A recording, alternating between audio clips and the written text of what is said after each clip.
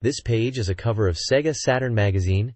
It's issue number 19 from February 8, 1996, and the price is 540 yen. The main headline highlights brand new info on the game Virtua On. There's a feature on Saturn RPGs for 1996, Part 2, continuing from the previous issue, deciding the RPG titles for the second half of the year. Some of the highlighted games mentioned include Enemy Zero, Virtua Cop 2, Sakura Wars, Tomb Raider, and DX Hired. For RPGs, they are showcasing titles like Terra Fantastica / Air's Adventure, Shining the Holy Ark, Growlancer 2, which they list alongside Tactics Ogre, Lunar Silver Star Story, and Far East of Eden. The Apocalypse IV. There's also a special poster included, and a complete command table for Virtua Fighter 3. The cover image itself features a robot, very likely from Virtua On. This page showcases the game Le Livre de Lulu, also known as Lulu's Adventure. The page headline reads, which translates to SEGA Saturn with full confidence, suggesting this game is highly anticipated on the platform. The page features a prominent image of Lulu, the robot protagonist of the game, standing dynamically against a painted backdrop of a European city. There are 3 in-game screenshots displayed like Polaroids, giving a glimpse into the game's world and art style. One screenshot shows a library or study, another a courtyard with plants, and the third shows Lulu interacting with a character in a more open, possibly outdoor setting. The Japanese text on the bottom right describes the game as a full-fledged adventure story. It mentions that the player will journey through the pages of a picture book, embarking on an adventure with Lulu. The text emphasizes the game's story and immersive qualities. The bottom section includes copyright information for Brain Project, Romain Victor Pujabet, Organa, Ariadne, and Satellite, confirming the development team involved. There are also SEGA logos, and the SEGA Saturn logo, along with release information indicating it's a good product on sale now at retailers. This page is an advert promoting Lulu's Adventure for the SEGA Saturn, headlining it as the Turn Edition inaugural issue, really pushing it as a key release. The ad poses the question of, what if pictures in a book could move and talk, suggesting that Lulu's Adventure brings this to life. The game is showcased with its box art and in-game screenshots, giving a glimpse of its European-inspired setting and character interactions. The advert also highlights its award-winning status and mentions the voice cast, including Akiko Yajima as Lulu and Kappe Yamaguchi as Nemo, along with narration by Taeko Onuki and translation by Taijiro Amazawa. The release date is noted as November 1st, priced at 4,800 yen, and it is compatible with the shuttle mouse. The bottom right corner also features the SEGA Saturn console, reinforcing its platform. This page is packed with game announcements and features for the SEGA Saturn, highlighting how well games are doing on the platform. It kicks off with a section called GW, before diving into various game spotlights. First up is Onisen, or Mr. A game that looks quite quirky with its unique character designs, and seems to be aiming for a lighthearted or comedic experience. Next, there's Ejihan, which translates to picture book, suggesting it's an interactive storybook or educational game with a cartoonish style. Then we see Muthra, likely based on the famous monster movie. It's presented as a movie-tie-in game, with screenshots hinting at monster battles, and menus showcasing story, people, Muthra, encyclopedia, and theme, suggesting a comprehensive monster experience. Following that is Pit-Boy's Great Adventure 3, appearing to be a pixel art platformer with a vibrant and colorful world. We then have Ship Protector Man, a more Western-looking action game featuring futuristic characters and environments. Lastly, there's a section on Denki Groove, a popular Japanese band, promoting their music in relation to games with their Bizarre World Creator project. This section seems to focus on their music being featured in games and their creative involvement in that space. Overall, this page gives a snapshot of diverse games coming to the SEGA Saturn,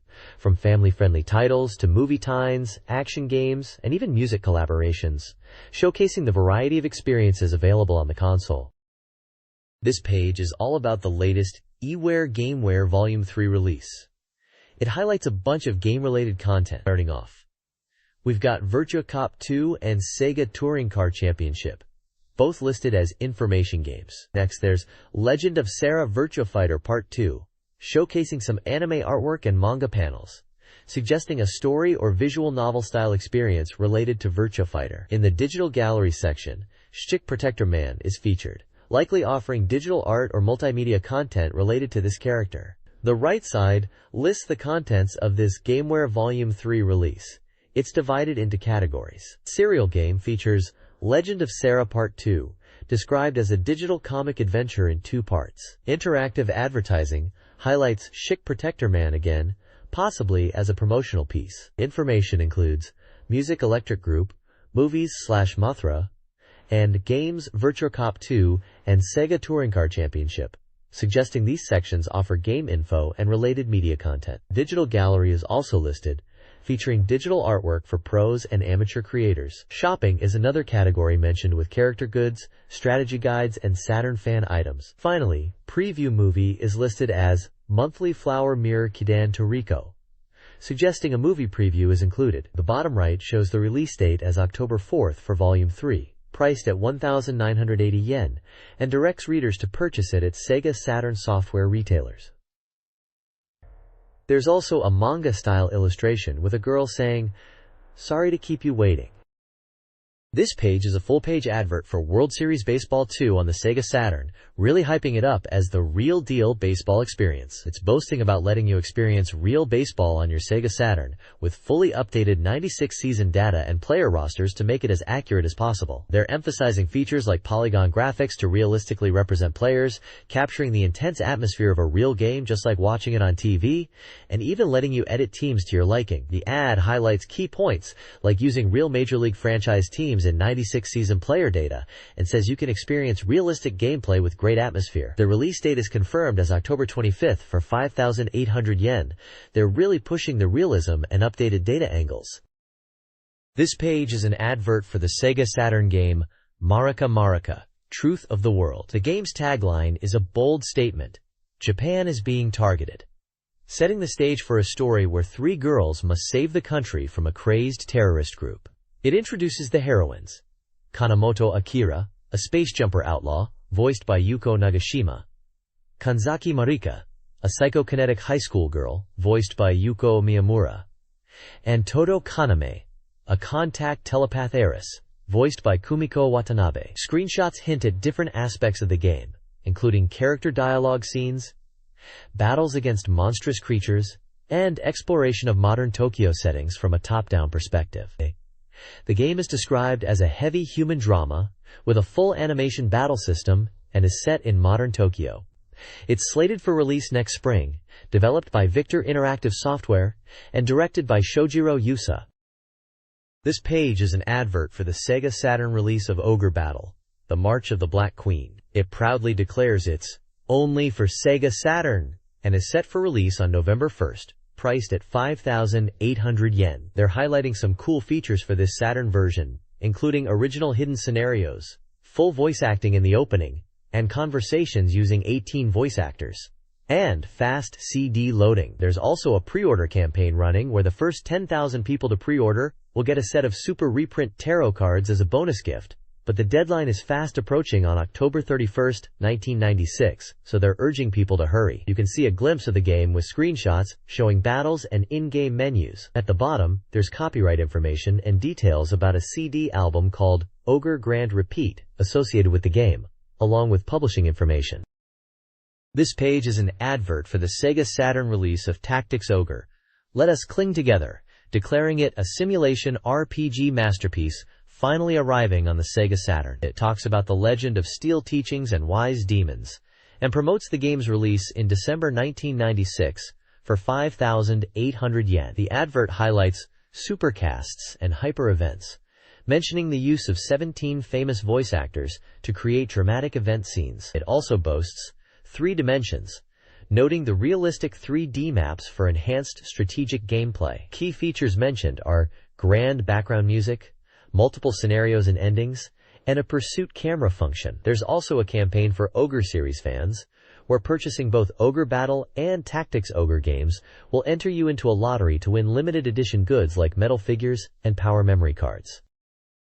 The next page is an exciting double feature from Konami, showcasing 2 quirky and fun shooting games from the Parodius series. At the top, we have Sexy Parodius, announced for release on November 1st.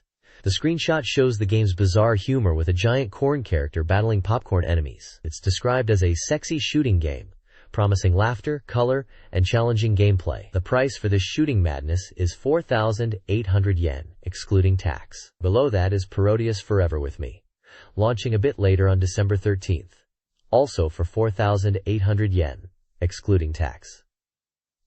The screenshot displays a colorful castle level with typical Parodius zaniness. Key features mentioned are support for up to 12 simultaneous players using multitap, famous voice actors for event scenes, service stages, and extra modes. Both games will also have PlayStation versions released at the same time as the Saturn versions. At the bottom of the page, a crowd of excited people are depicted on what looks like a train, with the slogan, boldly displayed, which translates to, "Too interesting, you'll get lost." It's clear Konami is pushing these Parodius games as must-have titles. This page is packed with Konami's upcoming and popular Sega Saturn titles. At the top left, we see Zhangu, a table game, specifically Mahjong, slated for December release at 5,300 yen. Moving down, we have Policenauts, advertised as an interactive cinema game. It boasts being the definitive Policenauts experience on CD3, a large capacity for the time, and is an SS version of the game. There's even a first press bonus mentioned. They're also running a special prize draw, where 100 lucky Saturn owners can win a special Policenauts jumper if they buy the game. Next up is Tokimeki Memorial Puzzle Dama, a puzzle game that's already out and doing well. It's described as a doki doki, heart-throbbing, memorial puzzle game, where the girls from Tokimeki Memorial appear and battle it out in arcade style. On the right side, Konami is highlighting their popular Sega Saturn software lineup. This includes deluxe and special editions of Tokimeki Memorial, with extra goodies like character cards and power memory. They are also advertising other titles like Hyper Bomberman 2, GQ Powerful Pro Baseball 95, Daytona Twinbee Yahoo Deluxe Pack, Eternal Wings, Snatcher, and Gradius Deluxe Pack, and Chibi Maruko-chan. Let's play in Suzuki Go Battlefield. Prices range around 5,000 to 6,000 yen, with the special editions of Tokimeki Memorial going for around 7,000 to 9,800 yen. It looks like a good selection of Konami's Saturn offerings, covering various genres from shooting to puzzle games. This page showcases Konami's Sexy Parodius, advertised as the perfect arcade port and a very sexy gag shooting game. It highlights the game's features, noting that there are a whopping 16 playable characters, and 2-player simultaneous play is possible. The game lets you choose characters based on compatibility to change up your 2-player attacks. They also mention good or bad, referring to stage and difficulty settings, suggesting the game incorporates a stage norm selection system, where stages and difficulty change depending on how well you play. They also tease, "What happens in the ending?" implying unique endings await players. The advert lists it as a PlayStation and Sega Saturn title, with a release date of November 1st and a suggested retail price of 4,800 yen. Konami is the publisher and developer, as clearly stated at the bottom. Visually, the page is packed with the game's quirky and colorful characters, and some in-game screenshots, giving a good sense of the chaotic and humorous shooting action Sexy Parodius is known for. This page is dedicated to Langrisser 2 Eyes, a strategy RPG. It's advertising the standard regular package version, priced at 5,800 yen, and announces the start of a new legend. As a special bonus for purchasing the regular package, there's a prize campaign where 100 lucky people can win a collectible Teleka card.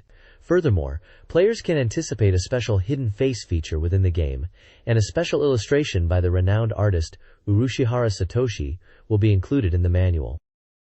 This page showcases the thrilling action of Alien Trilogy on the Sega Saturn. The page is dominated by a massive, menacing xenomorph head, dripping with its signature acidic saliva, setting a very intense and scary tone. Around this central image, there are a bunch of screenshots from the game, giving a glimpse of the gameplay. We see a marine character battling xenomorphs in classic claustrophobic corridors, and even a glimpse of what looks like a facehugger. The text in Japanese describes the game's environment, mentioning that Marines will encounter containers and other obstacles in narrow passages. It also hints at powerful enemies and the need for strong weaponry, specifically mentioning the shotgun as essential for survival. Overall, the page effectively captures the terrifying atmosphere and action-packed gameplay of Alien Trilogy, emphasizing the intense combat against hordes of xenomorphs in familiar alien movie settings. This page is a full-page, high-impact advert for Alien Trilogy on the Sega Saturn.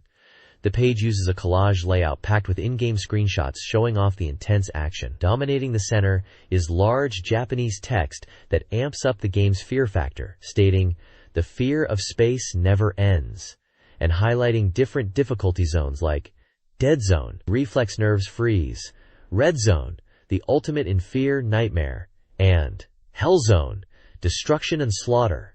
It's clear they are pushing the intensity and terrifying atmosphere of the Alien universe. The advert loudly proclaims Alien Trilogy Saturn now on sale in big bold letters. And further down it also mentions Alien Trilogy /PlayStation now on sale. So it's promoting both versions simultaneously.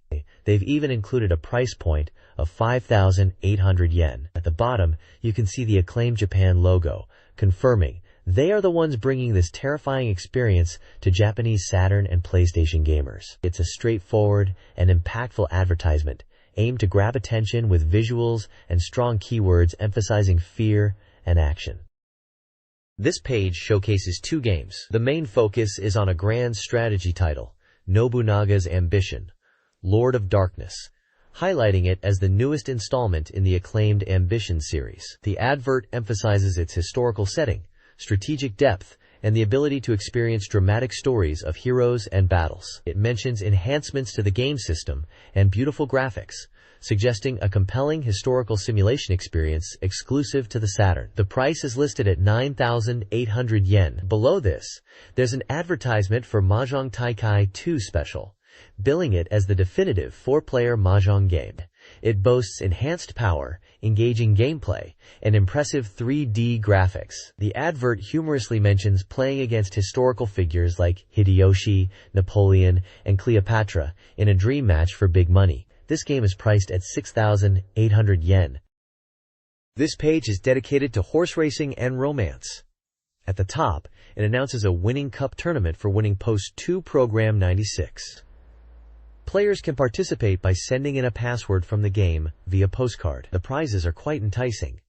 Winners can get the title of Legendary Name and 100,000 yen, with runner-up and third-place prizes also on offer. The tournament features races at 1,600 meters, 2,400 meters, and 3,200 meters distances. The ad also mentions that the results will be published in the monthly Dagama magazine. We can see some screenshots of the horse racing gameplay, showing the on-track action and menus. The game itself is priced at 6,800 yen. Below this, we have a very different game advertised Angelique Special Premium Box. This one is for fans of the Angelique series, promising a premium experience. It seems to be a special edition packed with goodies, including a jigsaw puzzle featuring artwork by Kairi Yura, postcards, and stationery. This edition is limited to 10,000 copies and is priced at 8,800 yen. It seems aimed at fans of the series looking for extra merchandise and collectibles.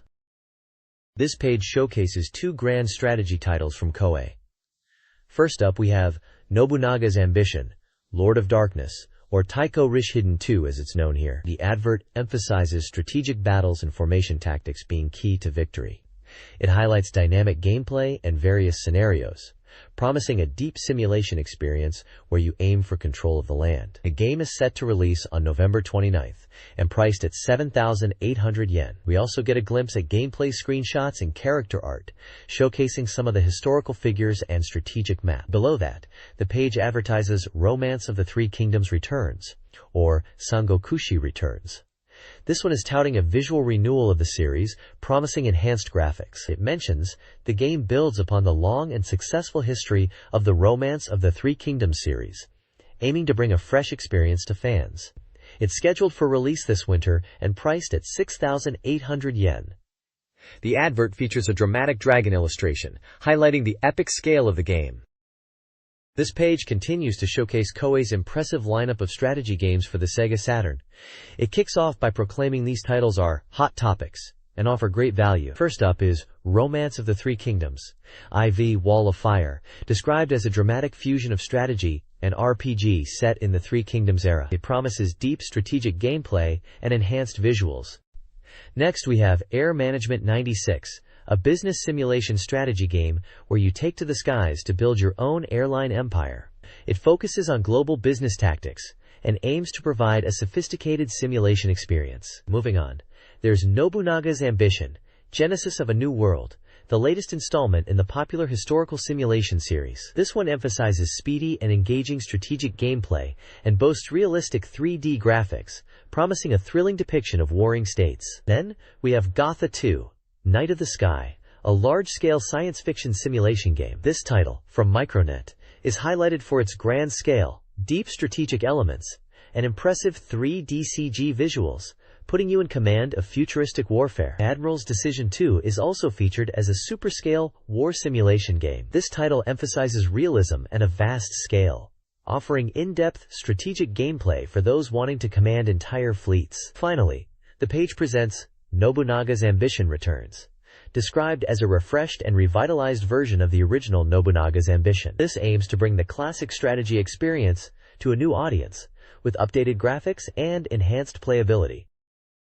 This page advertises the SEGA Saturn word processor, EggWord, and related peripherals, transforming your Saturn into a word processing machine. It highlights how you can easily create beautiful letters, cards, and documents with illustrations right on your SEGA Saturn, even without a dedicated computer. They are promoting this as a SEGA Saturn word processor set. The advert mentions that for those already using the SEGA Saturn keyboard and floppy disk drive, this word processor software makes these peripherals even more useful. It showcases the SEGA Saturn printer BJC210J, a color printer capable of printing up to a 4 size and designed to be compact and quiet for home use. The EggWord software is described as being user-friendly for creating letters and cards effortlessly, with features like intelligent text formatting and software keyboard functionality for use with the standard Saturn controller. Screenshots of the software interface are displayed, showing file management and document creation screens. The advert details a release date of November 22nd and lists 2 pricing options: a standard set price and a special set price of 29,800 yen, which includes the EggWord software, the printer, and a printer interface.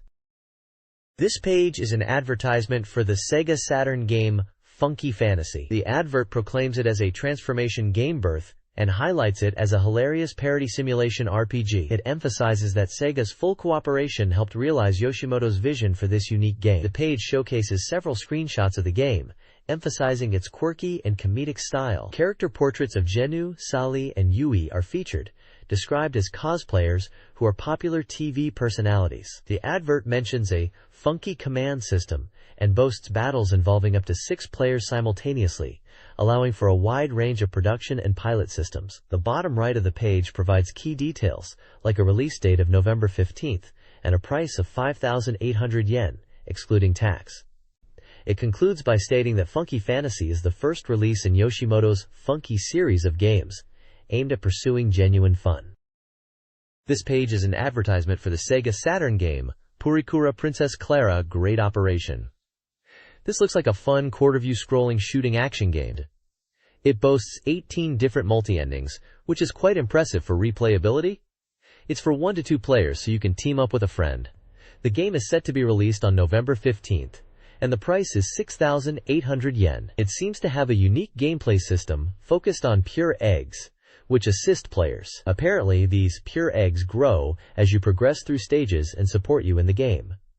The core gameplay loop involves shooting enemies and rescuing animals.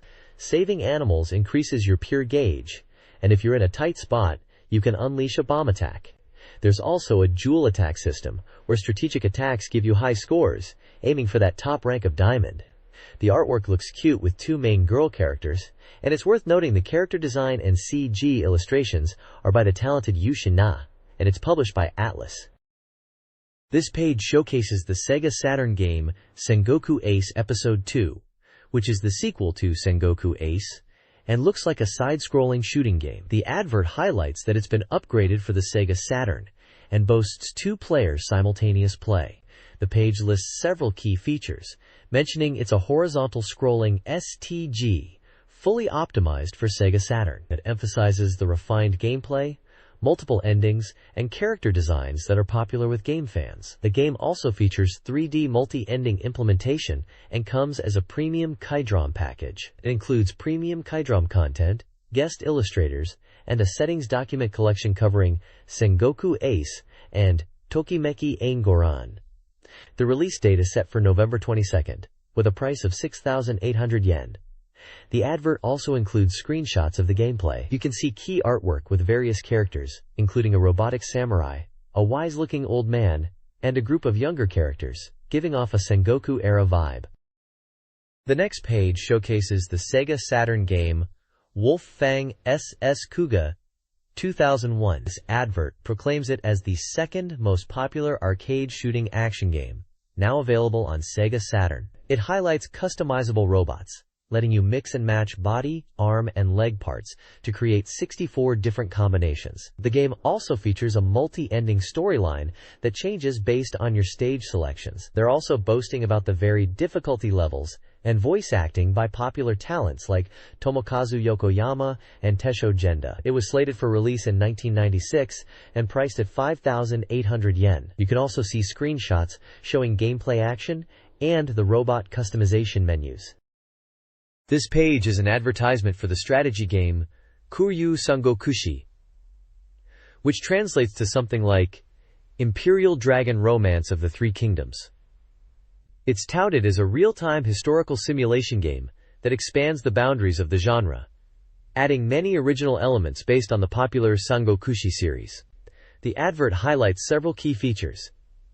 Firstly, the game progresses entirely in real time, encompassing internal affairs, diplomacy, and warfare, and contrasts itself with typical command-based simulation games, emphasizing the engaging and tense real-time experience. Secondly, it boasts freely customizable castles, allowing players to modify city walls and gate placements to their liking. This extends to defensive battles and resource acquisition within castle towns, all happening in real time. The game also emphasizes clear battlefield visuals, adopting a polygonal map of China to display troop strength and geographical details. Furthermore, the direct order system lets you issue commands directly to units, implying detailed control over military actions.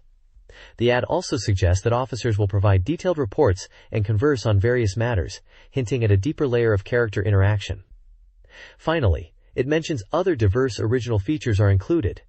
The advertisement at the bottom indicates a 1996 February release date and a price of 5,800 yen plus tax. The Xing logo is visible, suggesting they are the publisher, and it also mentions Sega Saturn as the platform. You can also see screenshots showcasing the game map and city management aspects. This page appears to be discussing game design principles, potentially from a Feng Shui perspective, based on the title Feng Shui Master. It mentions game companies Atlas, Messiah, and Koei, referring to them as sensei or masters, perhaps implying they are masters of game design principles. The text at the bottom states, "Towns flourish or decay," which could be a general game design concept, or a Feng Shui principle in game design related to prosperity and decline within virtual worlds. It's likely discussing how these companies approach game design in a profound way, similar to the principles of Feng Shui. The image of the spotlight could symbolize illumination and insight into these design philosophies. This page is all about the upcoming Sega Saturn game, Feng Shui Master, releasing on November 15, 1996. It's a 3D city improvement simulation game, which is quite unique. What makes it really stand out is that it's based on Feng Shui principles and supervised by Hiru Aramata, a well-known figure in Japan associated with mythology and the occult. The game is described as letting you create ideal cities using the power of wind and water, allowing you to build houses and even high-rise buildings. They are really pushing the real-time full polygon graphics as a major selling point, and highlighting Aramata's involvement as total supervision. There are screenshots showing in-game views with cityscapes and roads, and even a prominent image of a goldfish, which is likely significant in Feng Shui. It seems like they are really trying to create a sophisticated city sim with a mystical twist. This page is a full-page advertisement announcing the arrival of the highly anticipated RPG Lunar Silver Star Story. It boldly proclaims unprecedented animation in game history and long-awaited orthodox fantasy RPG. After 2 years of development, it's stated that this new installment is completely different from the previous game, suggesting a significant upgrade. The ad highlights that it's been 4 years since Lunar the Silver Star, and the beloved characters Arcaris and Luna have returned. A major selling point is the animation, boasting over 1 million animation frames and approximately 50 minutes of anime cutscenes. The advertisement also promotes the cast of 15 voice actors, implying a strong focus on character and story presentation. It concludes by calling Lunar Silver Star Story a next-generation orthodox fantasy RPG, eagerly awaited by SEGA Saturn users, promising an adventure that moves the player's emotions. At the bottom, there's information about a novelization. Lunar Silver Star Story wins direction. Set to be released on November 11th, published by Kadokawa Sneaker Bunko. The ad also credits Game Arts and Studio Alex as the creators of the game. This page continues the advertisement for the SEGA Saturn RPG Lunar Silver Star Story. It prominently features the game's title in large red letters and highlights the release date, October 25th, and the price of 6,800 yen. The tagline, Silver Star Story, is clearly visible. Several character portraits are displayed, including the main characters Ardatus and Luna, alongside other supporting characters, showcasing the anime art style of the game. The text emphasizes that this is a dedicated fantasy RPG for the SEGA Saturn, mentioning it as Lunar Silver Star Story. It also mentions the release of a novelization, Lunar Silver Star Story Wins Direction, on November 11th, published by Kadokawa Sneaker Bunko, and reiterates the development by Game Arts and Studio Alex. This page showcases the SEGA Saturn game, Master of Monsters, Neo Generations. It's clearly an advert highlighting the game's features and art style. It boasts over 130 different monsters, a deep story mode with 30 stages, a map mode spanning 20 maps, and even a map editor to create your own battlefields. The game seems to emphasize strategic monster battles as depicted in the screenshots, showing full-scale battle animations, expansive world maps, and subterranean dungeon maps. The artwork is pretty cool, showcasing a group of fantasy characters. The advert also points out monster fusion as a key gameplay element, and features a class progression chart, starting with units like Soldier and Priest, moving to Fighter, Swordsman, then Knight and Paladin, and even a Fire Dragon through fusion. It mentions that the music is by Rising Stars, and this game is slated for release on October 25, 1996, and will cost 6,800 yen. It's developed by SystemSoft and published by Toshiba Emi. This page is an advert for the SEGA Saturn game Blood Factory, a really over-the-top and exhilarating shooting game. The tagline is pretty intense, suggesting the violence becomes addictive and makes you laugh. The game's story is about 6 hardened criminals in a prison called Factory Prison on the remote planet Ralph, ruled by a cruel warden named Fabu. Their only goal is to escape and gain freedom. Blood Factory is described as a bullet hell shooter, where you just keep shooting everything. You can grab items to help you progress through the stages. It features 3D scrolling with impressive graphics, highlighting muzzle flashes and smoke. You can choose from 6 unique characters, each with their own distinctive weapons, and even play with a friend in 2-player mode. The screenshot shows in-game action, although it's noted as being from a development build. The SEGA Saturn version is scheduled for release on November 15th at a price of 5,800 yen, excluding tax. Interestingly, there's also a PlayStation version that's already out and doing well. The game is developed by Gremlin Interactive and distributed in Japan by Interplay and Electronic Arts Victor. This page features 2 games advertised for the SEGA Saturn.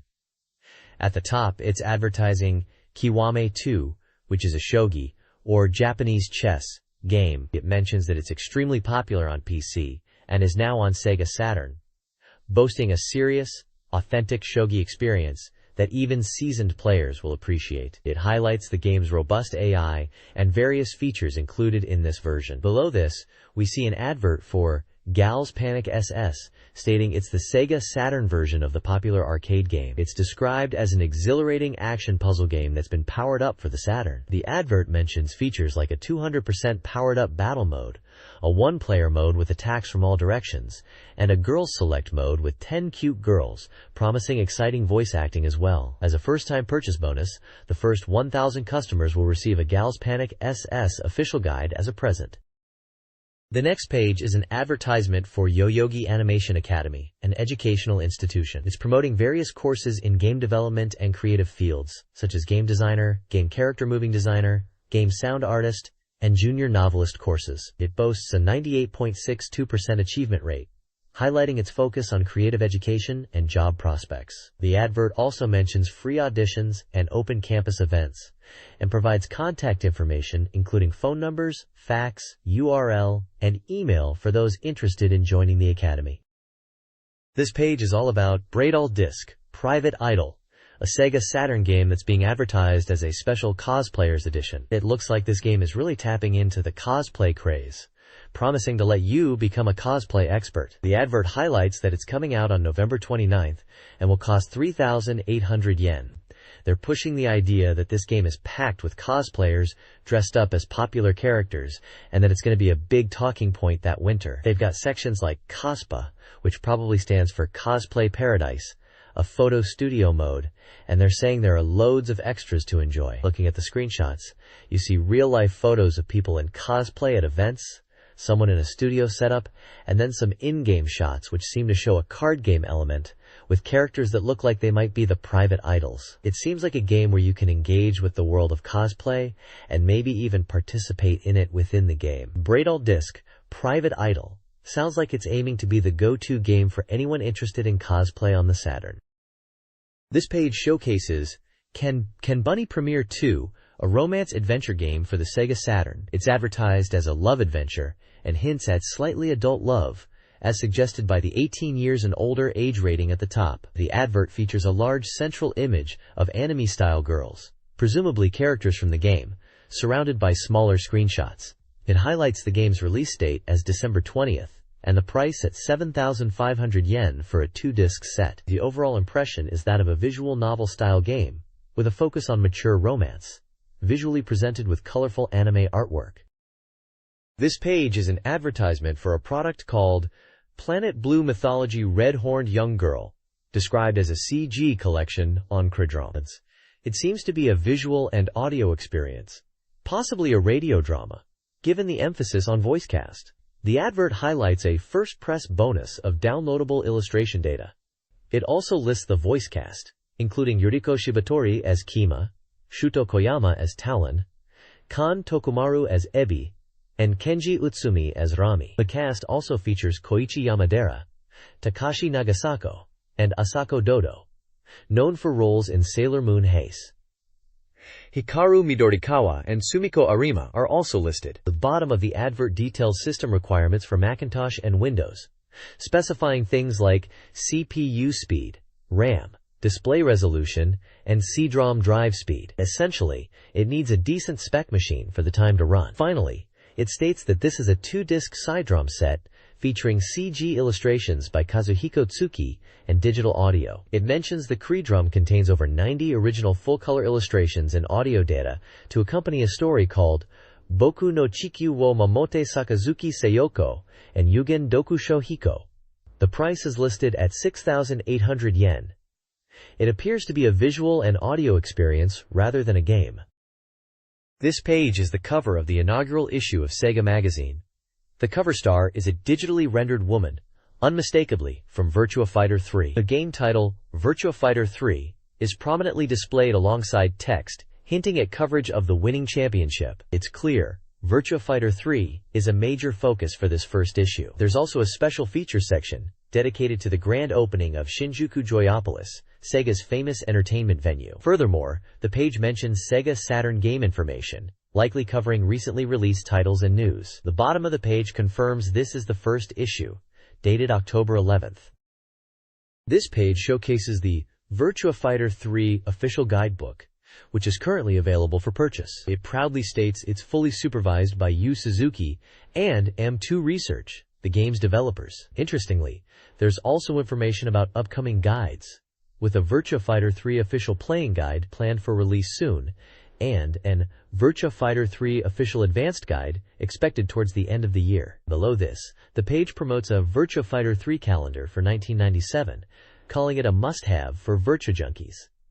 We can see small images of Virtua Fighter characters featured in the calendar, including Akira Yuki, Sarah Bryant, Jackie Bryant, Pai-chan, and Ganryu. There's even a pre-order form for the calendar for fans to fill out and take to their local bookstore. It seems like SoftBank is the publisher for these Virtua Fighter 3 products.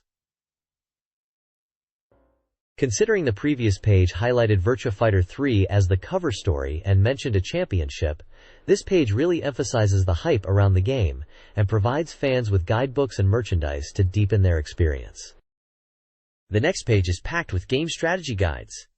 At the top, we've got the Street Fighter Alpha 2 Perfect Guide for the SEGA Saturn, shouting, "Complete support!" They're bragging about covering everything in the Saturn version of Street Fighter Alpha 2, which was known in Japan as Street Fighter 02. They specifically mention in-depth strategies for all 18 characters, including the hidden ones. It's from the SEGA Saturn Magazine editorial team, and will set you back 1,500 yen for 216 pages. Right below that is the Devil Summoner World Guidance Guide. It's promising to reveal all the truth and secrets about the game. They highlight features like complete demon graphics with staff comments, a full walkthrough of the peaceful events, research into various mythologies to make you a demon expert, and even a list of historical references for magical tools. This guide is priced at 2,000 yen for 240 pages. Finally, at the bottom, we have something a bit different, the Convenience Store Perfect Guide. This one is for the game The Convenience Store, and it's all about giving you complete support in building your own store. It mentions know-how from actual store managers, feng shui tips for store design, and even covers the Power-Up Kit Volume 1. This guide is 1,600 yen and 160 pages long. All these guides are currently available for purchase. This page is showcasing a SEGA Saturn event called Digital Circus. It seems to be a large-scale entertainment show combining digital technology and a circus theme. They're calling it a super entertainment live-action circus and highlighting it as a major attraction. The page features screenshots and imagery from several games, including Virtua Cop 2, Cyber Troopers Virtualon, Enemy Zero, and Shining the Holy Ark. We can see characters from what looks like Virtua Cop, with officers holding guns. There are also some strange images of faces and something called Ego, possibly related to the circus theme, or one of the games featured. The bottom part of the page lists various locations and dates for this Digital Circus event tour. It looks like it's traveling to different cities in Japan, including Yokohama, Sapporo, Tokyo, Fukuoka, Hiroshima, Nagoya, and Osaka, with events happening from November through December. Each location also mentions a specific venue and a TV station presumably broadcasting or sponsoring the event. It sounds like a pretty big promotional tour for the SEGA Saturn and these games.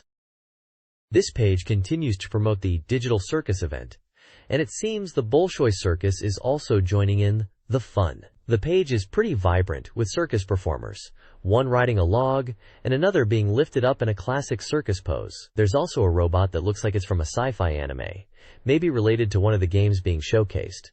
The big text in the middle reads, Tarkus. It mentions that admission is free to the event, except if you are visiting the Tokyo Joyopolis location, and even then, it sounds like only police are charged, which is a bit of a strange detail. Maybe a reference to Virtua Cop? Looking at the sponsors, it seems pretty big, with names like clothing company Seiho, Mazda, Hitachi, and JVC all involved, along with SEGA themselves and SEGA prizes. Excitingly, it looks like there are some great prizes to be won at the event. Mazda is giving away their soon-to-be-released solid and sporty new hatchback car, and there's also a limited edition Alba Spoon watch up for grabs. To win, you need to fill out a questionnaire at the event venue, and you'll be entered into a prize draw. This page is the contents page of the magazine and highlights the features for this issue. It's part 2 of their Saturn RPG special, continuing from the previous issue and wrapping up the hottest RPG titles for the second half of '96. Games mentioned include Terra Fantastica, Air's Adventure, Shining the Holy Ark, Mysteria, Realms of Lore, Riglord Saga 2, Tactics Ogre, and Lunar, Silver Star Story, along with Tengai Makyo, The Apocalypse IV. There's also a special report section starting on page 51, covering a variety of games. This includes Macross, Do You Remember Love, Virtual On, Virtua Cop 2, Henry Explorers, Tomb Raider and Sakura Wars, Enemy Zero, DX Hired, Daytona USA Circuit Edition, Cube Battler, Dragon's Heaven, Ken Bunny Premiere 2, Space Invaders, Android Keykider, Last Judgment, and Samurai Showdown.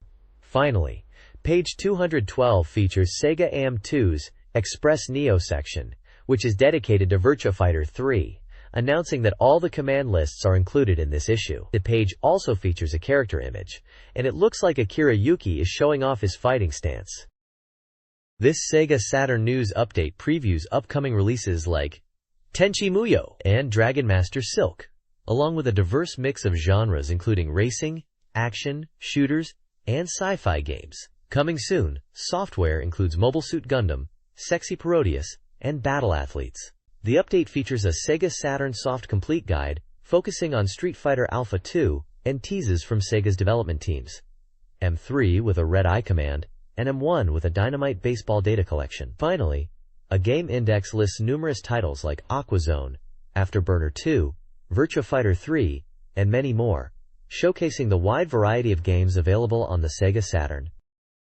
This page is all about an upcoming Grand Sports Meet. It's an announcement for a big event linked to the Battle Athletes game, which they're calling a hot-blooded, beautiful girls sports simulation game. Mark your calendars for November 29th, a Friday, because it's happening at software shops nationwide. Looks like there's a 5,800 yen entry fee to get in on the action.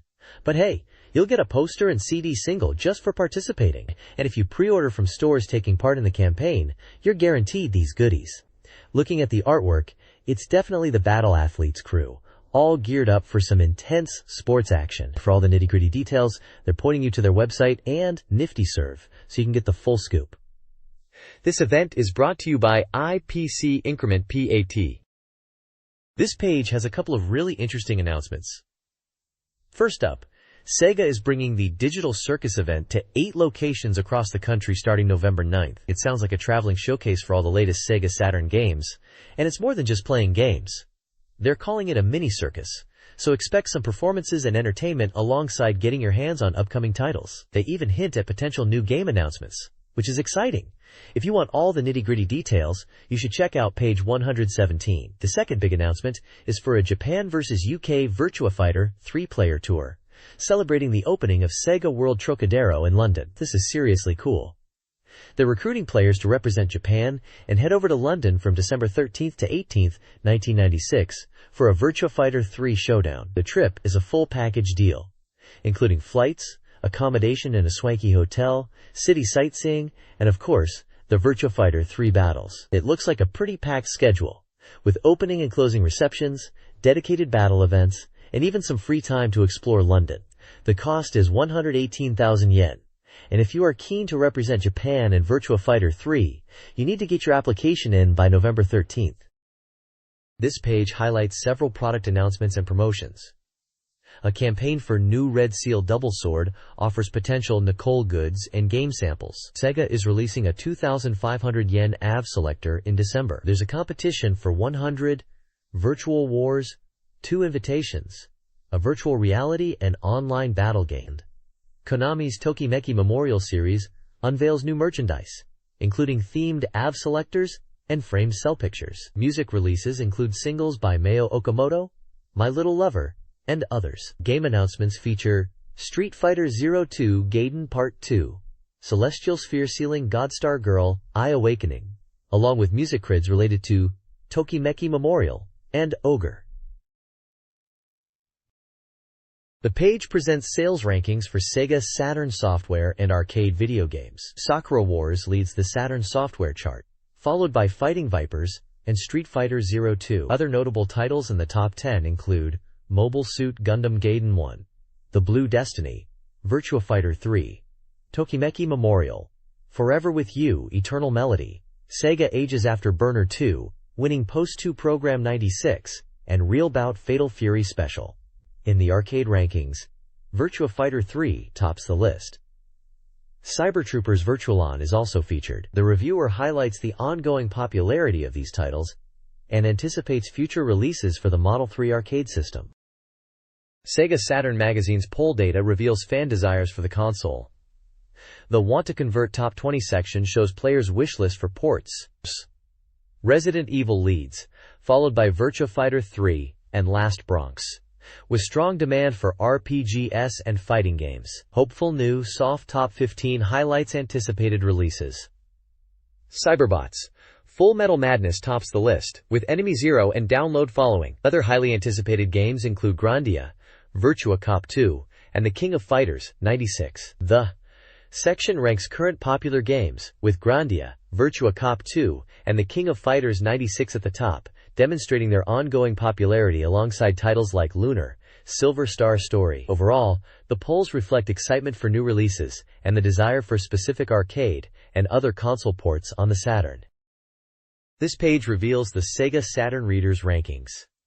The OSU Table Saturn A chart is topped by Street Fighter 02, showing fighting games are still incredibly popular, followed by titles like Knights and Policenauts. Action and adventure games are definitely the fan favorites here. The New Arrival Super Hit Introduction section shines a light on Sakura Wars as the #1 new arrival.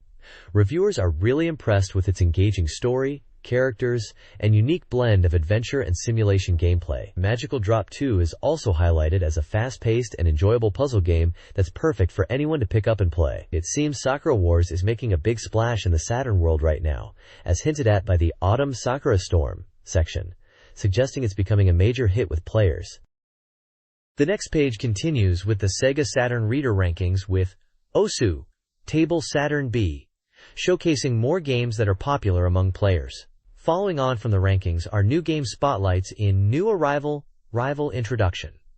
First up is Afterburner 2 from the Sega Ages series. Reviewers praise it as a definitive version, nailing the exhilarating sense of speed and smooth scrolling action, making you really feel the thrill of piloting a jet. Next is Real Bout Fatal Fury. This one's lauded for its improved gameplay feel and impressive sound effects, especially the clarity of the voice acting. The reviewers seem to think it's a great step forward for the series, with satisfying battles and CDDA quality music, making it a worthwhile experience. Tokimeki Memorial Taisen Puzzle Dama is also featured, described as a puzzle game that's easy to pick up and play with a surprising amount of depth. Reviewers appreciate the additional OMake elements and think it's a fun title that puzzle fans will enjoy, even if it might require some technique to master. Finally, Mobile Suit Gundam Side Story 1, Blue Destiny is introduced. This one is highlighted as a serious Gundam game that steps away from simpler titles. It seems to be a challenging action game, with a focus on shooting and strategy, capturing the Gundam universe well, and providing a satisfying gameplay experience for fans. This page highlights new SEGA Saturn game arrivals and continues reader rankings. New Arrival Rival Introduction reviews several games. Tetris Plus offers engaging puzzles but has stiff controls. Alien Trilogy successfully captures the movie's atmosphere. Romance of the Three Kingdoms vs. improves load times and is newcomer-friendly. Tushin Denura divides opinions with its story and demo versus final product quality. Warriors of Fate provides a faithful arcade port. Pipo Pipo Om is a confusing puzzle game with poor visuals. OSU Table Saturn C continues reader rankings. New fashionable noteworthy horse introduction revisits Pipo Pipo Om, emphasizing its negative aspects. OSU Big and Loud Great King discusses ranking trends and user opinions. This page features previews of upcoming SEGA Saturn games. Steel Dam receives praise for its simulation, but criticized for stiff controls. Ultraman Picture Book is nostalgic, but gameplay may be limited. Destruction Derby offers enjoyable racing and destruction, despite rough graphics. Thunder Force Gold Pack 1 is praised for its difficulty and new additions. A ranking table. OSU Table SEGA Saturn Peripheral Devices highlights top-rated Saturn accessories. New peripherals are still being released. The page promotes reader participation with a participant big recruitment contest, offering prizes like power memory, wireless controllers, or a software set. Another prize opportunity is presented in the OSU SEGA Saturn Double Chance section. A small box teases Ranger Riser 2i and hints at content for the next issue, ending with Go Go! This page is a special report announcing the upcoming SEGA Saturn game, Macross. Do You Remember Love? It highlights that the Macross anime series started in 1982 as a TV show, followed by the movie version in 1984. The text mentions that since then, including OVAs and new TV series, Macross has captivated many fans and has been adapted into numerous games across arcade and PC platforms. Now, it's coming to the Saturn as a shooting game published by Bandai Visual. The page notes it's a shooting game and is slated for release in January 1997, priced at 6,800 yen. The text also hints at a love song theme, mentioning Minmay, Hikaru, Misa, intertwining three thoughts, and a love song that transcends time and space. There are screenshots showcasing the game in action, with a Valkyrie fighter engaged in combat and another showing a battle scene with explosions. The phrases, "Do you remember?" "Gleaming memories," and "I love you so" are prominently featured, suggesting they are key themes for this new Macross game on Saturn. This page continues the special report on the SEGA Saturn game, Macross. Do You Remember Love? It's highlighted as a horizontal scrolling shooting game under the supervision of Shoji Kawamori. The game allows players to control a Valkyrie through various stages, featuring depth in the screen layout so enemies can attack from the background as well. The page details the gameplay, mentioning that stages will change, and the story unfolds with character dialogue appearing in windows. The Valkyrie fighter can transform into fighter, Gerwalk, and Batroid modes, each with different battle styles to suit various combat situations. It also mentions that numerous famous scenes from the original movie are being renewed, with newly created movie sequences for the game. The story is based on the movie Macross, Do You Remember Love?, with original scenarios added. The Saturn version lets players relive the movie's excitement with these original scenarios and updated movie scenes. The page features screenshots showing gameplay and design sketches of the Valkyrie and cockpit areas, as well as in-game action with explosions.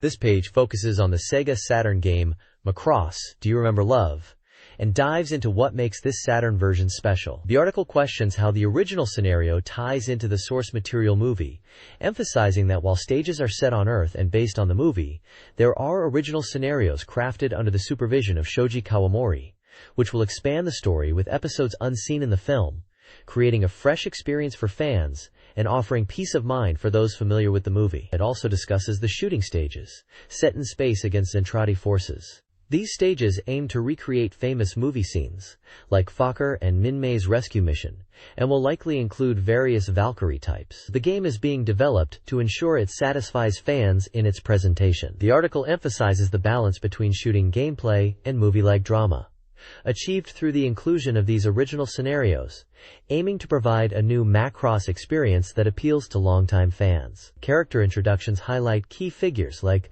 Lin Minmay, the singer whose songs influenced the war, Hikaru Ichiho, a skilled Valkyrie pilot, and Britai 7018, the Zentradi commander who is notably affected by Minmay's music. Overall, the Saturn version of Macross will feature new movie sequences and brings back the original voice actress, Mari Ijima, as Lin Minmay after 12 years, adding a nostalgic touch reminiscent of a radio drama. More details about this title are promised to be revealed. This page is all about the upcoming SEGA Saturn release of Virtual On. It's launching on November 29th, priced at 5,800 yen, offering 1 to 2 player versus battles. A major highlight is the support for the special twin-stick controller. And there's even a look at the packaging for this version, featuring art by Mr. Ari. The article gives us a glimpse of the gameplay, with screenshots featuring robots like Yagarande, described as a well-rounded character with versatile weapons, and Ziggurat, a heavily armored unit packing powerful laser attacks. These descriptions give us an idea of the different combat styles you can expect. There's also a special interview section with Dr. Ari, the producer from AM3 Research, the team behind Virtual On. He mentions they're in the home stretch of development and is busy with daily checks of samples to make sure everything is perfect for release. He's clearly excited about the game finally being ready and wants players to look forward to getting their hands on it. This page continues our deep dive into Virtual On for the SEGA Saturn, focusing on the game options and continue screens. The article highlights the variety of gameplay customization available through the option mode, listing 8 categories. These include game rules with time limits, match counts and enemy levels, quick play options for streamlined access, and various other settings. We get a peek at the continue screens for both the arcade and Saturn versions. Noting some minor visual differences, there are also character spotlights, showing in-game screenshots and brief descriptions for several robots, including Temujin, described as well-balanced, Dorcas, who uses trick movements, the fast Feyen, the powerful Belgdor, the agile Viper 2, Balbus Bow with tricky weapons, and APHARMD Raiden, a heavy artillery type. These descriptions give players an idea of the different combat styles. The bottom of the page features comments from the development team. They mention that the Saturn version is almost complete, and they've been rigorously testing it, aiming for a smooth 3D experience at home. They also touch upon the versus mode, expressing excitement about players battling it out and hoping it brings a fresh competitive scene when played at home. They look forward to player feedback after the November 29th release. This page unveils two mysterious units in Virtual On, called Jaguarande and Jaguarandi, emphasizing their boss-like nature and unique difficulty compared to other robots in the game. It highlights that player skill is key to unlocking the sixth playable unit. The article touches on the visual fidelity between the arcade and Saturn versions, noting they look very similar on screen. A key gameplay mechanic is explained. The player and enemy unit colors change depending on the selected robots for Player 1 and Player 2. This means the unit's color scheme is dynamic and context-dependent. The page then delves into Jaguarande and Ziggurat. Likely Jaguarandi is a typo for Ziggurat. Jaguarande is described as having overwhelming power and a distinct quirk. It shrinks in size every time you continue playing as it, seemingly making it weaker. Ziggurat is revealed to have a special ending, triggered by losing via timeout in matches, showcasing a unique outcome to battles against this particular robot. This page delves deeper into the final boss of Virtual On, known as Zgrad or Ziggurat in the international release. Described as the ultimate weapon awaiting players in the depths of the ruins, Ziggurat is a formidable opponent. It's highlighted as being different from other robots, possessing a V-converter and 5 types of weapons, with a particularly devastating laser cannon that can incinerate anything in its path. The page includes a Virtual On Saturn version check section, featuring a developer's comments. They acknowledge Ziggurat's difficulty, but express surprise that families can understand and enjoy the game, implying its appeal reaches beyond hardcore gamers. There's also a detailed analysis using sequential screenshots to showcase Ziggurat's powerful weapon activation. This section breaks down the process of Ziggurat charging its energy, firing a massive laser, and then returning to its normal state, emphasizing the overwhelming pressure players face when confronting this colossal machine. Finally, the page mentions a special upcoming Virtual On-themed issue of the magazine, which will include a cover and poster. The reviewer expresses excitement for the imminent Saturn release of Virtual On, mentioning it's just 1 month away, and confidently states that it's near completion and of high quality, echoing comments from a person named Wataru. The release date is specified as November 29th, and future articles are teased, including character guides and more. This page is a special feature on Virtual Cop 2. It's announced as 90% complete and scheduled for release in November. The game is described as a gun-shooting title, compatible with the GunCon controller. It highlights a new Virtua gun and sight system that will be included. The page also teases Stage 3, mentioning its development is almost finished and that it will include Saturn original elements. Details about these elements will be revealed later. This stage seems to involve trains, with cops escaping from an underground railway base and fighting their way out. There's a section focused on a train stage, describing how players will fight enemies both inside and outside the train, aiming to reach the enemy's main base. Finally, there's a special interview titled, "The Porting Staff of the Previous Work Speaks," which is about the completion level of the Saturn version of Virtual Cop 2. It features comments from a staff member discussing the development and how they are aiming for a quality Saturn port. This page continues the hype for Virtual Cop 2 on the SEGA Saturn, teasing the infiltration of the enemy stronghold. We're getting a closer look at Scene 2, which throws you right into a train stage. You'll be battling bad guys both inside and outside the train carriages as you make your way to the enemy's base. It seems like after the train section, you'll be going underground, entering the base through ventilation ducts. There's a section showing arcade version screenshots alongside Saturn screenshots, probably to highlight how close the Saturn port is to the arcade experience. The developers, including AM2's Sumiyaki Maezawa, mentioned they're at 90% completion and are adding unique Saturn elements to Stage 3. They're also breaking down each stage. Stage 1 is focusing on dynamic camera work during car chases. Stage 2 is packed with flying objects to shoot, and Stage 3 emphasizes the train's movement and action. The review section gives a good impression, saying Stage 2 is massive, almost the size of the entire first game, while Stage 3 is shorter but still really enjoyable. They seem impressed and think Virtual Cop 2 on Saturn is shaping up to be more than just a simple port, and a real step up from the original. This page is spotlighting Henry Explorers, a brand new gun shooting game from Konami, scheduled for release in spring of '97 on the SEGA Saturn. It's being advertised as an arcade-style experience with two-player simultaneous play and promises intense action. The screenshots give us a glimpse of the gameplay, showing off some spooky enemies like mummies, skeletons, and what looks like a really massive monster boss. They're emphasizing the game's arcade roots and how well it's making the jump to Saturn. It's described as a game where you can use bombs when you're in a tight spot, and the overall tone suggests it's going to be a really exciting and graphically impressive title, potentially a top contender in the genre.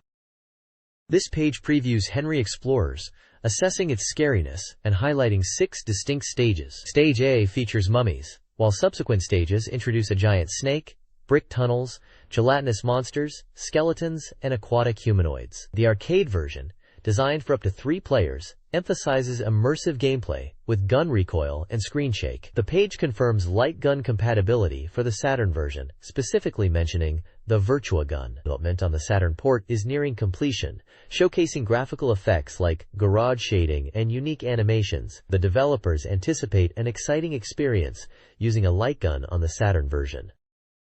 This page is a special report about Tomb Raider. It introduces the game as a 3D action-adventure, comparing it to a female version of Indiana Jones, and emphasizes the thrill of exploring ancient ruins as the treasure hunter Lara Croft. The article highlights the game's immersive 3D environments, smooth animation of Lara, and the overall atmospheric feeling of exploring damp ruins. It mentions the game takes place in various historical locations like Angelica, Greece, Rome, and Egypt, all filled with mystery and hidden treasures. The core gameplay revolves around solving puzzles, navigating large maps, and overcoming various traps. The story summary explains that Lara Croft, a treasure hunter and collector of fine arts, is tasked by a mysterious organization to find a secret treasure that holds unknown power within Inca ruins. This sets Lara off on a grand adventure. The article concludes by stating that the game is sure to please action fans with its detailed graphics and smooth gameplay. It also mentions the release date of January 24th and the price of 5,800 yen. The next page goes into detail about Lara Croft's impressive movement and combat abilities in Tomb Raider. It emphasizes the smooth and responsive animations, noting that even basic actions like walking and running are realistically portrayed, along with subtle movements like stumbling when falling from heights. They even mention using motion capture to achieve this level of realism, inviting players to simply enjoy controlling Lara and experimenting with her moves. Moving on to combat, the article focuses on Lara's signature dual pistols. It explains that enemies will appear in the field, and while Lara is always ready for a fight, you need to draw her pistols when you encounter them. The combat section describes how you aim and fire, highlighting that you use both pistols simultaneously for a powerful attack. The effective firing range is explained as being roughly 100 degrees in front of Lara, from her left to right. They also point out that while initial enemies might be easy, the game gets progressively more challenging, with tougher enemies requiring more shots to defeat. The reviewer suggests playing from Lara's perspective to fully appreciate the intense combat and immersive experience. Overall, the page really wants to showcase how varied and engaging both the movement and combat are in Tomb Raider. This Tomb Raider article discusses the game's realistic stage design and innovative camera system. The developers meticulously researched real-world ancient ruins, using documents and photos to create immersive environments with detailed CG graphics. 4 camera modes are available: Spot, Dynamic, Point View, and External, each enhancing gameplay. An interview with Core Design reveals their focus on creating charming elements and natural-feeling animations for Lara. They used motion capture and manual animation for both realism and flexibility in Lara's movements. Inspired by games like Super Mario 64, the team aimed to surpass existing 3D game technology. They anticipate a successful January release and hope Japanese fans will enjoy the game.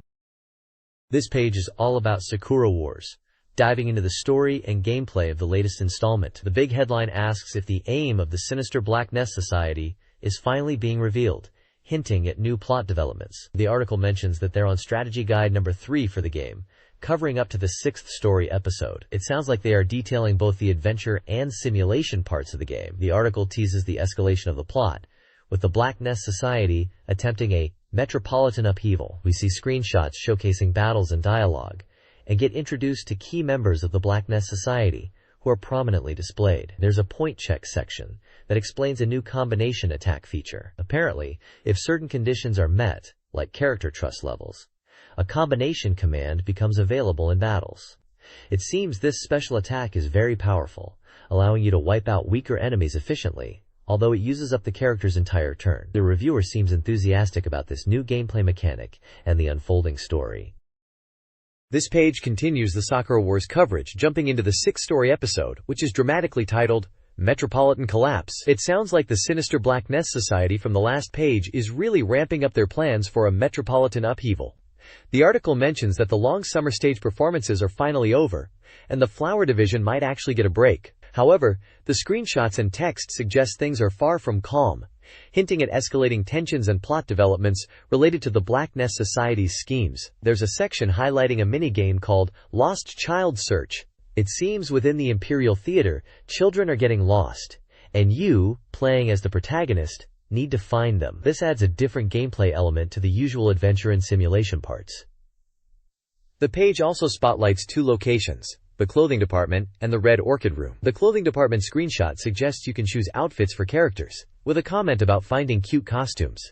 The Red Orchid Room section features Maria wearing a Chinese dress, implying special events and character interactions can happen in these locations. It appears these rooms offer more than just story progression, possibly adding depth through character interactions or item collection.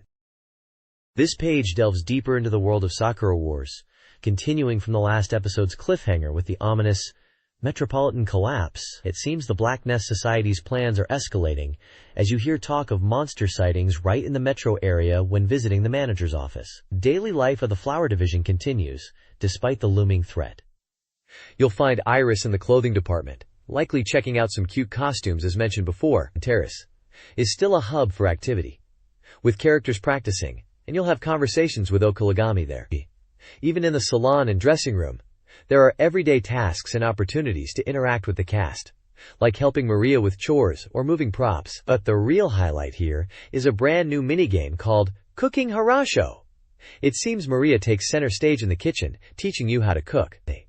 The example shown is borscht, a classic Russian soup, which they point out is Maria's specialty and representative of Russian cuisine. The minigame looks like a fun, timed cooking challenge, where you'll be chopping carrots and carefully simmering the soup to perfection.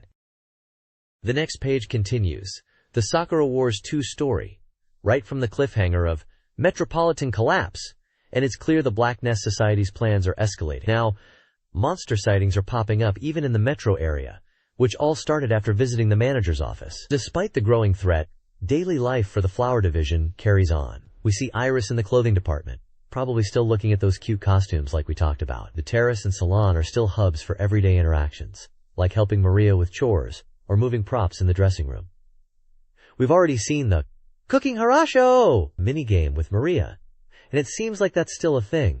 The story is really progressing here, with talk of a machine called Kusabi being used to unleash a massive magical law across the entire capital. The Black Nest Society's goal is to enforce heaven's will and overthrow the government. It sounds like things are urgent, as this Kusabi is about to be deployed, which triggers a second-class combat-ready order for the Flower Division. It looks like the Imperial capital is on the brink of a major crisis. The scene opens in Sakura Wars 2's underground Imperial Theater amidst a desperate battle. Ogami and Sakura arrive late to find their allies heavily damaged and outnumbered by Crimson Hornets. Survival hinges on a combined attack, utilizing specific equipment for defense and light attributes. Defeating the ranged attacker, Konkei, Miroku, is critical. However, Miroku's defeat proves to be a mere distraction. The true threat emerges as the Kusabi machine triggers a devastating earthquake in Hibiya Park, leveling the Imperial Capital Railway. Sakura is injured, and the issue concludes on a cliffhanger, leaving her fate and the capital's safety uncertain, with the story to be continued in the next issue. This page is an interview between two figures, Sakamoto and Aino, discussing the game Real Sound, Tentative, and also touching upon Enemy Zero. It seems to be a creator's talk section from the magazine. Sakamoto mentions that he wanted to meet Igino, and the discussion arose from a long interview in a previous issue of PS, presumably PlayStation magazine. They discuss the concept of Real Sound, which seems to be a game without visuals, focusing solely on audio. Aino mentions that it's not a game in the traditional sense, and Sakamoto talks about it being like a movie or drama. They delve into the planning elements and the challenges of creating a game without relying on graphics. Regarding Enemy Zero, release details are provided, including a December 13th release date, a price of 6,800 yen, and that it's an interactive movie across 4 discs with a 3D phonogram jacket. The page also highlights Yuji Sakamoto as the scriptwriter for Real Sound and a movie director/supervisor, suggesting his involvement in both projects. The interview seems to explore the innovative concept of Real Sound and how it differs from conventional games, while also giving details about the highly anticipated Enemy Zero.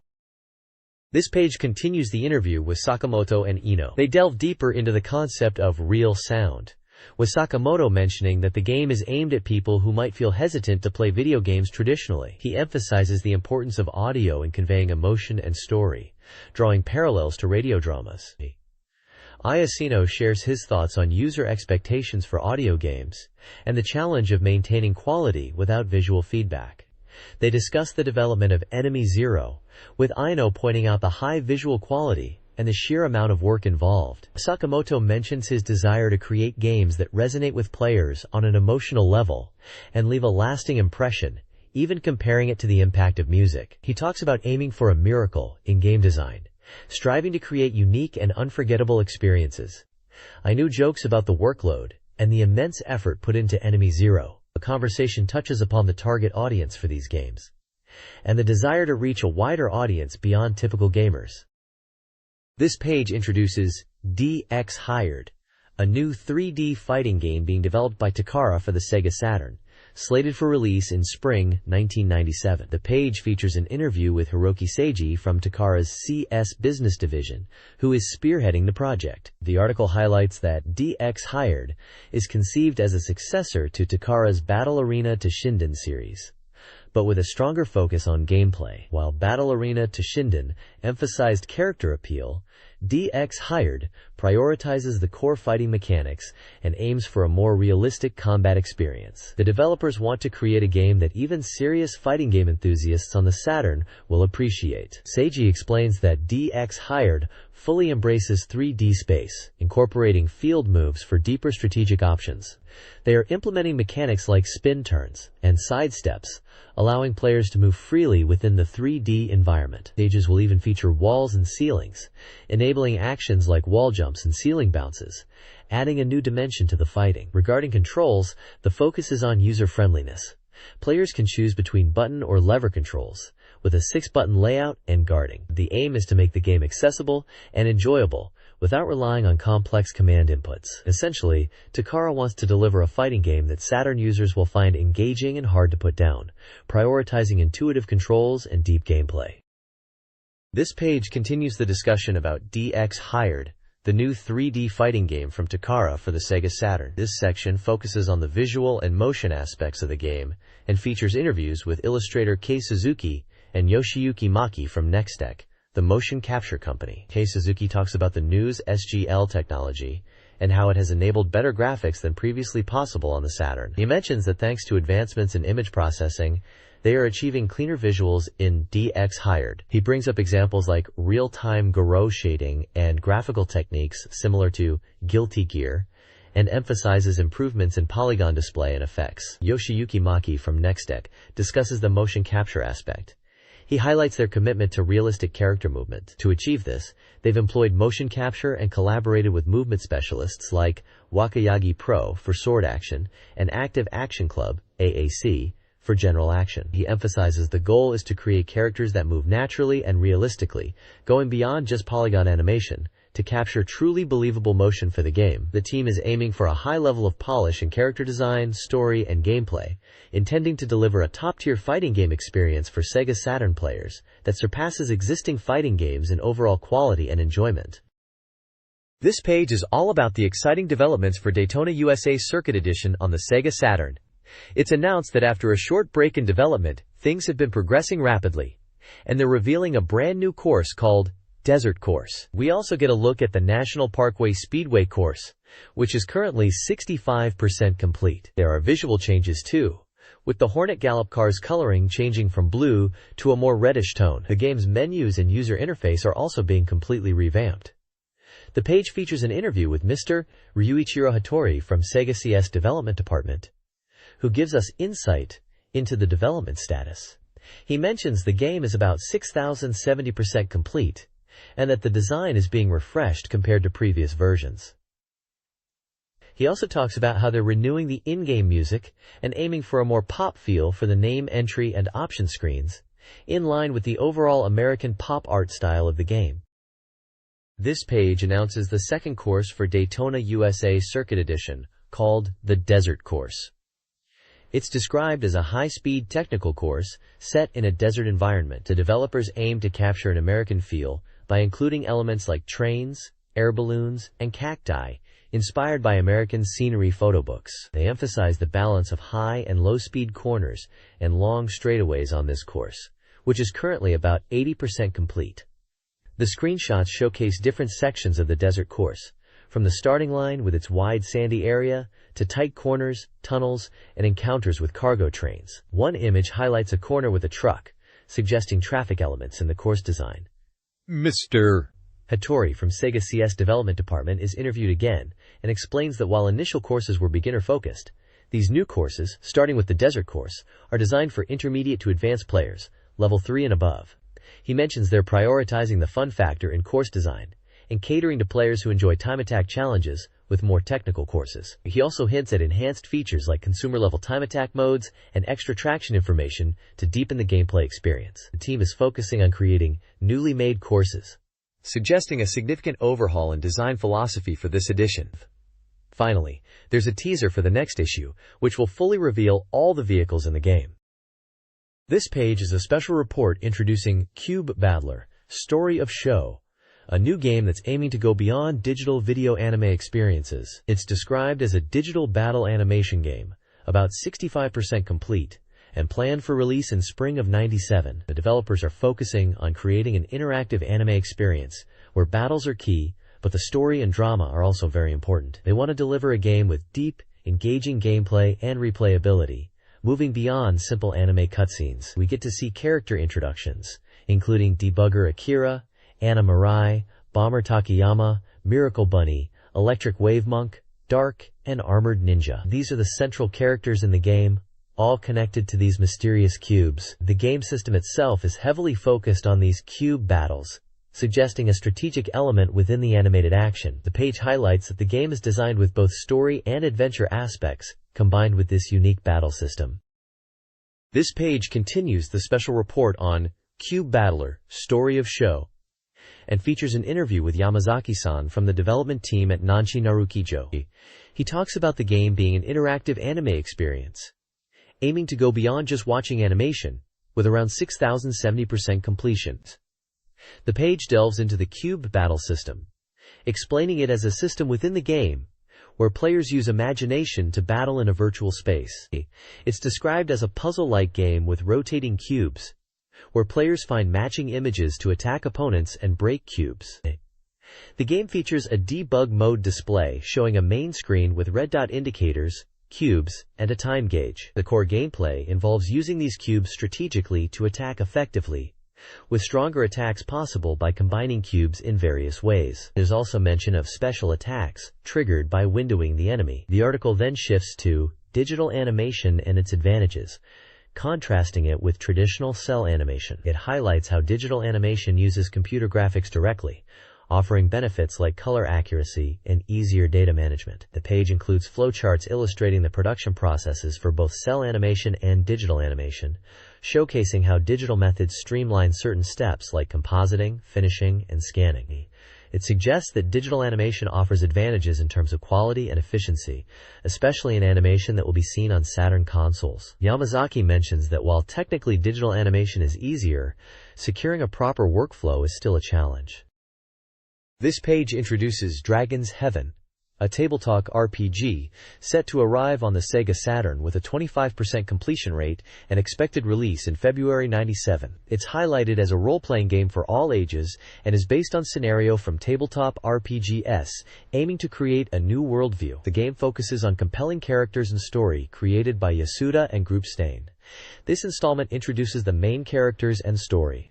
The game system is described as Hyper Tunnel and Trolls, HT&T. Set in a world built with background settings inspired by Lord of the Rings and Record of Lodoss War. It seems the gameplay involves rolling dice to determine character abilities and magic, and it's designed for up to 6 players, emphasizing imagination. The Dragon's Heaven story section hints at a world surrounded by harsh seas, Eldain, and mentions a protagonist from Carson Village in Rugaleng Island who gets caught up in a quest involving a mysterious sword force ruler. The page also introduces Scott, the 6th son of an adventurer, wielding a magic sword and seeking revenge, showcasing him as a key character in this upcoming RPG. This page further explores the game systems of Dragon's Heaven and introduces 6 key characters who will be adventuring in this world. The game is highlighting its new approach to RPG battles, moving away from standard turn-based combat to deliver real-time action, tactical depth, and even dynamic close-up views during fights. To make exploration smooth, they've implemented user-friendly features like memory progress, thought commands, auto-mapping for dungeons, and customizable shortcut buttons. The game world includes visually appealing dungeons and towns, connected by teleportation. We are introduced to 6 adventurers. First up is Pava, a cheerful fairy phantom thief with a love for delicious food. Next is Elki, an elf monk who's the eldest and most reliable of the group, though perhaps a bit too serious.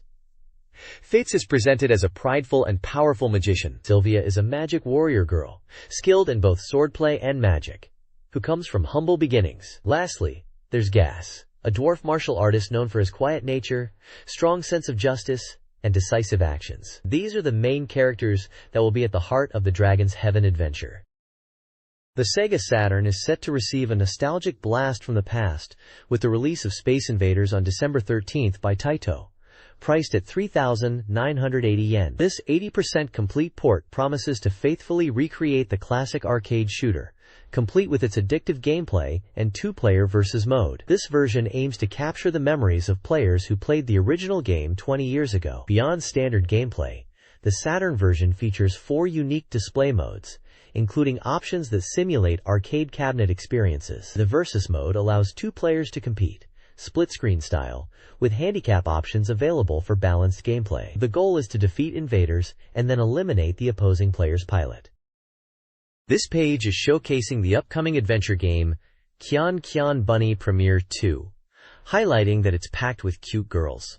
It's described as a sequel to the well-received Kyan Kyan Bunny Premiere, and promises to be even better. They mention improvements in graphics, with character portraits being full screen and fully voiced, and even the opening and ending sequences will have animation. The user interface is also getting an upgrade with icon-based command selection. Character introductions include Pulumi 2, who apparently gets told off for not looking where she's going, and another scene where she's surprised by something. Then there's Sawadi, who seems to be causing trouble, and Ishigami Rin, described as a well-mannered girl in a restaurant setting, and Kayama Yuki, who is seen changing clothes. The reviewer notes that the frustration from the previous game is expected to be resolved. They also mention that in addition to the main game, there will be Kyan Kyan Bunny Calendar CD as a bonus. Finally, it shows some new CG images from the game, focusing on the character with long black hair, and mentions the inclusion of a calendar CD and teases more information to come. The game is set for release on December 20th, priced at 7,500 yen, and is rated for ages 18 and up. This page is dedicated to Hokkaido, Last Judgment, a gun-shooting game for the Sega Saturn. It's touted as a gun-shooting title, where you become Hokkaido and battle enemies, with the best experience using the Virtua gun. The game is based on the movie Hokkaido, but features a completely original story and is described as a sequel to the movie. Players will step into the role of Hokkaido to confront enemies led by Professor Gill in the city of Zaztown. The game is already 80% complete. The page highlights 2 main gameplay modes. Firstly, the gun shooting action, emphasizing 4 types of shots you can use strategically based on the enemy situation. Secondly, and Adventure Mode, where you explore 3D environments of Zaztown. In Adventure Mode, you talk to citizens to advance the story, depicted in one screenshot showing a dialogue scene with a character saying, "Help me, Grandpa!" Another scene shows a dialogue with the text, "What do you intend to do with this power?" Screenshots showcase both gameplay modes, with one showing intense gun shooting action against normal enemies, and another featuring a boss fight in a different environment. It's mentioned that boss battles require switching shot modes to inflict significant damage. The article emphasizes the game's visual appeal and the detailed graphics, with the screenshots showing the game in action. This page introduces Samurai Showdown 2 Ein, Blades of Blood, showcasing the game's systems in detail. It mentions that when picking a character, you can choose between two styles, Shura and Rasetsu, which affect their special moves. The game also lets you select from 3 sword stances, Sei, Gao, and Kyaku, each offering a different combat approach. The page explains weapon-flipping desperation moves, powerful techniques that can disarm opponents, triggered when your rage gauge is full and you take damage. It also details step-in attacks and unblockable attacks as key combat mechanics. Interestingly, there's an option mode where you can actually adjust the attack power, which sounds great for practice or just for fun. Finally, there's an announcement for an illustration contest, inviting fans to submit their Samurai Showdown artwork before November 25th. The page is filled with screenshots showing gameplay and character art, giving a good overview of the game. This page continues the breakdown of Samurai Showdown 2, diving deeper into the Shura and Rasetsu fighting styles introduced previously. It focuses on specific characters representing each style, starting with Shura style's Hisame Shizumaru. His moves are detailed, emphasizing his unique umbrella-based combat. The descriptions highlight how his attacks can hit multiple times, circle around to strike again, and some are even unblockable. A table lists his special moves along with their command inputs. Next, it covers the Rasetsu style, represented by Setsumaru. Setsumaru's fighting style is described as being adept at aerial combat, using time-based attacks and small rain techniques. Similar to Shizumaru, a table of Setsumaru's moves and commands is provided. Finally, the page introduces Rimuru, showcasing her unique ice-based abilities. Her moves involve creating ice walls, projectiles, and freezing opponents. The description details how her ice attacks function, including freezing enemies in place and launching large ice projectiles. Like the other characters, a move list table and screenshots are provided to illustrate Rimuru's abilities. Throughout the page, screenshots showcase the characters performing their special moves. This page continues the Samurai Showdown 2 character breakdowns, focusing on more fighters in the Shura and Rasetsu styles, along with a section for Rashujin style. First up is Kusarigedo in the Shura section, detailing his unique moves like the neck-cutting wave sandstorm, which is a multi-hit attack using his long reach.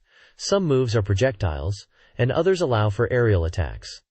Next, in the Rasetsu section, we have Genjuro Kibagami, showcasing his powerful Hell Slash and other techniques that involve timed button presses and aerial combat. Finally, the page covers Kafuen Nikkei in the Rashujin section, demonstrating her bead-based attacks like Buddha's Eye, which uses prayer beads for offense and defense, including projectile negation.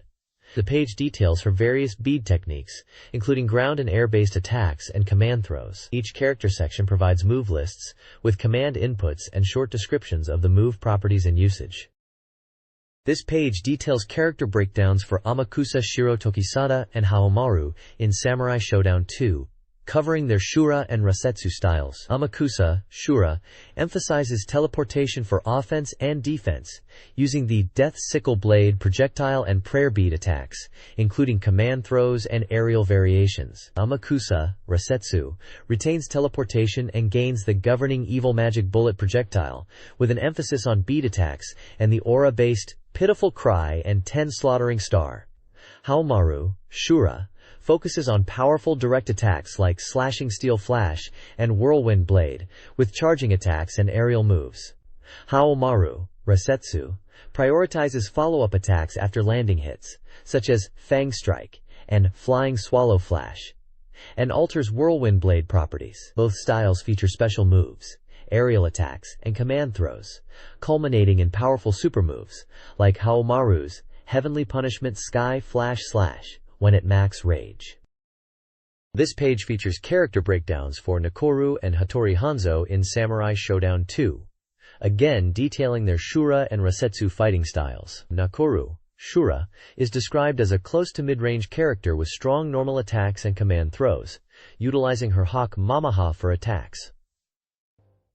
Her move list includes standard fare like Liera Ochikiru and Anu Mutsube, and focuses on using Mamaha for mobility and offense, including a technique where Mamaha grabs the opponent. Nakoruru, Rasetsu, also uses Mamahaha, but with a different combat focus, described as more tricky and mobile.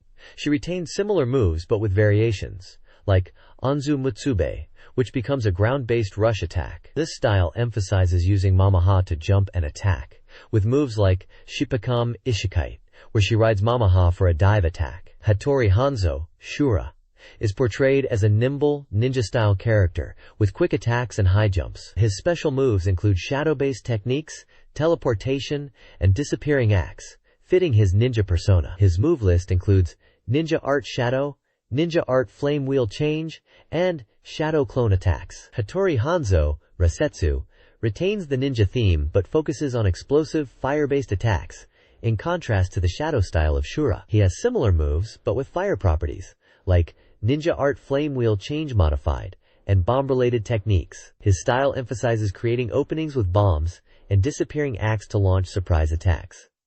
Both styles include command throws and special techniques using Rage Gauge Max. This page continues with more Samurai Shodown 2 character breakdowns, this time focusing on Galford and Senryo Kyoshiro, again exploring their Shura and Rasetsu fighting styles. For Galford, Shura, it highlights his dog, Puppy, as central to his fighting style. Puppy is used for various attacks, from rushing down opponents to biting and restraining them. Galford's moves in this style leverage Puppy for both offense and mobility, mentioning techniques like Plasma Blade, Shadow Copy, and various dog attacks. Galford, Rasetsu, also utilizes Puppy, but with a more tricky and mobile approach. While similar moves are present, the Rasetsu style emphasizes using Puppy for aerial attacks and creating openings. Moves like Plasma Factor and Lightning Strike / are listed. Moving on to Senryo Kyoshiro, his Shura style is described as standard swordsmanship with a good reach. His move list includes Fire Dance Song and Great Wave, indicating standard sword techniques. It notes that while some moves might lack power, longer reach techniques compensate. Kyoshiro, Rasetsu, maintains the sword focus but with a different flavor, characterized by powerful, longer range attacks. Moves like Fire Dance Song Roar and 8-Petal Big Snake are mentioned. This style is described as having a stronger offensive presence, capable of controlling space and punishing opponents effectively. Both characters have weapons flying special moves that are noted as powerful but consuming a lot of rage gauge. This page delves into the contrasting fighting styles of Tachibana Ukyo and Kibagami Genjuro in Samurai Shodown 2. Ukyo's Shura style emphasizes swift, precise swordsmanship, with moves like Swallow Slice and Cold Blade, focusing on technique over physical strength, and including a guard-breaking Heavenly Wind. Rasetsu Ukyo, conversely, is a more aggressive, projectile-focused character, with moves like Dream Shadow / offering increased power. Specific moves, such as Ukyo's Swallow 6 consecutive strikes and Dream Remnant's Light Slash, are highlighted. Genjuro's Shura style is presented as a brute force powerhouse, wielding attacks like Gudrin Slash and Triple Slash for overwhelming opponents. His Rasetsu style retains the power while adding aerial and tricky moves, such as 100 Ghost Slash and Purple Lightning Slash. Rasetsu Genjuro emphasizes rushing down opponents. The page notes that Rasetsu characters, in general, are more dash-oriented and aggressive than their Shura counterparts. This page screams, SEGA Saturn News. It's a Saturn press announcement page, highlighting both new release titles and upcoming coming soon soft games. For the new releases kicking off from page 91, we see a diverse lineup. It mentions Tenchi Muyo, Gamahen. Looks like there's a Making of Nightruth 2 voice selection feature over Rev 2. And then games like Dragon Master Silk, Stakes Winner, and Gegno Kitaro, Grid Runner, and Melty Lancer also make the list. It's a good mix of genres there. Something for everyone, it seems. Moving on to the coming soon soft section, starting from page 168, the titles are really exciting. Mobile Suit Gundam Side Story 2. The Blue Destiny is coming, which is a big deal for Gundam fans. Sexy Parodius promises some over-the-top shooting action. And Master of Monsters. Disciples of Gaia offers strategy RPG gameplay for SHMUP enthusiasts. Batsugun is one to watch out for. Then it lists other titles such as Tengai, Battle Athletes, Daiundukai, and some potentially Japan-exclusive titles like Print Club Daisakusen, Lulu, Fist, and Renza. The main image features a character who looks like he's ready for some futuristic sports action, fitting the general vibe of the Saturn's game library. Overall, this page is packed with exciting Sega Saturn game news, covering a range of genres and titles to look forward to. This page highlights new releases for the Sega Saturn, kicking off with Tenchi Muyo Gamehen, a puzzle game based on the popular anime. This isn't your typical falling block puzzler. You can send water to your opponent, and if their play area floods, they lose. It's got 2-player versus, free battle, and a story mode called Tenchi Science. The screenshots show the chaotic puzzle action, and the reviewer seems to be having a blast. Next up is Making of Nightruth 2 Voice Selection, a database disc for the adventure game Nightruth 2 from Sonic Computer Entertainment. This disc, priced at 2,480 yen and slated for a November release, is packed with behind-the-scenes content, perfect for fans. It includes story creation materials, character design sketches, and interviews with voice actresses Hisakawa Aya and Miyamura Yuko. They even ask the actresses what the main characters are looking out for. It also mentions previous works like Asura Zura 2 and Prophecy Edition, featuring unreleased content. The disc uses MPEG softdeck for high-quality video and is movie card compatible. It's limited to 15,000 copies, so they recommend grabbing it quickly. There are also some character sketches and interface shots from Nightruth 2 itself. This page showcases the game Overdriven GTR40 for the Sega Saturn, highlighting it as a Nissan fan's dream racing game. It's presented by Nissan and promises to let you experience the thrill of driving famous Nissan cars. From classic models to the latest GTR, the game seems to focus on providing a realistic driving experience with various viewpoints and courses. There are screenshots showing off the gameplay, including cockpit views and 2-player split-screen action. The page emphasizes the variety of courses and viewpoints available, and mentions that there are 8 Nissan car models in the game, including Skylines, Fairlady Z, and Sylvia. It looks like a solid racing title for Saturn fans who love Nissan cars. This page highlights 3 new release titles for the Sega Saturn. First up is Ise Meijin 2, which is scoring a fantastic 90%. This is a shogi game, and it seems to be quite advanced, boasting enhanced AI opponents that think deeply, even considering your hand. It's described as a prediction reading mode being powered up, allowing for comfortable play. The game features famous shogi players and records 10 games from the Meijin title match. Next is Dragon Master Silk, getting a more lukewarm 55%. This is an RPG, and the review mentions it's based on a PC Engine version, now on Saturn, with updated graphics and 3D dungeons. It talks about the main character, Silk, and her adventures with dragon spirits to defeat a demon lord, using magic and special skills in battle. The reviewer seems to think it's a fun RPG, but perhaps not groundbreaking given the score. Finally, there's Stake Winner, a horse racing game which scores a solid 80%. This is described as a port from arcades, focusing on action-packed horse racing. You ride the horse and control it directly, emphasizing timing and skillful riding. It has training stages, and allows you to buy and breed horses, with a starting fund of 1 million yen. There's mention of 2P versus mode, and the reviewer emphasizes the importance of parameter upgrades for your horses. It looks like a more action-oriented horse racing game than a typical simulation. The next page highlights 3 upcoming games for the Sega Saturn. First, we have Geijei no Kitaro, tentative title, a text-adventure game set in a snow-covered mountain village. It seems to be a mystery focused on strange events and deaths, with Kitaro and other familiar characters from the series involved. They mention the game is designed with atmospheric sound and detailed graphics to enhance the horror. It's a multi-scenario game, implying you'll need to play through it multiple times to uncover the full truth of the story. Next up is Grid Runner, an action game where you collect flags while avoiding enemies to escape each stage. It's described as simple to understand but engaging, tasking you to collect a set number of flags before your opponent. There's also an Oni mode, where flag retrieval becomes more challenging. Finally, there's Muja, a self-proclaimed new sensation puzzle game that uses coins. You use 1, 5, and 10 yen coins as puzzle pieces, combining them to make larger denominations, then send thief cats to invade your opponent's territory. It sounds like a unique puzzle concept based on currency exchange, with competitive two-player action. All three games are listed with a completion percentage of 85% for this preview. This page announces the new SEGA Saturn title, Melty Lancer. The Animation Galaxy Girl Police, 208,680. A simulation game rated 80 out of 100. It emphasizes the game's focus on peace in the galaxy, and expands on the PC version with radio dramas, drama crids, vocal collections, and novels. The Saturn version promises original events not in the PlayStation port, ensuring balance and originality. There's a first edition limited special edition detailed, which includes a new jacket illustration, a special CD holder that can store all Melty Lancer series CDs, up to 14, and a desk calendar.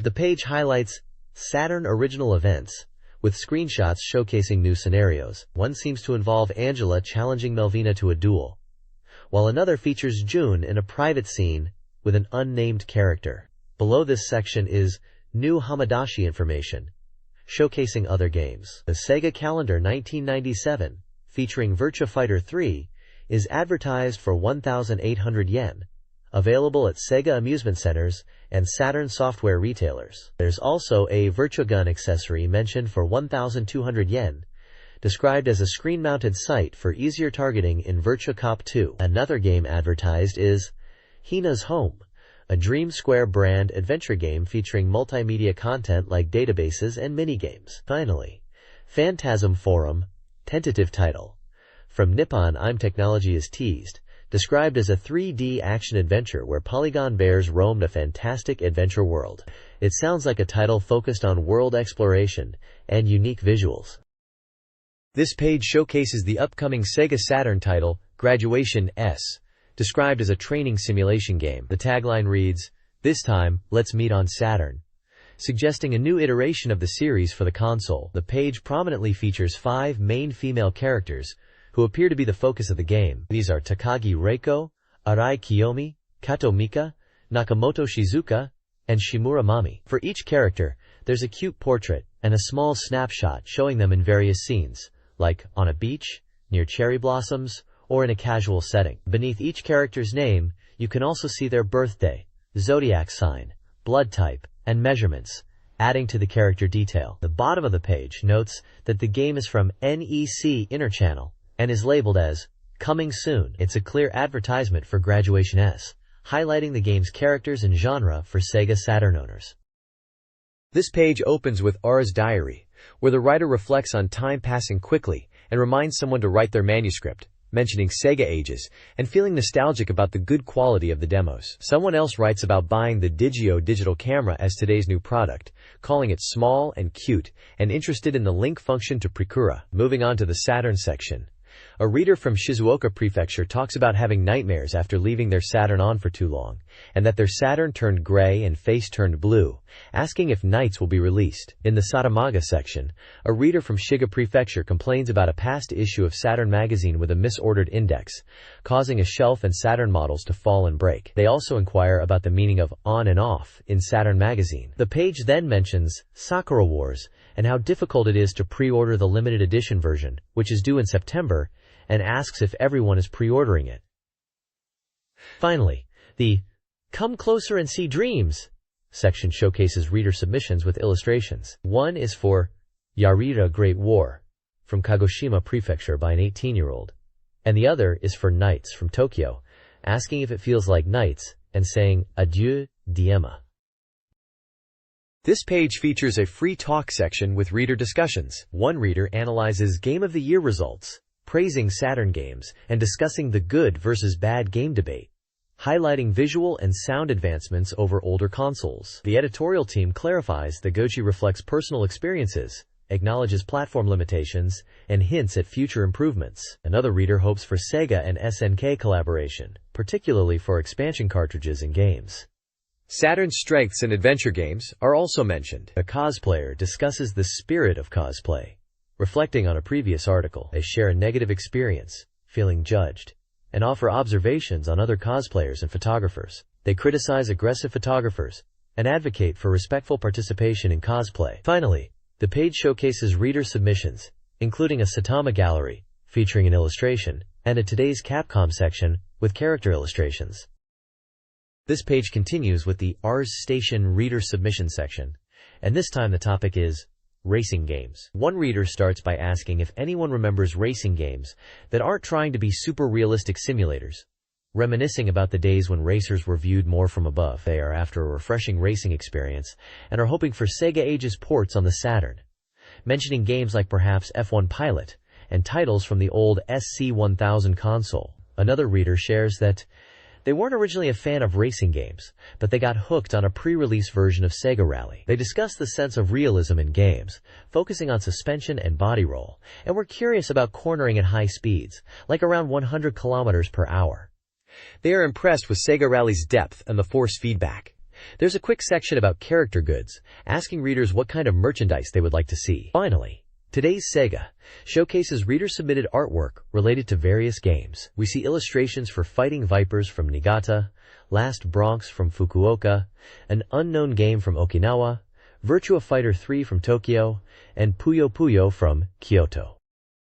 This section highlights reader contributions, starting with Today's Neo Geo, featuring art and opinions on Neo Geo games, showcasing diverse player experiences. Favorite item reviews the challenging 3D shooter Black Fire, praising its strategic gameplay. This special focuses on nostalgia, with a reader yearning for a Saturn remake of Star Cruiser and expressing excitement for future fighting games. King's Ear reveals PC games are being released on Saturn as Terra Saturn. Satamaga Public Inquiry answers reader questions about magazine layout, character relationships in Gokuraku Chuka Taisen, large Saturn battles, and the reader's race soft appeal.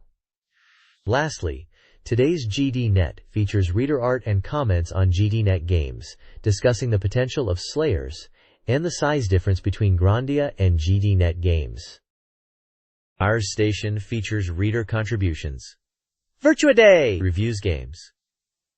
Virtua Chanbara, a 3D weapon fighter, and Trial Saitecha, a trial event game with CG characters and a bad ending. Virtua Child 2 allows players to control a child, collect items, and experience parent hunting. Koma Manga presents short comics, including references to Gundam and Sakura Wars.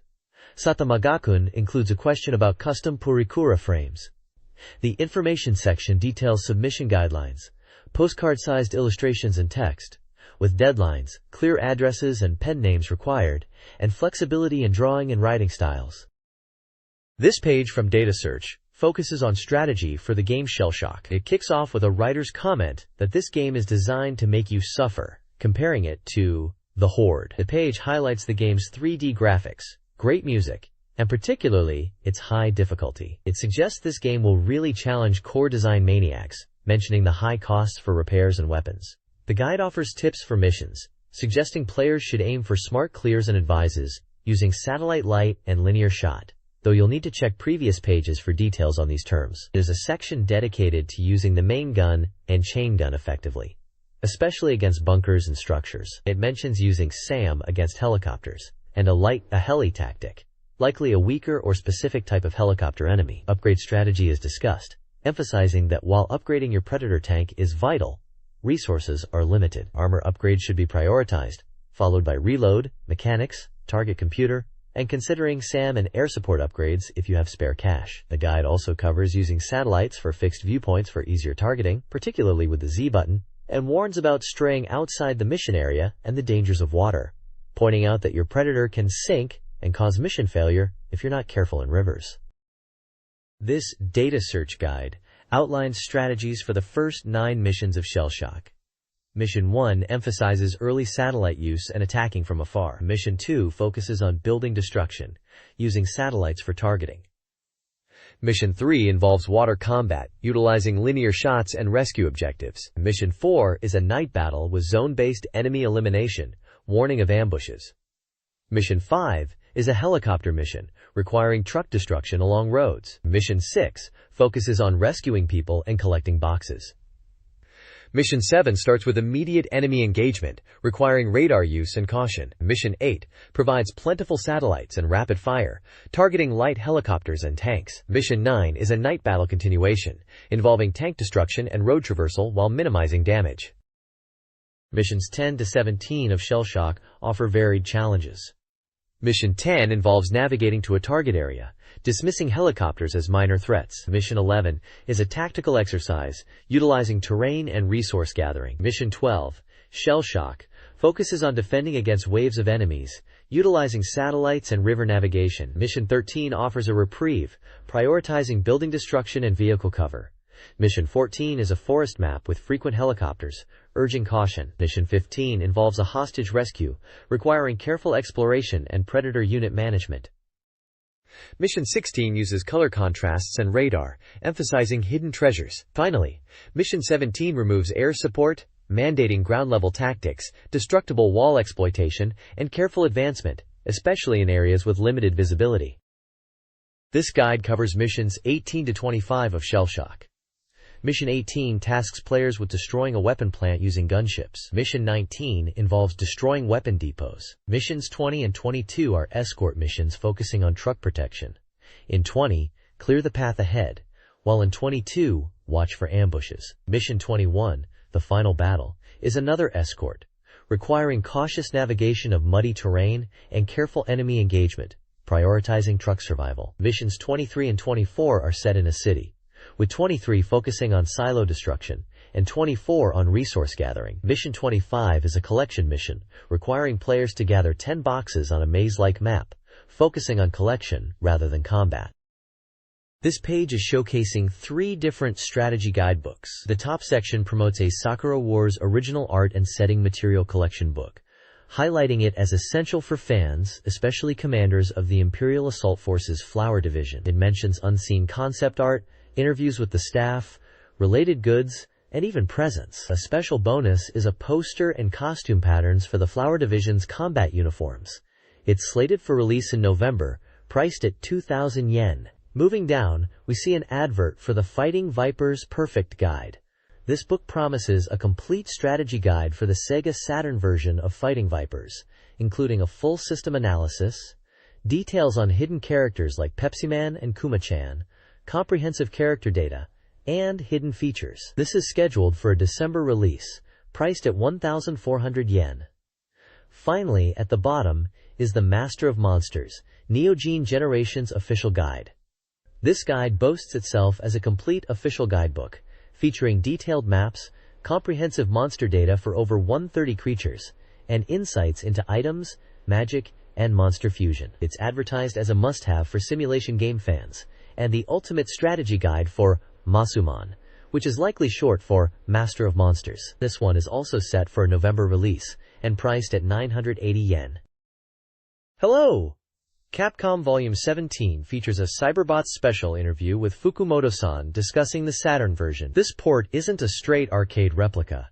It includes original elements developed due to fan demand. Capcom actively seeks fan feedback through postcards, considering features like character voice changes and a boost-free mode. A prize giveaway with rare Capcom merchandise, including posters and potentially software, is offered. The issue also includes reader submissions. Early Wins features Royal Domajong and Sakura Wars Praise. Fish's Room discusses puzzle fighters. Long Sleep Awakening vs. Hunter special feature. Showcases fan art for Vampire Hunter, Darkstalkers, Night Warriors. Characters, Morrigan and Lilith.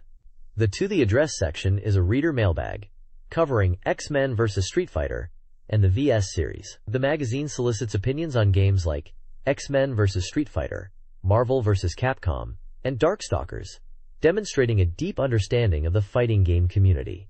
A Deki profile section collects information on PC network usage and email addresses for reader interaction. This page is all about SNK World 96, kicking off with a message from Umemoto from the development team about the upcoming SEGA Saturn release of Samurai Shodown 2-1, Blades of Blood, praising its visual quality and mentioning it will be available from November 8th. Sank's news then focuses on 2 winter hits, Real Bout Fatal Fury and Samurai Shodown IV, Amakusa's Revenge, teasing new Fury Burst modes and special moves in Real Bout, and also showcasing screenshots. A reader submission section features fan messages expressing excitement for Real Bout Fatal Fury 2. The page continues with a still-hot KOF special feature about King of Fighters 96, including a Vice and Mature's KOF secret lecture, offering gameplay hints on using Vice and Mature effectively in KOF 96, detailing their moves and strategies. There's also a call for fan-made 96 edit team illustrations to be sent in. And finally, instructions for reader submissions to win prizes related to KOF 96. It's a lively page celebrating SEGA's fighting game releases and their dedicated fanbase. This electronics show report highlights emerging technologies poised to revolutionize consumer electronics. The article emphasizes the growing influence of the SHASH series microprocessors, already prevalent in over 1,000 devices, including the Casio QV10 digital camera. Additionally, the piece focuses on FRAM, a groundbreaking memory technology that combines the speed of RAM with the non-volatility of room. FRAM promises significant advantages for portable devices, enabling instant loading and saving in games, and streamlining data storage in new gadgets. The report also showcases Super TFT displays with improved viewing angles and brightness. The article concludes by pointing out new consumer electronics like internet TVs and digital cameras that benefit from FRAM technology. This page from the Virtua Clash column, Volume 26, dives into the struggles of improving at Virtua Fighter 3. The writer, Ibukuro Zara, recounts a frustrating experience playing against Shinjuku Jackie and another player named Jeffrey, where he kept losing despite thinking he was skilled. He then describes his continued attempts to improve, playing against the CPU and pondering his weaknesses, even going to a game center called Spot 21 in Shinjuku. He humorously touches upon his annoyance with people who brag about knowing game secrets. The page also includes a Pictures Gallery Part 2 section, featuring reader submissions with illustrations and jokes related to Virtua Fighter. One submission is about Ho-Ho Backdash, and another features a character called Emperor Bill. Finally, this week's Hirokun section shares a lighthearted anecdote about a kid named Hirokun being upset and hugging a toy. The page ends with event information for a gathering on November 3rd at Popolo, inviting readers to participate in Virtua Fighter fun. This page showcases 2 book releases. The first book, titled Dungeon Rhapsody, is authored and illustrated by Sakata Seiko. It's described as a collection of columns that were serialized in Super 64 magazine, now compiled into a single volume with new comics. It's a B6 size, 192-page book, priced at 1,000 yen. The book cover image depicts a cartoonish scene, with what looks like a crying girl playing some kind of monster instrument in a dungeon setting. The second book, Game Machine, is Daisy Daisy no Uta o Uta Yuka. Will the Game Machine sing Daisy Daisy? Is written by Ono Fuyumi and illustrated by Mizutama Keinojo. This is also a B6 size book, but has 240 pages and is priced at 1,000 yen. The text mentions the game boom that has lasted for about 10 years, pondering the enduring appeal of games from childhood to adulthood. It also highlights the author, Onkano Fuyumi, a female writer who brings a unique perspective. The page also contains comic panels from the book, featuring a manga art style with characters in gaming scenarios, including one panel referencing Dragon Quest. The publisher for both books is SoftBank. SoftBank is releasing a new series of 4-panel comics. The 4 DX series kicks off with 2 136-page, 750 yen books. Pocket Monster 4 DX Deluxe, based on Pokemon, and Toshinden 4 DX Deluxe, based on the PlayStation fighting game. The Super Game Anthology comic series includes Dungeon Rhapsody, 880 yen, 200 pages. Super Real Mahjong PV Paradise, 980 yen, 240 pages. Bloody Wolf Clan 2, 980 yen, 208 pages. And Vampire Hunter Darkstalker's Revenge, 1,100 yen, 224 pages. These anthologies feature various artists and are based on popular game franchises. This page is a SEGA Saturn advert for the upcoming release of Samurai Shodown 2-1, Blades of Blood. It's promoting a special present campaign for the game. They're giving away original telecards and Nakoru desk mats to the first 1,000 lucky people who buy the SEGA Saturn version of Samurai Shodown 2i. It mentions that if you buy either the regular CD version at 5,800 yen or the value set at 8,800 yen on November 8th, you're in with a chance to win. Additionally, they are giving away a sample CD of King of Fighters 96 as a present too. We see art of Nakoru, Haomaru, and some cool artwork with Nakoru and her animal companions. It's a pretty standard hype piece for a big SEGA Saturn release back then. This page is a full-page advert for the SEGA Saturn game Mobile Suit Gundam Side Story 2, The Blue Successor. It's being promoted as a SEGA Saturn exclusive title and is described as an immersive 3D action game with dramatic scenarios that will draw players into a year-long warlike battlefield. The advert highlights the game's release being scheduled for late December and its price at 4,800 yen. The page is dominated by a large, dynamic image of a blue Gundam mobile suit, likely to represent the in-game graphics or mecha featured in the title. This page continues the advertisement for the SEGA Saturn exclusive game, Mobile Suit Gundam Side Story 2, The Blue Successor. It emphasizes the immersive story that unfolds in a harsh battlefield environment. The advert highlights the game's original mecha design by Kunio Okawara and scenario supervision by Sunrise. It mentions that this is the second volume in the Mobile Suit Gundam Side Story trilogy, with all 3 volumes being released consecutively. Volume 1, Battles in Blue, is already on sale and doing well. Volume 2, The Blue Successor, is slated for late December 96 release. Volume 3, The Missing Link, is planned for spring 97. The advert also notes a special double present campaign for those who purchase all 3 volumes of the game. The bottom section repeats the SEGA Saturn exclusivity, the game title, Battles in Blue, its positive sales, and the price of 4,800 yen, excluding tax. The page is illustrated with in-game screenshots showcasing the 3D action gameplay. This page features advertisements for 2 game novels published by SoftBank Publishing Division. The first novel is titled Gekka Mugen Tan Toriko Gaiden, which translates to Moonflower Mist Illusion Tale Toriko Side Story. It's described as a tale set in the City of Time with a somber atmosphere. The story follows a character named Simon, who is caught up in the schemes of a tyrannical dictator named Gordon. Simon seeks to escape this City of Time and uncover a forgotten past, leading him on a journey of uncertainty. The novel is written by Takebayashi Kenji. The second novel advertised is Overblood Tain wo Koeru Monotachi, meaning Overblood Those Who Transcend Species. This novel is based on the game Overblood. It starts with characters Raz and Mirai awakening from cold sleep in a shame lab underground. They have lost their memories and are drawn into a mystery related to the Overblood Project and a figure called Observer.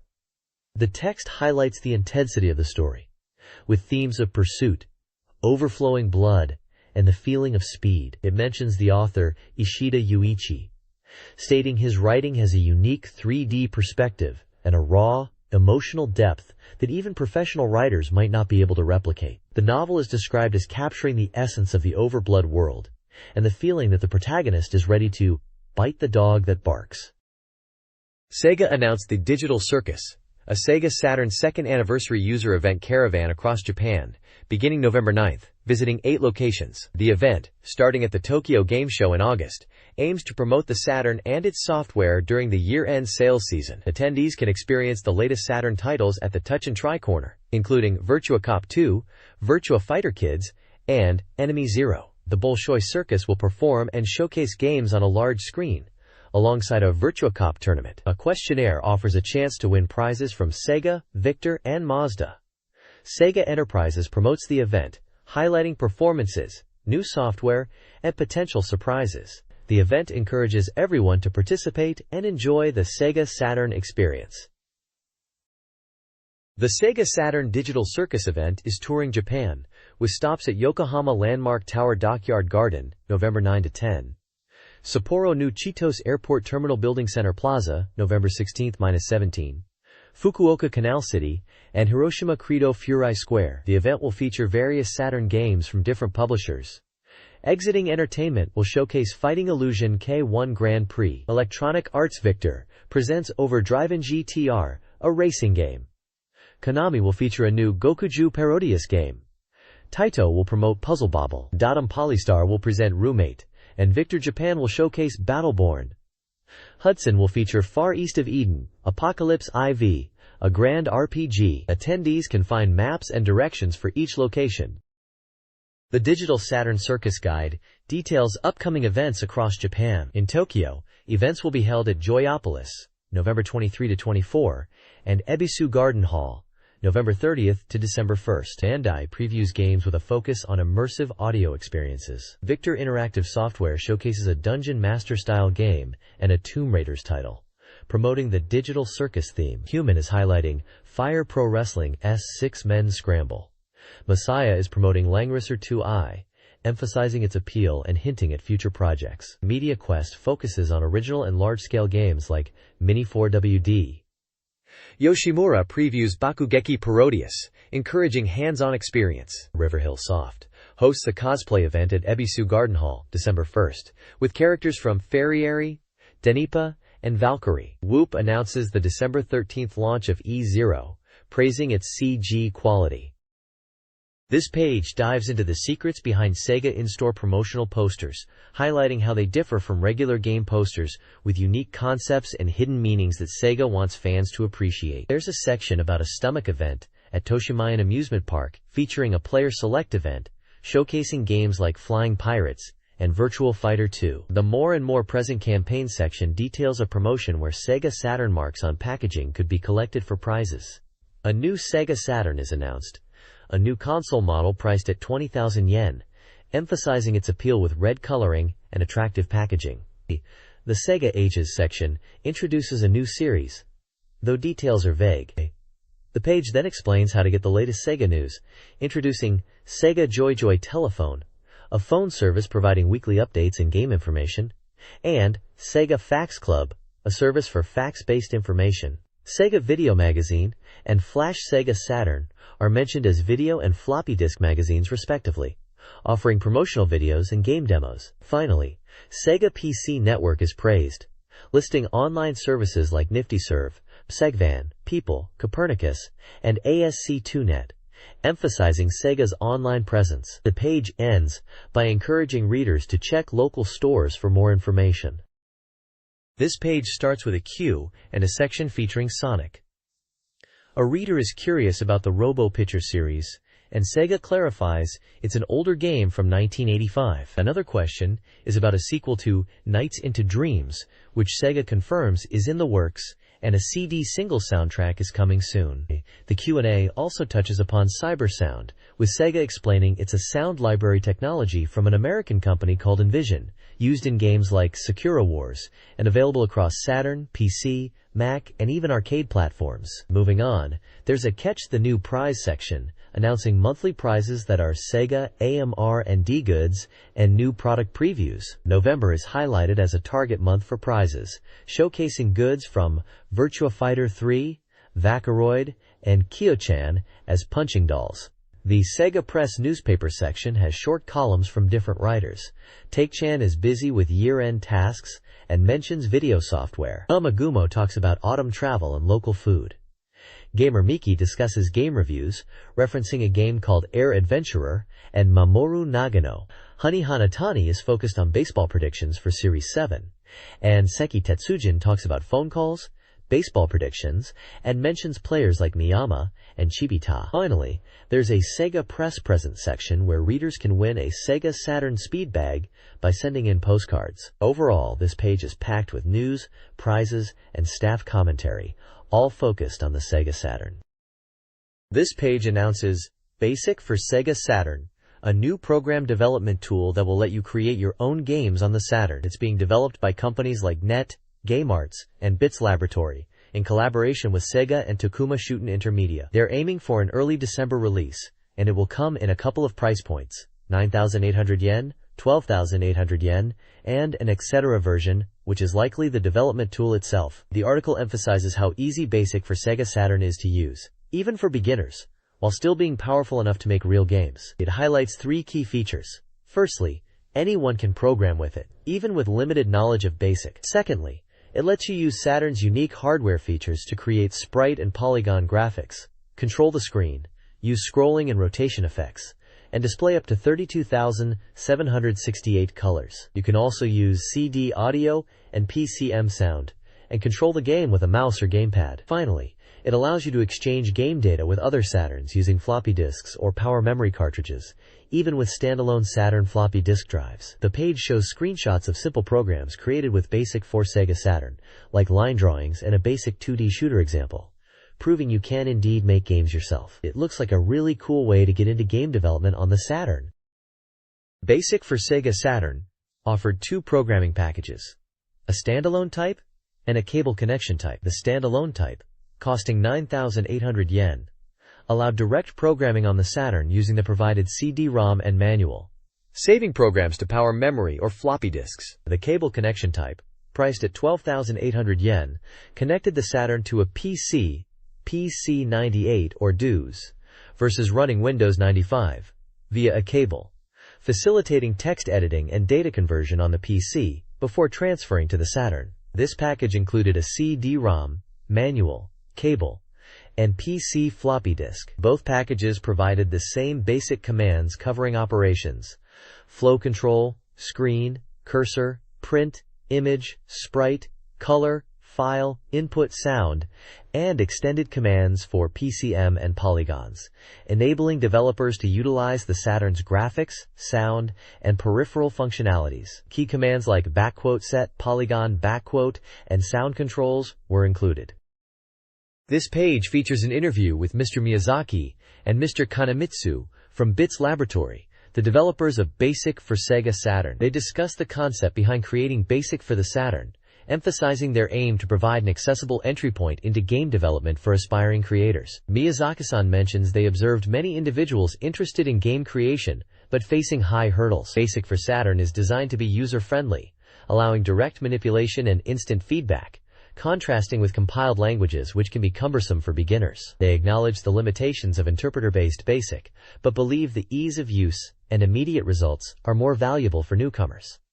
Kanemitsu adds that BASIC for Saturn allows users to tap into the full potential of the Saturn's hardware, including polygon manipulation and sound capabilities. They aim to provide a development environment that is both approachable for beginners and powerful enough for more experienced users to create games. They compare it to MSX BASIC, highlighting the improvements and extended functionalities offered by Saturn BASIC. They envision users creating various types of games and showcasing them through contests and publications.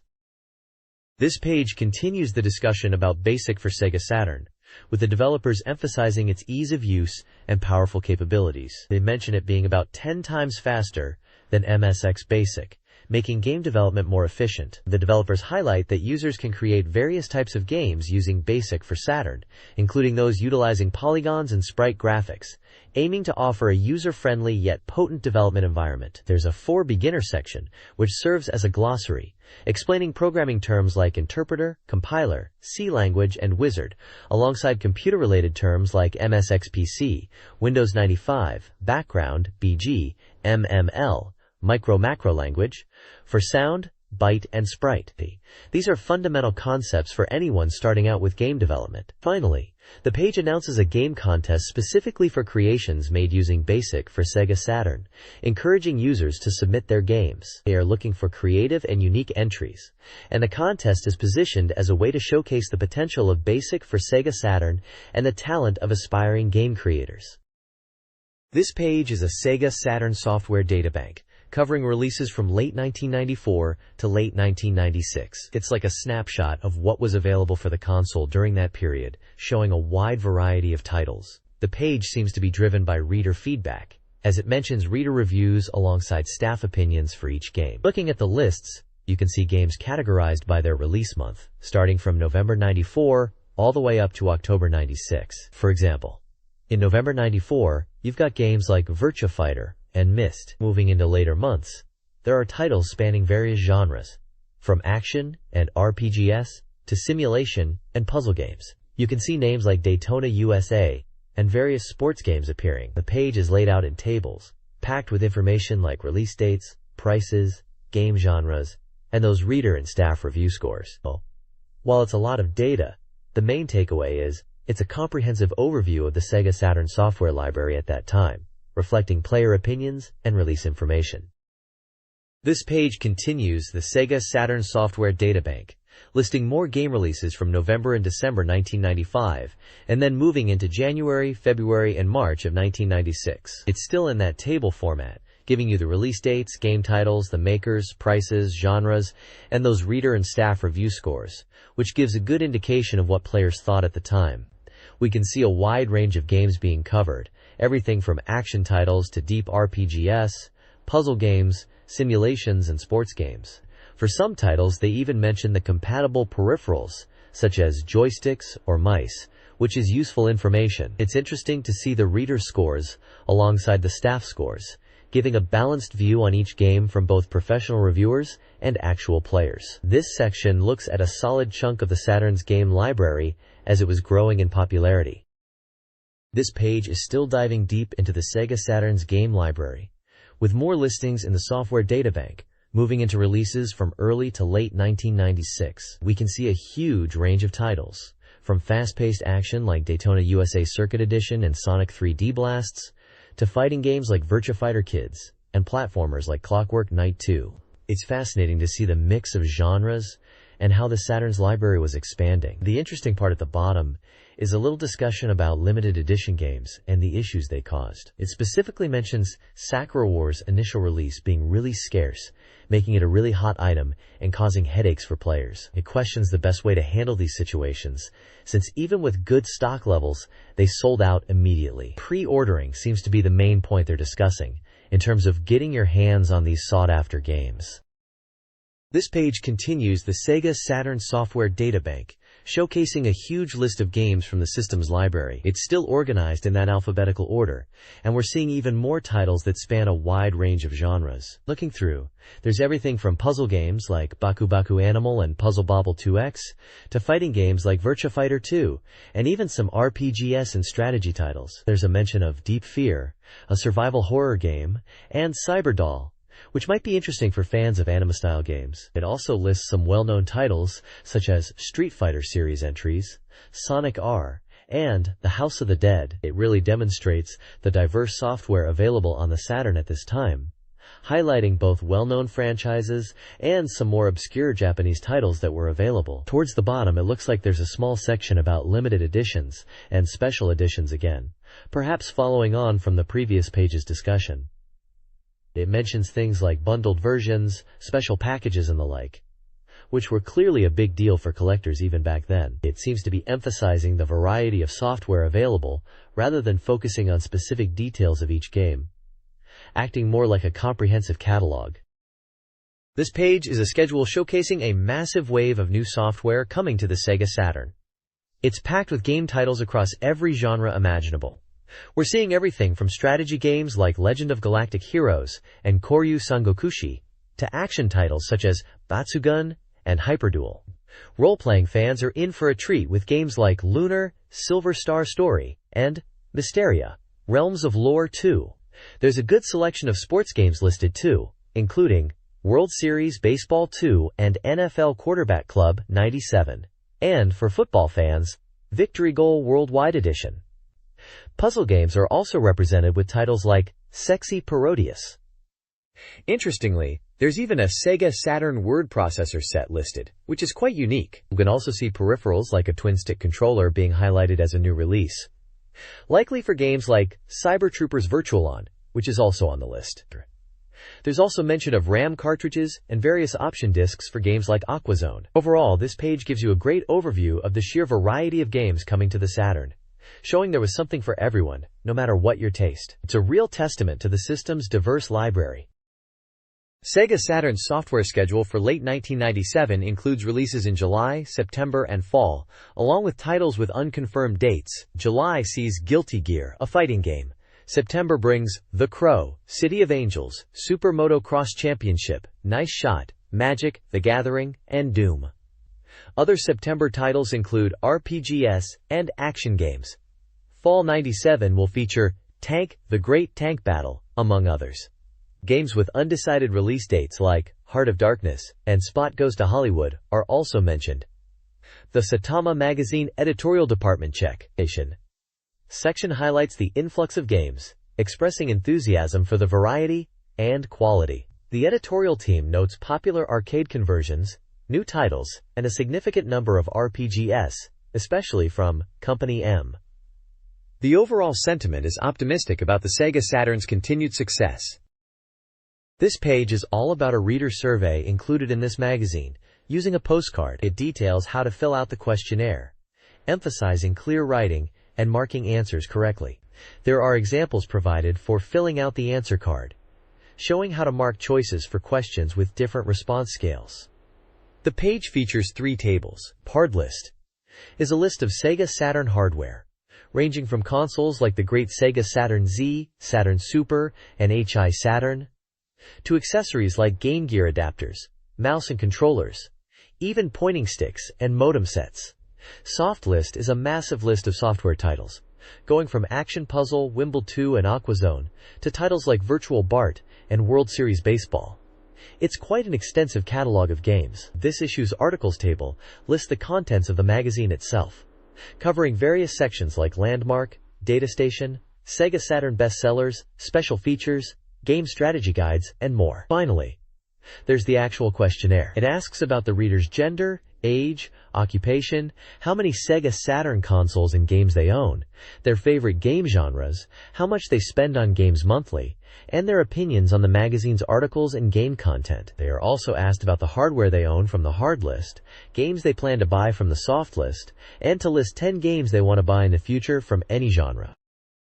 This page is the second part of the Saturn RPG special, following on from the previous issue and focusing on the hottest RPG titles for the second half of 1996 on the Sega Saturn. It highlights new and upcoming games, as well as offering strategy information for titles that are already out. Featured games include the newly revealed Terra Fantastica, Air's Adventure, which has had new info after a long wait, and highly anticipated games like Shining the Holy Ark, Riglord Saga 2, Tactics Ogre, and Far East of Eden, The Apocalypse IV, all alongside the latest news. Strategy guides are promised for Lunar Silver Star Story and Langrisser 2i. The page emphasizes that these are all unique and representative RPGs for the Sega Saturn, and encourages readers to dive in and enjoy them.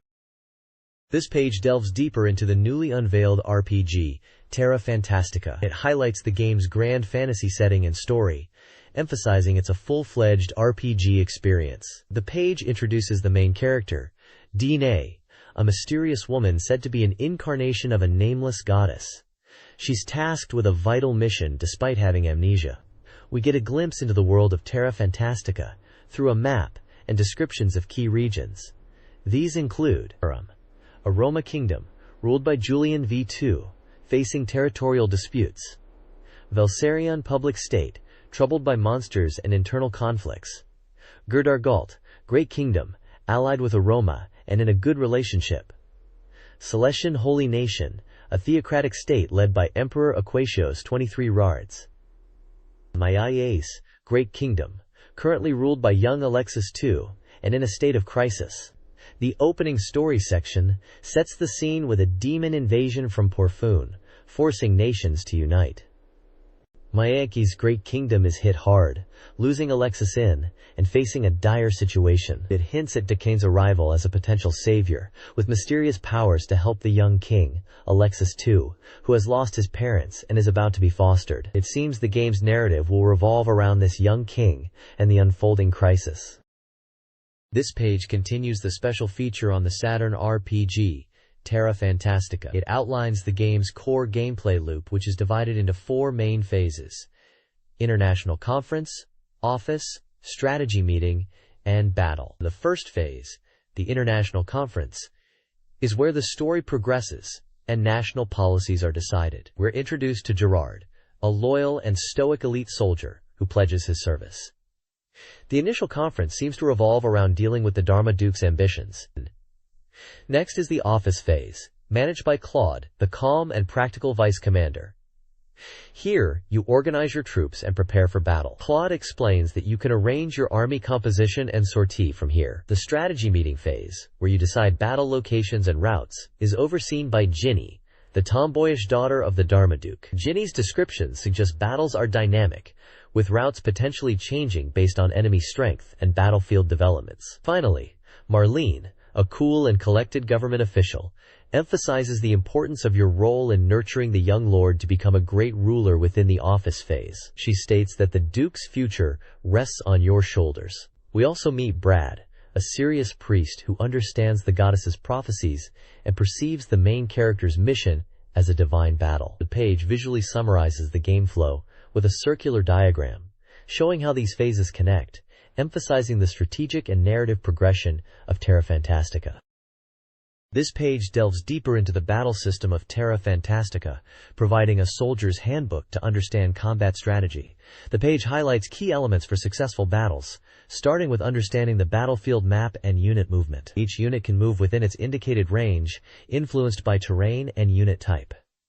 Action points, AP, are crucial, as each action, like moving or attacking, consumes AP. Units have stats like SP, soldier points, and Elan, which are also explained. Elan appears to represent unit morale or condition, decreasing with actions and damage, impacting combat effectiveness. The page emphasizes the importance of unit types and strategic deployment for victory. It also mentions different battle tactics, fighting methods, available to units, like marching formation for easy movement but weak attack, and shooting formation for ranged attacks.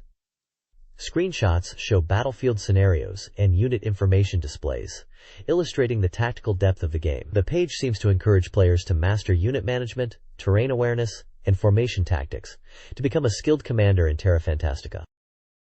The next page continues the Soldier's Handbook for Terra Fantastica, starting with General Gerard's Field of Vision lecture, which is all about how visibility works. It explains that you can't see enemies in obscured areas, emphasizing the importance of scouting and understanding enemy unit types before engaging. Then there's a section on suspicious houses, which covers exploration. It seems you can investigate buildings or locations on the map to trigger events. The page mentions finding hidden items that can expand your search capabilities. Moving on, large-scale battle start dives into combat tactics. It highlights that the tactics you choose before a battle directly influence how your units are deployed and how they fight. The page stresses the importance of Elan, which seems to be related to unit morale or condition, and command points, CP, which are consumed by actions. Different battle formations like assault formation and shooting formation are shown, illustrating different combat approaches and unit types like light infantry and archers. It also mentions that you can actually change your battle tactics mid-fight, costing CP to do so, giving you flexibility during engagements. Finally, there's a section about terrain effects, explaining how features like slopes and rivers impact unit movement, making positioning and terrain awareness crucial to strategy. The page finishes with a tagline highlighting that battles in Terra Fantastica are dynamic and shape the game's history, not just cold, mechanical encounters. This page unveils Air's Adventure for the SEGA Saturn, presenting the very first look at in-game screenshots. It's flagged as urgent news and a Saturn RPG special features.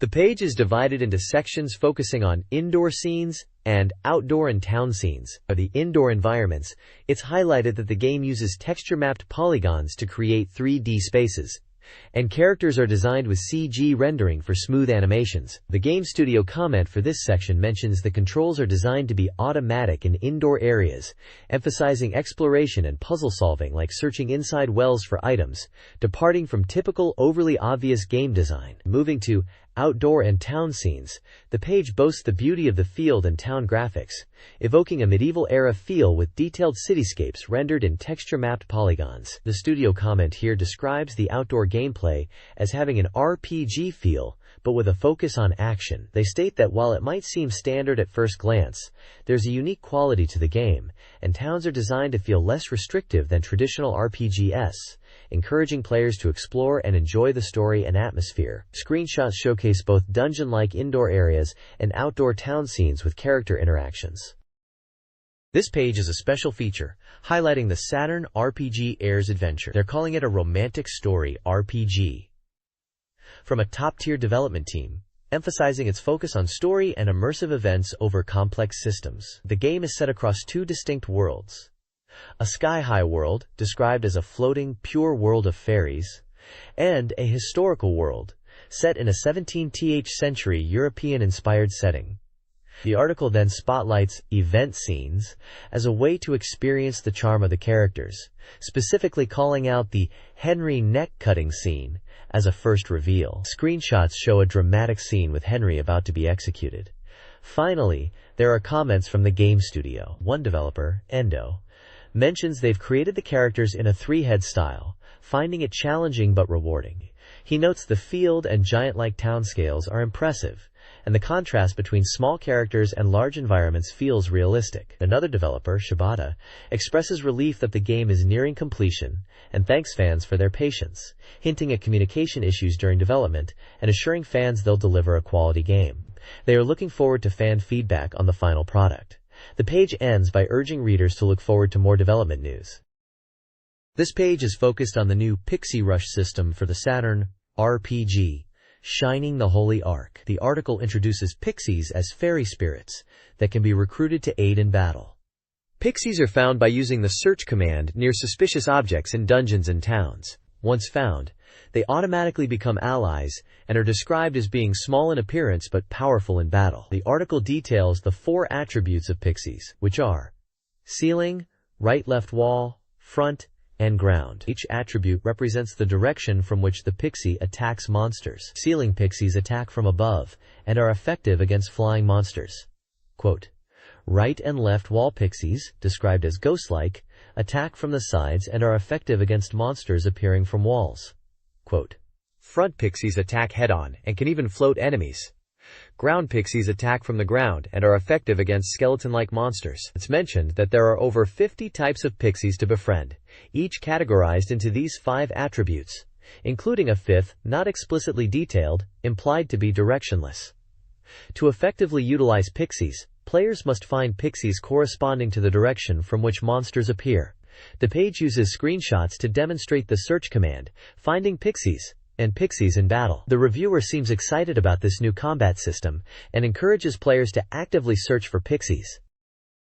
The Pixie Rush system in Shining the Holy Ark offers a strategic advantage in battles. When a monster appears, match a pixie's attribute to the monster's and release it with the correct timing using the K button for a hit. Successful pixie rushes trigger a preemptive attack before the regular battle phase, followed by increased item drop rates and gold after the battle. Timing and attribute matching are vital for success. Failure results in a standard battle with no penalty. Mastering this system is crucial for obtaining rare items unavailable in shops. Preemptive attacks from pixies can deal significant damage. The more pixies of the correct attribute used against a monster, the greater the damage inflicted, potentially eliminating enemies before the main battle begins. This page delves deeper into the world of Shining the Holy Ark, focusing on the game's environments and systems. It highlights the towns and villages as bustling hubs for adventurers, built with impressive 3D polygon technology that allows for 360-degree exploration without loading screens. The towns feel alive, with characters going about their daily routines. The page then explains the blacksmith feature, which seems unique. In towns, you can buy various items, but also acquire special items in a unique way. One such place is the blacksmith. Here, by bringing materials found in dungeons, you can have weapons and armor forged or items crafted. It mentions the wisdom system is also related to the blacksmith, hinting at unique item creation methods beyond just buying from shops. Finally, the page showcases the expansive field areas, stretching from forests to snow-covered plains, all seamlessly connected without loading screens, a key feature of Holy Ark. Just like towns and dungeons, the fields are rendered in 3D polygons. Monsters roam these fields, emphasizing the continuous, explorable nature of the game world. The screenshots illustrate towns, blacksmith interactions with crafting, and battles in snowy field environments. The reviewer seems impressed with the seamless world and unique item systems. This page continues to showcase Shining the Holy Ark and dives into the dungeon and building aspects of the game. It emphasizes the intricate 3D dungeons, mentioning that they are complex labyrinths filled with various monsters. They call the 3D dungeons of Holy Ark unprecedented in their changes, with winding corridors that become narrow or wide and gentle curves. One section focuses on monster types found in dungeons, specifically highlighting Scissors Club crab-like monsters. It points out these enemies can weaken party members' arms if they are not careful in combat. Another highlighted feature is treasure chests. It reveals a classic RPG trap. Chests that are actually monsters. These chest-head monsters are introduced as a standard encounter, warning players to be cautious when opening treasure chests. Moving on to buildings. The page describes mysterious structures scattered throughout the world, suggesting they are linked to events and treasures, possibly acting as treasure troves. It then focuses on a specific mansion, reachable from enriched castle, shrouded in mist, and populated by bats.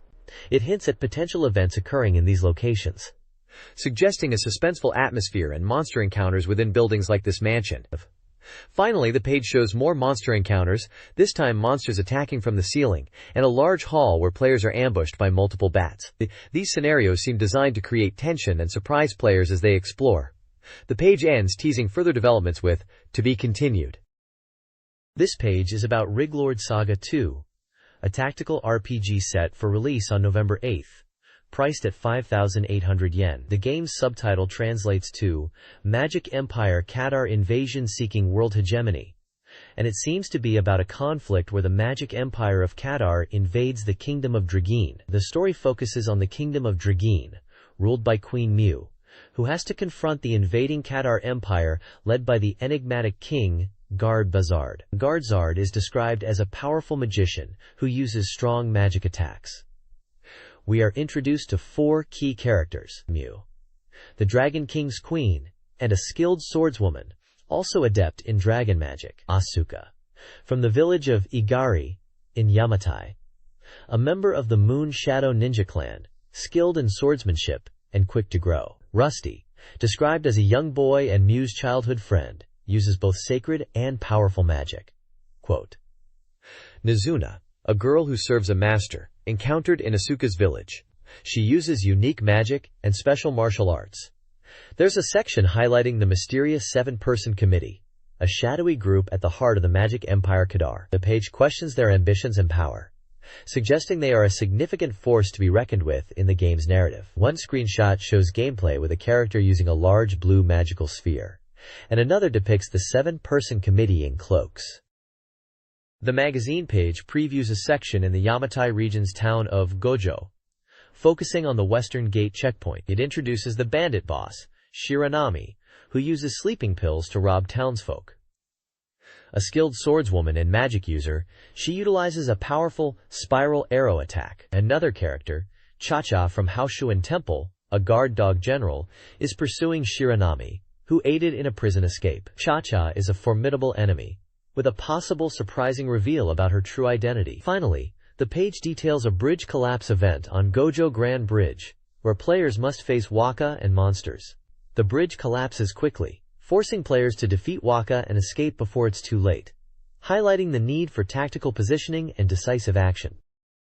This page highlights Kamui, the Beast King who possesses transformation abilities, residing in Kamui Kotan, a village of Yamatai descendants in the eastern checkpoint region. Kamui can transform into a powerful bear, gaining enhanced attack power and using moves like Kill Claw and Stomp, or transform into a bird, soaring through the sky and employing aerial attacks such as Sonic Dive. The page also delves into the story, mentioning that when you enter Kamui Kotan, you find a woman named Yukari, captured by Kadar soldiers. It seems Yukari is destined to be sacrificed to a mountain deity. The screenshots show dialogues between Kamui and Yukari, hinting at Kamui's role in rescuing her and challenging the Kadar soldiers. One of the screenshots features a character named Nizuna in Kamui's house, who seems to offer cryptic advice, referring to something important as whispering. The overall impression is that Kamui is a central figure in this part of the game, utilizing his transformations to protect the village and its people, especially Yukari. This page outlines key challenges in the adventure, beginning with the ascent of Mount Hura. Players must split their party, leading to a confrontation with Marsausa, the Lord of the Beast Country. The path to the Holy Ground, break through the mountain path, features varied terrain and requires strategic combat, with advice from Kamui on using the environment. Next, don't underestimate old people, focuses on Marsa, a powerful magic user holding kidnapped children. Speed is crucial in defeating him. Following this, to reach Gitten Castle, players must collect 3 divine treasures to break a barrier. Miuta is heading towards the castle, which is controlled by Kadar forces. Finally, Oborozaka Valley provides access to Kurikara Village, home to the mysterious Inishi, masters of powerful magic. The valley itself promises secrets and challenges. This page unveils the expansive American continent map for Far East of Eden, the Apocalypse IV. It's highlighted that this game world is massive, even compared to Japan. We get a look at several key locations players will explore. Starting in Alaska, expect blizzard conditions and icy dungeons. Moving down to Seattle, it's described as a region with bears and mountain bandits, and home to a female warrior. Texas is flagged for skull beetles, hinting at tough battles. New York features a mysterious magic circle, and mentions San Antonio as a boss encounter. Hollywood is movie-themed, with events involving Manitor and robots. Arizona holds Madame Apathy's mansion and labyrinthine dungeons called Dodorodo. Finally, Louisiana features a strange spacecraft-like structure, with artificial satellites as enemies. The page emphasizes the sheer scale of the American continent in Far East of Eden, the Apocalypse IV, promising a huge world to explore. This page dives deeper into Far East of Eden, the Apocalypse DV. Starting with its opening movie, which is said to foreshadow the grand story ahead. Expect dramatic scenes with lightning, meteors crashing down, and the terrifying roar of demons, all hinting at the epic scale of the adventure. Next up is a major event called Eden's Fire. This sacred fire, brought from heaven and initially a symbol of peace in New Orleans, has been tainted by evil. Players need to embark on a quest to reclaim its true holy power. To do this, you'll need the magic sword Raiden and purify the fire. This quest sounds challenging, with locations like McKinley Mountain mentioned as part of the journey. The page also introduces a mysterious traveling merchant named Marchan, who pops up in various towns. He sells unusual items like Menchi Jelly and Meat Man, which are actually useful power-up items within the game, blurring the lines between the game world and reality. It seems the Far East of Eden influence is spreading everywhere. Finally, in a fun segment titled Food Industry Infiltration, they highlight real-world snacks inspired by the game. Apparently, you can buy Tengai corn snacks and Tengai Man meat buns at convenience stores. The corn snacks are curry-flavored, and the meat buns are described as delicious, with pork, vegetables, and tomato sauce. It encourages readers to try them out. This page introduces Tactics Ogre, Let Us Cling Together, a simulation RPG by Riverhill Soft for the SEGA Saturn. It's being previewed as a digest introduction and is scheduled for release on December 13th. The Saturn version is in smooth development, and the page focuses on the highlights of the game's opening sections. The game's narrative explores a turbulent story where your beliefs and what is truly righteous are constantly questioned. Player choice seems to be a key element, deeply impacting the unfolding drama. The screenshots provided showcase both town environments and intense battle scenes. Key characters are introduced, including Lancelot Tartaros, the leader of the Dark Knights from the Lotus religion. He is portrayed as an enemy who hunts down those opposing the Holy Lotus Empire of Polarius, and is responsible for burning Denham's hometown. Prancer Powell, Denham's father, a shepherd, is also featured. He was arrested by the Dark Knights under suspicion of plotting rebellion, and his whereabouts are currently unknown. The story check section highlights a poignant moment where Denham's father is arrested for rebellion, emphasizing the difficult choices players will face and the heavy weight of their decisions in the game. The production status update indicates that development is around 80% complete, with debugging progressing well, and features like stages and sound options are being implemented. This page delves deeper into the opening of Tactics Ogre, Let Us Cling Together, and the mystical character creation process. It highlights that your protagonist's birth is tied to a divine ritual involving 4 goddesses, each representing an element: fire, water, wind, and earth. You get to choose which goddess's protection you desire, impacting your character's elemental affinity and strategic advantages in battle. The page explains the 4 great elements mutual relationship system, showing a diagram of elemental strengths and weaknesses, a classic rock-paper-scissors style, where fire is strong against wind, wind against earth, earth against water, and water against fire. This elemental system is crucial as it affects attack power in combat. Different characters and classes have inherent elemental affinities, visually represented by symbols next to their names. Screenshots illustrate how elemental affinity comes into play during battles, emphasizing the strategic depth this system adds. We also see more of the characters like Lancelot, Canopus, Warorin, and Vice in various scenes. Finally, there's a section titled Ogre Column and Connection with the Previous Work, which discusses the game's connection to the Ogre Battle saga, noting that while it's a standalone episode in the Ogre Battle world, fans will appreciate recurring characters and hidden connections, recommending players try the previous game as well. Denham Powell, a young man from the persecuted Walsta minority on Valeria Isle, leads a guerrilla group fighting for freedom against the Galgastan Kingdom. He is joined by his sister Katua and childhood friend Vice, both scarred by the Burning Village massacre. Denham begins as a soldier, with class changes available later. The story starts with the rebellion in Goliath Harbor scenario, a year after the massacre. Denham, informed of Lancelot's arrival, is tasked with assassinating the enemy leader. A key choice arises: whether to trust Lancelot, a knight offering employment. The battle objective is to eliminate the enemy. The narrative then hints at a move toward Almorica Castle, suggesting a deepening of their shared goals and the unfolding of the story. This page details more of the Tactics Ogre story and gameplay. It highlights several key scenes. Scene 2, Reconnaissance at Almorica Castle, continues Denham's story as he is now tasked as a knight, representing Walsta. It mentions Denham and his companions are working towards unifying Walsta and are heading towards Clarozzo town, under the command of Knight Leonard. Scene 3 is First Battle at Tynemouth Hill. Here, brave Canopus makes his debut as a guest character, assisting in battle. The description indicates this stage focuses on battles outside of Vice and Katua's units, allowing you to control other soldiers. Scene 4, Rescue in Cryro Town, is set in a stormy town where Denham encounters Presence, a cleric who knows about Knight Leonard's intentions. The area is filled with skeletons and ghosts. It explains that undead like skeletons and ghosts who are already dead can be exorcised by an exorcist cleric, which is the only effective method, even against high-level undead. It seems Denham and his allies will be fighting to help people in this area. There's a Warren Report Check section, which appears to be an in-game feature like a journal or diary, letting players review past events and potentially replay them. This guide offers Tactics Ogre. Let us cling together unit strategies.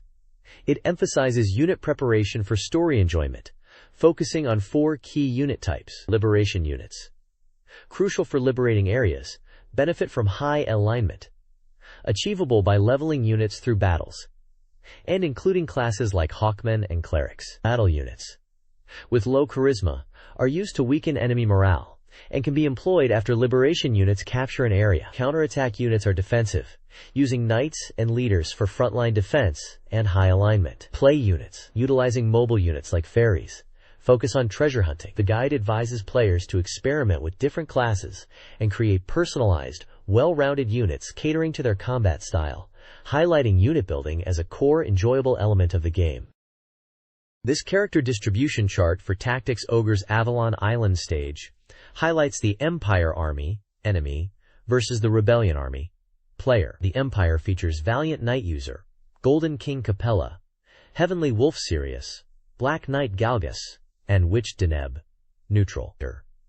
The Rebellion consists of Astrologer Warren, Holy Knight Lancelot, Wind Magician Canopus, former Beast Corps, Commander Gildas, Mad Dog Knight Ryan, Wild Warrior Ascok, and Saint Knight Aisha. The page also provides guidance on uncovering hidden locations. Players are advised to investigate road discontinuities, small islands, and forest clearings. Using crystal balls is recommended. The chart stresses the importance of gathering information from townspeople, as they provide clues about hidden areas, important items, and characters.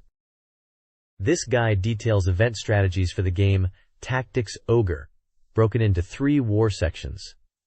Third War, Shalom region, focuses on recruiting Canopus. The process involves talking to specific characters, liberating a church, and using the Hikwidori no Hethane item to influence Canopus's attitude, ultimately recruiting him and Gildebald after defeating the boss. Fourth War, Jansenia Lake, centers on a werewolf boss that transforms at night. The strategy involves using fighters to withstand attacks, incorporating werewolves into your unit, and liberating a church to obtain the Luana Rocks item for preparation. Fifth War, Pogrom Forest, involves undead enemies. The recommended strategy utilizes cleric healing, especially with the Luana Rocks item, and ghost hunting, to recruit neutral ghosts as units, utilizing divine magic or persuasion. This guide section for Tactics Ogre details strategies for 3 war stages. In Deneb's Garden, a speedy approach to reach the hidden city of Ankward is suggested, and players can choose whether to kill or spare characters, including a Pumpkinhead. Slums Zenobia introduces the 4 Heavenly Kings and emphasizes breaking castle walls with items, but warns of strong enemies afterward. Flying units are crucial, and the warrior Ash can be recruited by targeting a closed-off church. Also, a hidden church provides Troy's Goblet, and postponing the release of Anbelg is strategically advantageous for saving on recruitment costs. Finally, Avalon Island involves liberating a hidden church to recruit the Holy Mother, Aisha. Players are advised to use Adisha to draw the boss into close combat and exploit weaknesses with dark magic attacks, especially with Gareth. This page is a guide focused on the first half of Lunar Silver Star Story, Part 2 of a special feature to help players master the game's initial stages. It emphasizes completing the first part perfectly, and provides a game world map with numbered locations. You can see lists detailing both previous destinations and current locations to visit, acting as a walkthrough to ensure players don't miss key areas early in their lunar journey. It's designed to guide you through the towns, dungeons, and important spots of the first half of the game.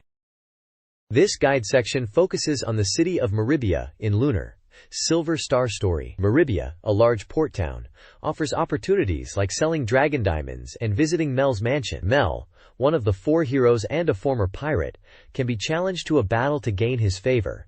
Winning isn't crucial. Black Rose Street in Maribia is known for magic items, including those from Vane, and a new fortune teller may offer useful insights. Players are encouraged to visit her, especially if Nash is in the party. The guide also covers Maribia's underground waterway, requiring players to navigate narrow paths, utilize switches, and fight monsters. A Starlight is recommended for the Aquazard boss, which requires magic attacks to defeat.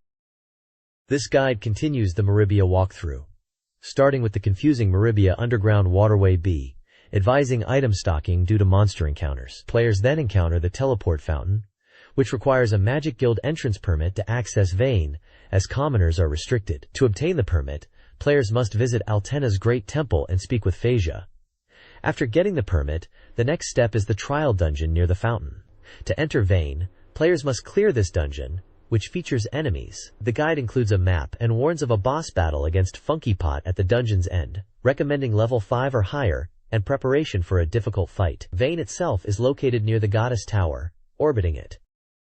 This walkthrough section covers the city of Vane and its surrounding areas. It encourages exploration of the large city and hints at dungeon-like areas, B1 and B2, though map details are obscured. The narrative shifts to Mia's arrival, suggesting a sensitive scene, while Luna waits in the reception room and encounters Galleon. The guide then moves to Nanza's Gates, a challenging path to Rand's village, with strong enemies and potentially dangerous treasure chests. Reaching this area follows encounters with the Dragon Master.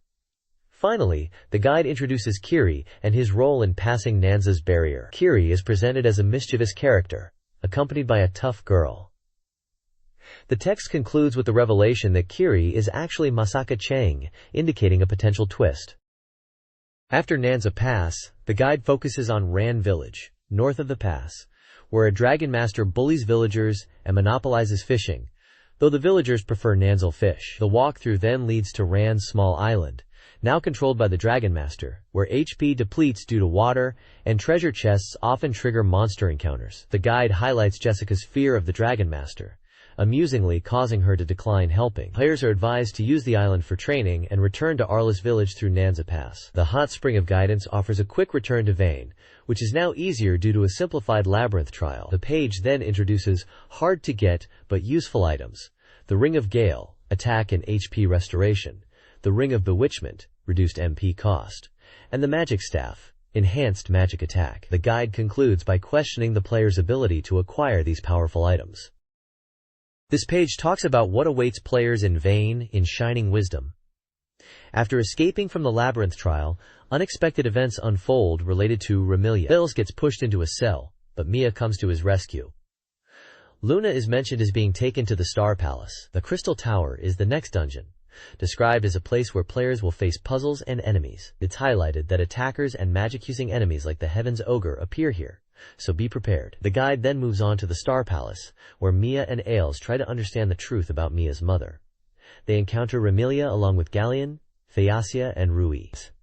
It's revealed that the Mirror of Altena is key, and using it exposes Remilia's true form, revealing she is actually Mia. This Remilia is the real witch, and Mia is her daughter. The page also introduces the Witch Three Sisters, Remilia, Zenoevia, and Pipia, described as powerful witches who are key figures in the game's story, with Remilia being the leader. It seems the player will be facing these powerful witches. This page continues the Shining Wisdom walkthrough, as Ails and the group decide to head to Maribia. Galleon, having considered the recent weighty events, decides to become a Dragon Master.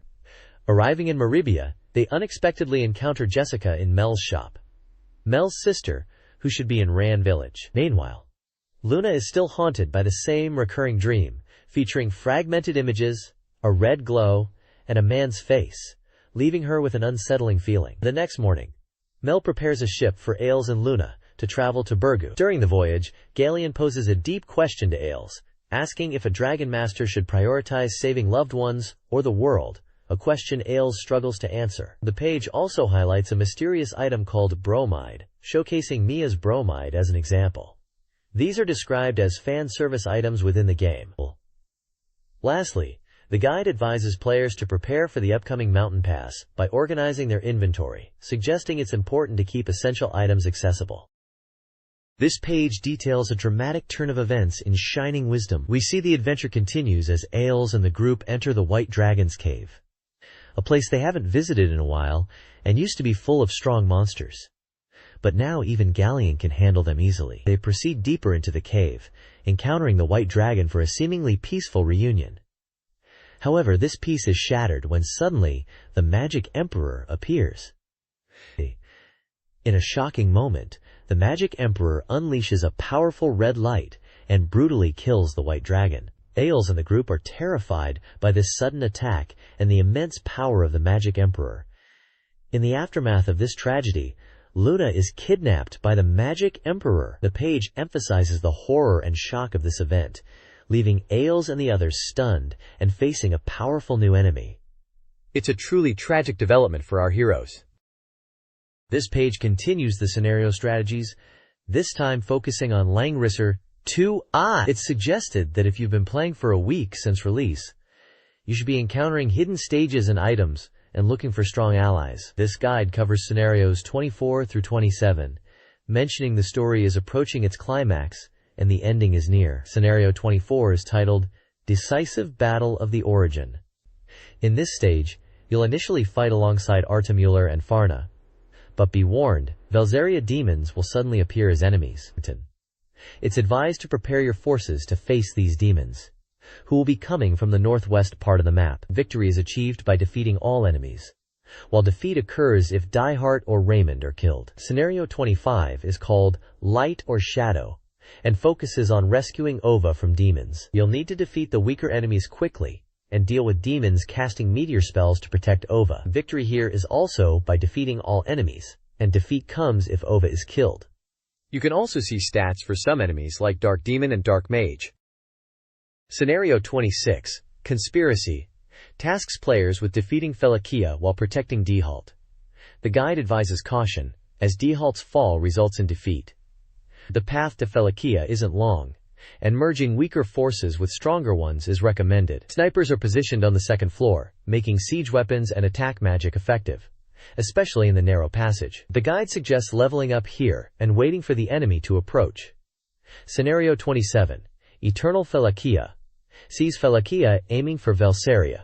Victory requires defeating Holy King Richard, and protecting Dehalt remains vital. Enemies attack from the start, necessitating strong unit placement at deployment points. Mages should be positioned to counter nearby snipers, and using flying units for combined attacks is recommended, along with preparing healing magic. This page is all about the upcoming SEGA Saturn game, Mobile Suit Gundam Side Story 2, The Blue Destiny. It highlights the game's story, where the protagonist Yu Kojima encounters the mysterious Blue Destiny mobile suit. The page teases the narrative, suggesting it's set within the one-year war. It involves new theories and systems integrated into Federation mobile suits. It mentions that players will experience stages 2 and 3, encountering challenging missions befitting an ace pilot. The page includes developer commentary, mentioning the game is about 75% complete, and expresses the team's enjoyment in making it. They seem to be encouraging feedback from players. There's also a section focusing on the exam system, described as a mysterious system developed by Xeon scientist Drive Trust Moses, designed to amplify new data-type abilities. It mentions a young new data-type girl's mental and judgment data are recorded in this system. It emphasizes the immense power it grants to pilots, but also the significant burden it places on them, suggesting a short lifespan for those who use it. Finally, at the bottom, it lists the game's details. Planned for release in December, priced at 4,800 yen, categorized as a dramatic shooting game for one player, and supporting the twin-stick controller. This page continues the coverage of Mobile Suit Gundam Side Story 2, The Blue Destiny, focusing on Mission 22 titled, Its Name is Blue. The mission objective is to penetrate the seemingly impenetrable missile-based defense facilities. The scenario places player character Yu Kojima in California base, ordered to support the missile base attack force. The page highlights new mobile suits and formidable anti-aircraft emplacements players will encounter. It describes the Clover Beam Cannon, a powerful weapon equipped on enemy suits, and introduces the MSM-07E Zagok-E, an amphibious mobile suit deployed in this mission. The Zagok-E is described as an upgraded version of the Zagok, boasting improved mobility and combat capabilities, armed with mega-particle cannons, rocket launchers, and claws. There's a section dedicated to combat tactics, specifically rolling evasion. It explains how to use rolling maneuvers to dodge shots from the Zagok-E, noting it's more effective than standard dashing due to the enemy's attack speed and tracking. The page also mentions the Zagok uses long arms for attacks, emphasizing the need for strategic evasion. The screenshots showcase in-game action, displaying cockpit views, combat engagements with Zagok-E units, and score information, giving a visual glimpse of the gameplay experience. This page continues the breakdown of Mobile Suit Gundam Side Story 2, The Blue Destiny, now diving into Mission 23, titled, Time Limit. The pressure is on in this mission, as Yun is tasked with preventing a missile launch by destroying control facilities before time runs out. The scenario has you rushing to the base, just as missile launch preparations are underway. Alpha gets in touch, confirming Yu's suspicions about Blue's true power being tested. The exam system is highlighted again, explaining its ability to boost mobile suit performance for a limited duration, crucial for this timed mission. The mission objective is clear: destroy the control facilities to stop the missile launch, with a total of 5 facilities scattered across a wide area. Prioritizing facility destruction is key to success. Screenshots give us a glimpse of the action, including a nighttime scene called Missile Night, and a look at the Dabude final defense line area. We also see the Goof, described as a formidable opponent, a highly mobile suit deployed as part of the Dabude's final defense line. It's emphasized that this Goof is not to be underestimated, and will be a tough fight. The page reiterates that the exam system's effectiveness and Yu's piloting skills will be essential to overcome this challenge.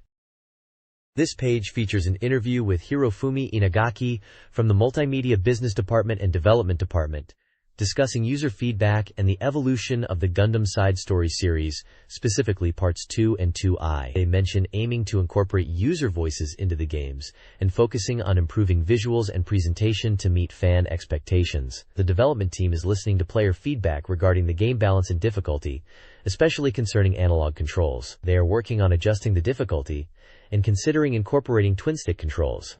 The page also dives deeper into gameplay mechanics with a section titled, System Critical Limit is almost here. Will it make it in time?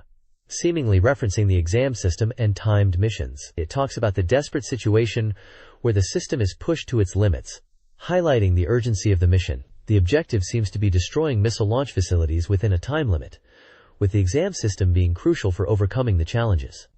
The player is facing Goof mobile suits, described as formidable opponents in the debuted final defense line area. There are screenshots showing gameplay, reinforcing the missile launch scenario, and intense combat situations. The next page preview mentions Zaku's activities by rank, hinting at further enemy details or rankings within the game. Sexy Parodius, a Konami title releasing November 1st for 4,800 yen, promises a sexy paradise, with suggestive elements layered upon the series' parody style. Though marketed as sexy but not too erotic, the game hints at risque content for observant players, implying a focus on depth psychology. Two highlighted stages are the Northern Ranch with dog enemies and the Bathhouse, featuring a bathhouse theme, penguin enemies, and transforming boss sisters. These stages receive ratings for sexiness and perversion. The article emphasizes the game's playful innuendo and hidden elements. Despite the suggestive content, the game is rated for all ages and supports two-player simultaneous play. This page continues to preview Sexy Parodius. It highlights several stages within the game, focusing on their unique themes and suggestive elements. First up is the Dragon Palace stage, where the mission involves stripping down enemies, described as a undressing shooting game, with high ratings for sexiness and perversion. The Mansion stage is next, featuring a boss battle, and is noted for its many deaths are inevitable difficulty with moderate sexiness. Then we have the Warehouse stage, where you apparently get to see the true form of a woman, which also receives high sexiness and perversion ratings and talks about salarymen and sexy nurses in the background. The Coal Mine stage is described as a place for talking in the bathhouse, with a slightly lower sexiness rating but mentions puzzle-like elements and suggestive boss behavior. Lastly, the Interruption stage focuses on pink chests and is noted for its puzzle-solving aspects. The page overall emphasizes the game's sexy nature, reinforcing the themes of suggestive content and playful innuendo within the Parodius framework. The bottom of the page exclaims, "Sexy is invincible," concluding with a strong statement about the game's appeal.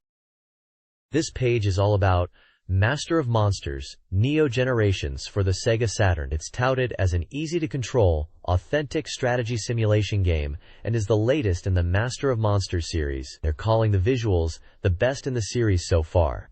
The article mentions that this new Neo Generations version is based on the PC Engine version Master of Monsters 2, and it's adding extra elements for the Saturn. They highlight the improved graphics, unit CG, and map screens. It seems they are focusing on making it both user-friendly for newcomers and deep enough for existing fans to enjoy the fantasy world. There's a section with completion rate 100%, mentioning a release date of October 25th and a price of 6,800 yen, and it's described as a fantasy simulation for 12 players. They also have a developer interview where they talk about the game being based on the PC version of Master of Monsters 2 and aiming for classic, orthodox gameplay. They wanted to keep the Master of Monsters feel, but also push for more detailed graphics. They discuss character design, board game-like elements, and how the Saturn version is aiming to retain the PC version's flavor while enhancing it for Sega Saturn users. They also mention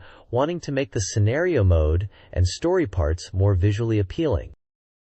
Master of Monsters, Neo Generations on the Sega Saturn builds upon its predecessor, Master of Monsters 2. The core gameplay involves summoning monsters, up to 6 per tower, limited by your master's level, strategically occupying towers for resources and power, and maneuvering units to engage enemies. Players must consider attack routes and formations. The objective is to capture enemy towers, weakening them while managing magical MP. Victory is achieved by defeating the enemy master. The game also features hidden items and towers offering strategic advantages. Developers aim to improve graphics and deepen strategic elements, making the game accessible to newcomers and engaging for veterans. They emphasized strategic gameplay and the story, including enhancements to the scenario mode and event scenes.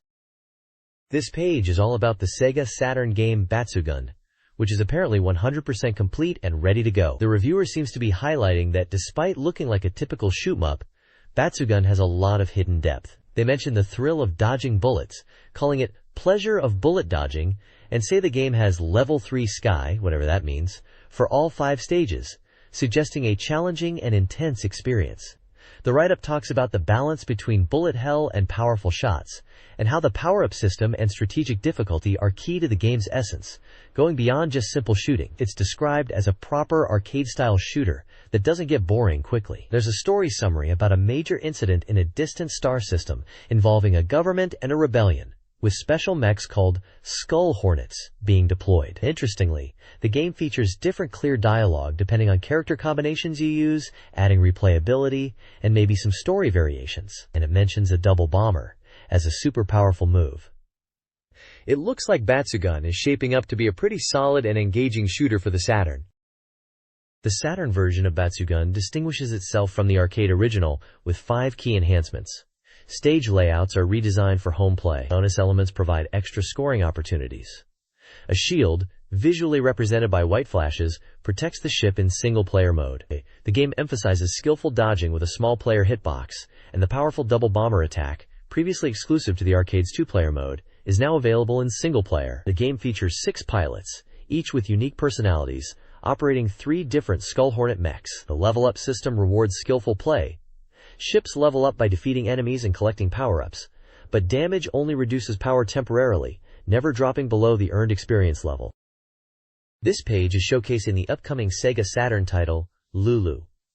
It's described as a clickbook game building on the popularity of the PC version. The main appeal is the simple controls and the immersive story experience that anyone can enjoy. The page highlights the interactive nature of the game, encouraging players to click on text and illustrations to progress and discover new scenes. It mentions that clicking around will reveal hidden elements, and even animals in the jungle scenes like fish, frogs, birds, and orangutans are concealed within the artwork.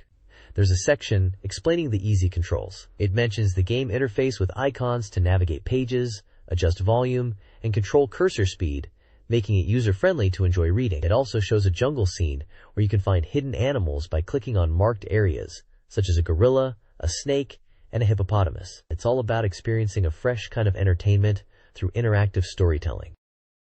Lulu is a clickbook adventure game starring Princess Lulu, a lonely girl who befriends Nemo, a robot from outer space. Players explore a picture book world, clicking on illustrations and text to advance the story and discover hidden elements. The gameplay includes minigames, such as dressing Lulu and assembling Nemo. The story centers on Lulu, helping Nemo find warmth to restore his energy. Voice actors Akiko Yajima, Lulu, and Kappei Yamaguchi, Nemo, discuss their roles and impressions of the game, noting its Western picture book style and gentle, imaginative appeal. They emphasize its suitability for children, promoting active engagement compared to passive media consumption. They hope the game will be charming and enjoyable for all ages.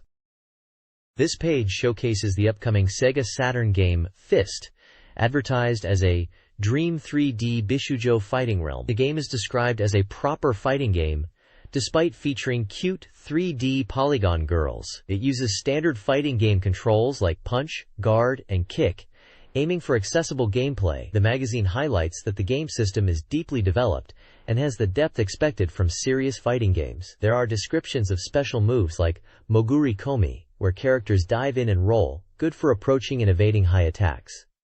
Ukishiwaza, a floating technique for continuous attacks while the opponent is in the air, and throw and chase hit, which allows follow-up attacks after a throw.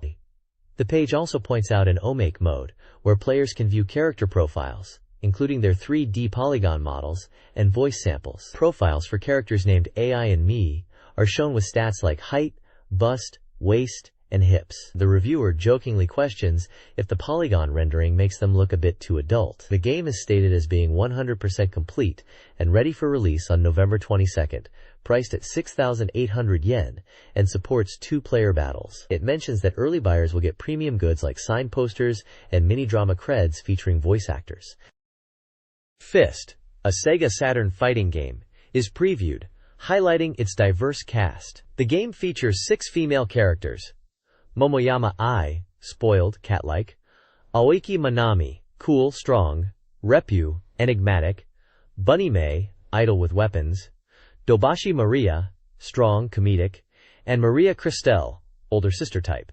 2 male characters, Arts, hot-blooded brawler, and Anti, strong, complete the roster. Each character profile includes age, birthday, zodiac, blood type, height, 3 sizes, personality, and fighting style, illustrated with action screenshots.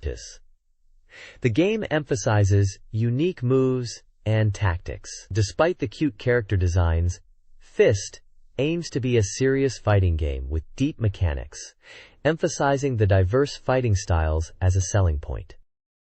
This page promotes Sengoku Blade, Sengoku Ace Episode 2, described as a dramatic Sengoku-era shooting game. It's highlighted as 100% complete and features a multi-story structure where the path changes each time you play. The game boasts fully voiced anime cutscenes between stages and is touted for its captivating character appeal, with voice acting praised by a reviewer named Hiroshi Murata. It's coming to SEGA Saturn on November 22nd, priced at 6,800 yen, and supports 2 players. The page then details 6 amazing features of the Sengoku edition. Firstly, it lists a guest illustration collection by 12 known artists. Secondly, it announces the winners of an illustration contest, showcasing outstanding fan art. Thirdly, it mentions setting material collection, with character designs and illustrations used in the game, revealing that main character and sub-character settings are included. Fourthly, there is a colorful shooting picture scroll section, highlighting the game's in-game artwork and characters. Fifthly, exciting eye divination is mentioned, seemingly a fortune-telling feature within Sengoku Ace. Finally, it mentions in-game character data settings are included in the Setting Material collection, revealing character design concepts from before finalization. This page is all about the Sega Saturn game, Battle Athletes Daiyundukai, known internationally as Battle Athletes. It's described as a training simulation game where girls compete in space-based athletic events to become the ultimate Cosmo Beauty. The page highlights the game's unique setting in the distant future, where humanity has expanded into space and established university satellites to train elite athletes. The annual Great Sports Meet is the central event, featuring challenging competitions like 100-meter dashes in zero gravity, skydives from extreme altitudes, obstacle courses, and even a full 42.195 kilometers marathon. The prologue focuses on Akari Kanzaki, who decides to attend University Satellite after the passing of her mother. Her fate changes when she encounters a man who inspires her to pursue her athletic dreams. The opening movie for the game is announced to be 90% complete, and the game is scheduled for release on November 29th. Costing 5,800 yen, is a single-player experience. The reviewers suggest players will quickly become attached to the charming characters and heroines, and encourages readers to look forward to more character details in the upcoming issue. Visually, the page features a group of the vibrant anime-style characters from the game, and screenshots showing scenes from the game including what looks like hospital scenes, training sequences, and a rather stern-looking man pointing directly at the reader.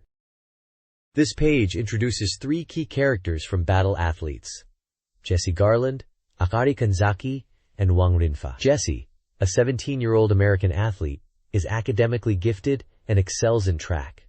Her design emphasizes a strong, rival-like personality, reflecting her upbringing. Akari Kanzaki, the 15-year-old protagonist from Hokkaido, is driven by her mother's illness and aims for the university satellite. The designer focused on creating an approachable and charming appearance for her. Wang Rinfa, a 16-year-old from Kowloon, China, hails from a disciplined family and embodies maturity and elegance. The character designs provide insight into their intended personalities and visual styles, showcased through their uniforms, swimsuits, and casual attire.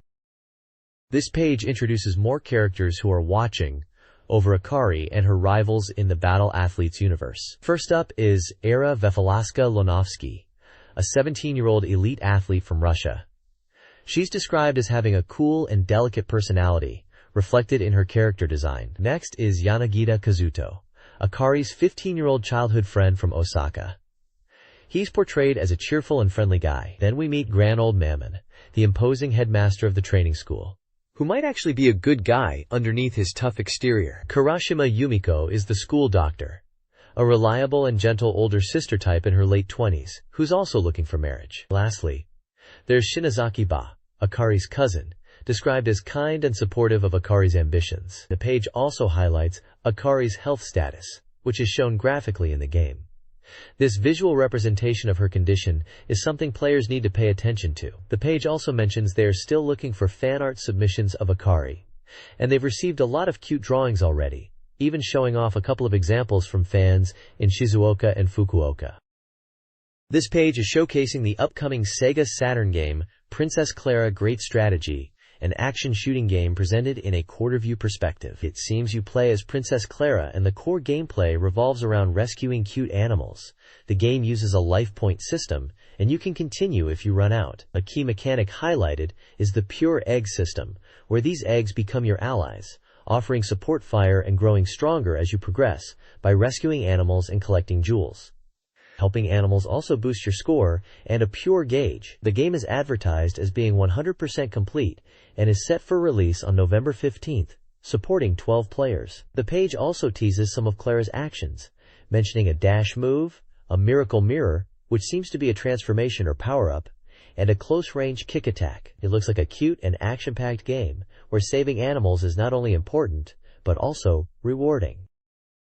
This page is introducing the upcoming SEGA Saturn game, Rensa Renaihen, which is described as a fusion of a falling block puzzle and a dating simulation game. The core concept revolves around pinching and erasing rings to win the hearts of girls. The page details the basic rules, highlighting that jeweled rings are key to creating chains. You need to pinch rings of the same color to make them disappear and create chain reactions. There are two main game modes. Story mode is a single-player experience where you play as a high school student who aims to date girls. Puzzle gameplay is intertwined with the dating aspect, as clearing rings of certain colors affects your relationship with the girls. Items can be used in this mode, and there's a roulette chance element. Battle mode is a two-player competitive mode. The page emphasizes strategic attacks in battle, where players compete head-to-head using puzzle skills. This page delves into a roundtable discussion about the game Passion Langrisser, reflecting on its development and fan reception. The discussion, titled The Roundtable Discussion Where Nobita Finally Appeared and Became Carefree, seems to be light-hearted and retrospective. The developers talk about the game's launch, revealing it was decided to be a passion project at a drinking session in Shinjuku. They mention the game being released around autumn leaves season and encourage players to cosplay as characters. There's a humorous exchange about taxes and consumer tax rates. They touch upon the game's system, mentioning lave you/I lave you, and default is truly cool, which might be in-game mechanics or catchphrases. They discuss the scenario, hinting it was initially going to be a collection of short stories, and then became a larger narrative. They also talk about the game's ending being quite moving. In the People Who Made Passion Langrisser section, comments from the producer, writer K, Dehalt Sato, and editor N are featured. The producer expresses satisfaction at completing the game, mentioning development delays.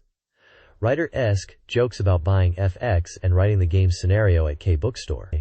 Dehalt Sato humorously requests to be called Dehalt Sato, and talks about returning to being an editor. Editor Seno discusses the initial concept and difficulties during development, expressing gratitude to the players and staff. Finally, the Illustration Corner showcases fan art submissions featuring female characters from Langrisser, emphasizing beauty and nice bodies, and mentioning character names like Luna and Tyrus. This page is the front cover of a SEGA Saturn Complete Guide magazine. It heavily features Sakura Kasugano from Street Fighter Alpha 2, striking a pose with her fist raised. The cover boldly announces Saturn Soft Complete Guide in large letters, highlighting it's a comprehensive guide to SEGA Saturn software. Text on the right side emphasizes it's the latest Saturn software guide and mentions Street Fighter 02, which is known as Street Fighter Alpha 2 outside Japan, and a Q in a corner to address players' questions about 02. Overall, the page promotes a guidebook focused on SEGA Saturn games, with a particular spotlight on Street Fighter Alpha 2. This Match Battle Edition page from Street Fighter 02 offers gameplay advice to players, presented in a queue and a formats. The first problem addressed is a player's losing streak against Akadon. The advice recommends countering Akaradon's Jaguar kick with a crouching strong punch, and using strong Shoryuken against jumping opponents. The second section focuses on a Dan player struggling against Chun-Li. The solution suggests using overcrush attacks after guarding Chun-Li's jump kick, and strategically using Dan's taunt to create openings. Finally, the page addresses a player's difficulty with Sakura mirror matches, particularly her flower kick. The solution proposes guarding the flower kick and using a zero counter, along with utilizing strong kicks and crouching medium punches. The page provides strategic advice for overcoming specific challenges in the game. This Match Battle Edition provides gameplay tips for Street Fighter 02. Against Nash, counter his slides with strong kicks, mix up combos, and utilize zero counters. Facing Vega, use aerial Tatsumaki Senpukyaku and zero counters. Utilize jump-ins and throws. Against Dulcim, use Zangief's double lariat to counter his long-range attacks, read his rhythms, and close the distance. When playing Sagat against Rolento, use Tiger Shots, Tiger Uppercuts, Tiger Knee against jumps, and employ crouching medium punch into throws when close. The article also has a big recruitment seeking player questions about fighting game strategies for future issues. This page unveils the second volume of Sega Freaks trading cards. It announces the upcoming release of Sega Freaks the Card Volume 2, hitting shelves on November 22nd. These are described as trading leading cards, featuring all sorts of Sega characters, games, and prizes. This second series boasts 60 different cards, promising even greater variety and collectability than the first series. They also mention a special campaign where you can win prizes by finding special cards within the packs. The page showcases a grid of cards, separated into normal and prism types, and also by serial number ranges. Looking at the cards, you can see characters from various Sega games are featured. The serial number 6171 cards are themed around Fighting Vipers 2, with characters like Akira, Jackie, Sarah, Lau, Pai, Wolf, and Jeffrey. Serial number 7279 are simply listed as Fighting Vipers, featuring characters like Tokyo, Sandman, Raxel, Picky, Jane, Grace, Ban, and Ha. The serial number 8089 set appears to be themed around Clockwork Knight and feature characters like Pepperuchow, Chelsea, Ginger, Garlic, and others from the game. The page mentions that the first series focused on games like Virtua Fighter 2, Panzer Dragoon Zwei, Knights, and older Sega titles. This new set continues that trend, adding Clockwork Knight and Joysopolis to the mix, amongst others. It notes that Prism cards are special holographic cards.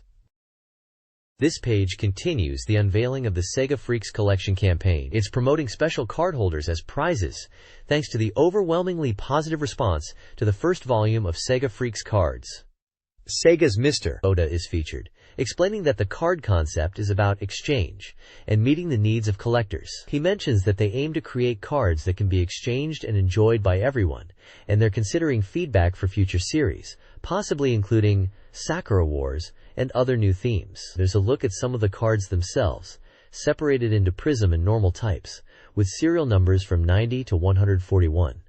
The Prism cards, serial numbers 90 and 91, showcase Joyopolis locations in Yokohama and Tokyo. The normal cards, from 92 to 101, include games like Hang-On, Safari Race, Space Harrier 3D, Enduro Racer, Outrun, Turbo Outrun, GG Smoky Type, which might be related to Game Gear, and Alex Kidd, with Alex Kidd and Miracle World, Alex Kidd, The Lost Stars, and Alex Kidd BMX Trial. The normal cards from 102 to 128 and 135 to 144 all seem to be Harmony cards, possibly featuring characters from the Harmony brand or related media. The bottom of the page announces the next volume, Volume 3, will be released on November 22nd, Friday, hinting at Saturn Magazine card designs and asking for reader expectations. There's also small text at the bottom mentioning Sega Freaks' idea submission and present campaign, inviting readers to send in ideas for cards and prizes.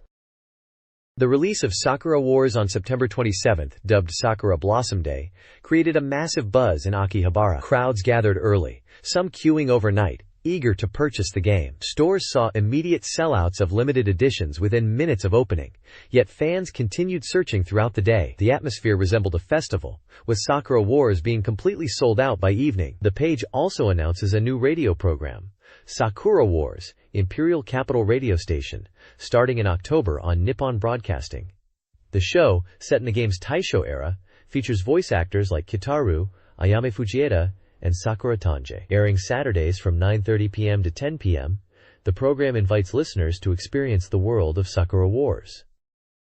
This page is titled, My Treasure Super Alloy Talk, and dives into the world of Super Alloy or Chogokin toys, a prized collectible. The article centers around an interview with a collector named Abebe, who was asked by the magazine editor, Chibachan, to showcase his impressive collection. It seems Abebe had so many toys that the editor was initially suspicious of how many he actually owned. The page has a playful tone and shows Abebe, Kami, and Chibachan in photos alongside the toys. It highlights the fun aspects of collecting, with sections like usage examples, demonstrating creative and funny ways to use these metal toys. For instance, one example shows using them as dumbbells for exercise, and another shows using a cold toy as an ice pack, and humorously warns against taking these examples too seriously. The article also explains what super alloy toys are, tracing their origin back to Poppy, now Bandai, and mentioning Mazinger Z as a key figure in the super alloy product line. It notes that these toys, primarily based on TV characters and vehicles, are highly sought after by collectors like Abebe,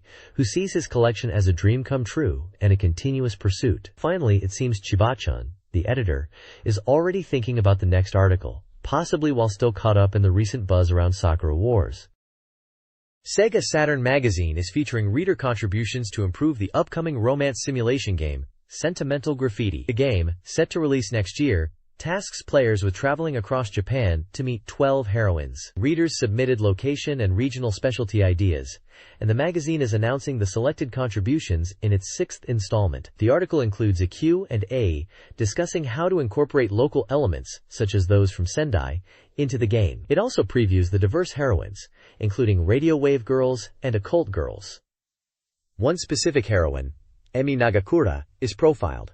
Emi, an occult enthusiast, enjoys fortune-telling and computer communication. The profile provides details about her interests, personality, and personal data, with the reviewer showing particular interest in her occult tendencies. Readers whose ideas were selected will have their names in the staff roll. This page continues with the Sentimental Graffiti reader contributions.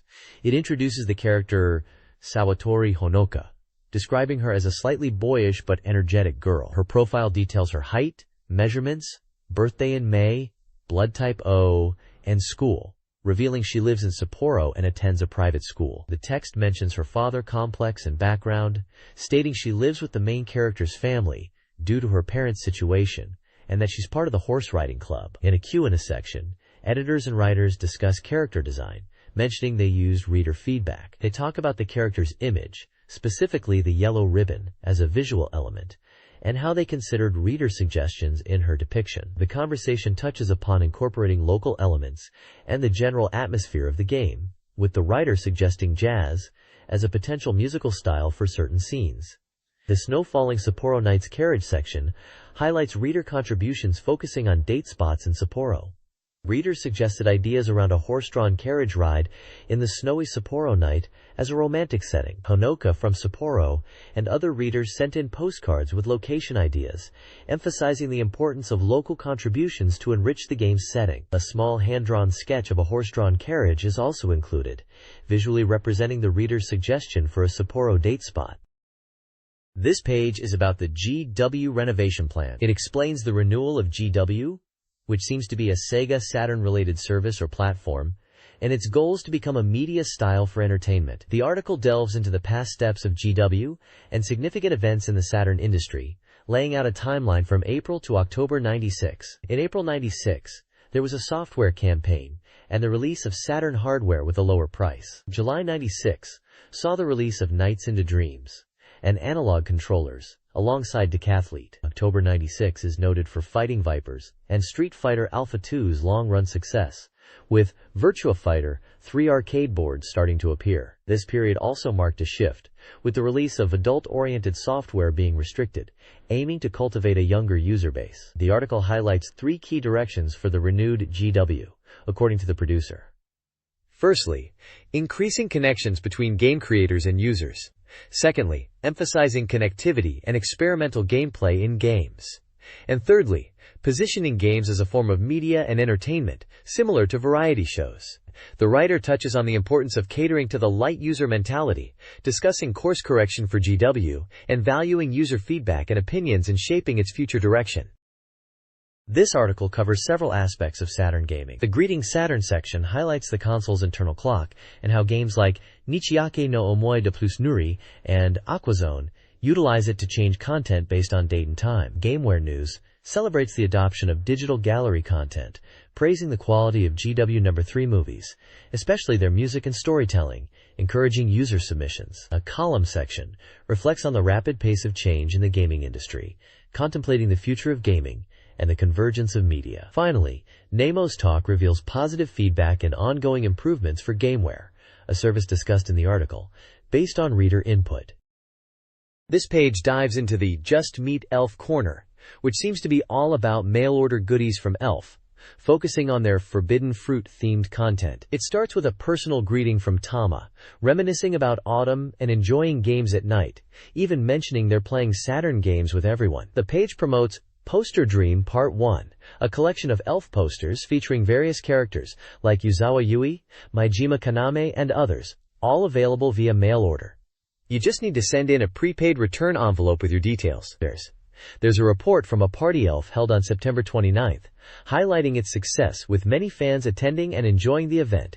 Even Tama herself was there. There's a big warning that the content is for adults only, stating, "Under 18 years old is not allowed." Then it introduces Dragon Knight 2i for Saturn, describing it as a series where all mysteries are revealed in the third installment. They mention it's easy to play, with auto battles and lots of items, focusing on the story and female characters in suggestive situations. Moving on, there's an ad for Underclassmen Original Picture Collection, an art book featuring illustrations. And finally, Elf is giving away Windows 95 versions of Nozokia Genshiroku to 2 lucky people in a prize draw. It also touches upon Elf's game Uno, hinting at a new system and future releases, suggesting it will be a must-have for PC gamers. This page showcases Sega AM3R and D-Dept's game, Rush, highlighting the reveal of the command to use the boss character Laspro with the red eye. It's exciting news as players can finally control this character. The page also mentions character creation secrets, specifically in the Yoko edition, and an expanded version of something called Norikiri Today. The article includes developer commentary from individuals named Kuno and Yoko, giving insights into the game's development. Based on the screenshots provided, Rush looks like a fast-paced, futuristic racing game with combat elements. We also get a glimpse at one of the game's characters in a prominent image below the article, along with a section titled Designer's Words, which likely offers further developer insights into the game's design and direction. It seems to be building hype for Rush and its new features and playable characters. This page dives into the making of the character Yoko Kuno for the game Rush, which is from Sega AM3R&D department. The article explains the development process, starting with the Rider Group concept as a base. The team decided Yoko would wield Tonkanfa sticks as her weapon, emphasizing her technical fighting style. We learn about the design iterations, from initial sketches by designer Yoshitsugu Ugisu to refining her look. The goal was an army look, with an emphasis on cool and stylish elements, rather than just cute or pretty. They experimented with different fashion ideas before settling on the tonfa as a core part of her image. The article mentions that her design evolved from a simple image to incorporate tattoos and other details to enhance her overall appearance. The page also touches on the motion capture process for Yoko's in-game movements. They used real tonfa sticks for motion capture, but there were some funny incidents. Apparently, during filming, the tonfa flew out of the programmer's hands. They also discussed the challenges of creating throwing techniques in the game, and the effort involved in making them look good and balanced within the fighting system. There's also mention of how demanding it was to program the AI for enemies, highlighting the difficulty in creating good throwing techniques, not just for Yoko, but for all characters in Rush. Ultimately, they aimed for unique and individualized throws for each character in Rush, which they felt was a notable aspect of the game.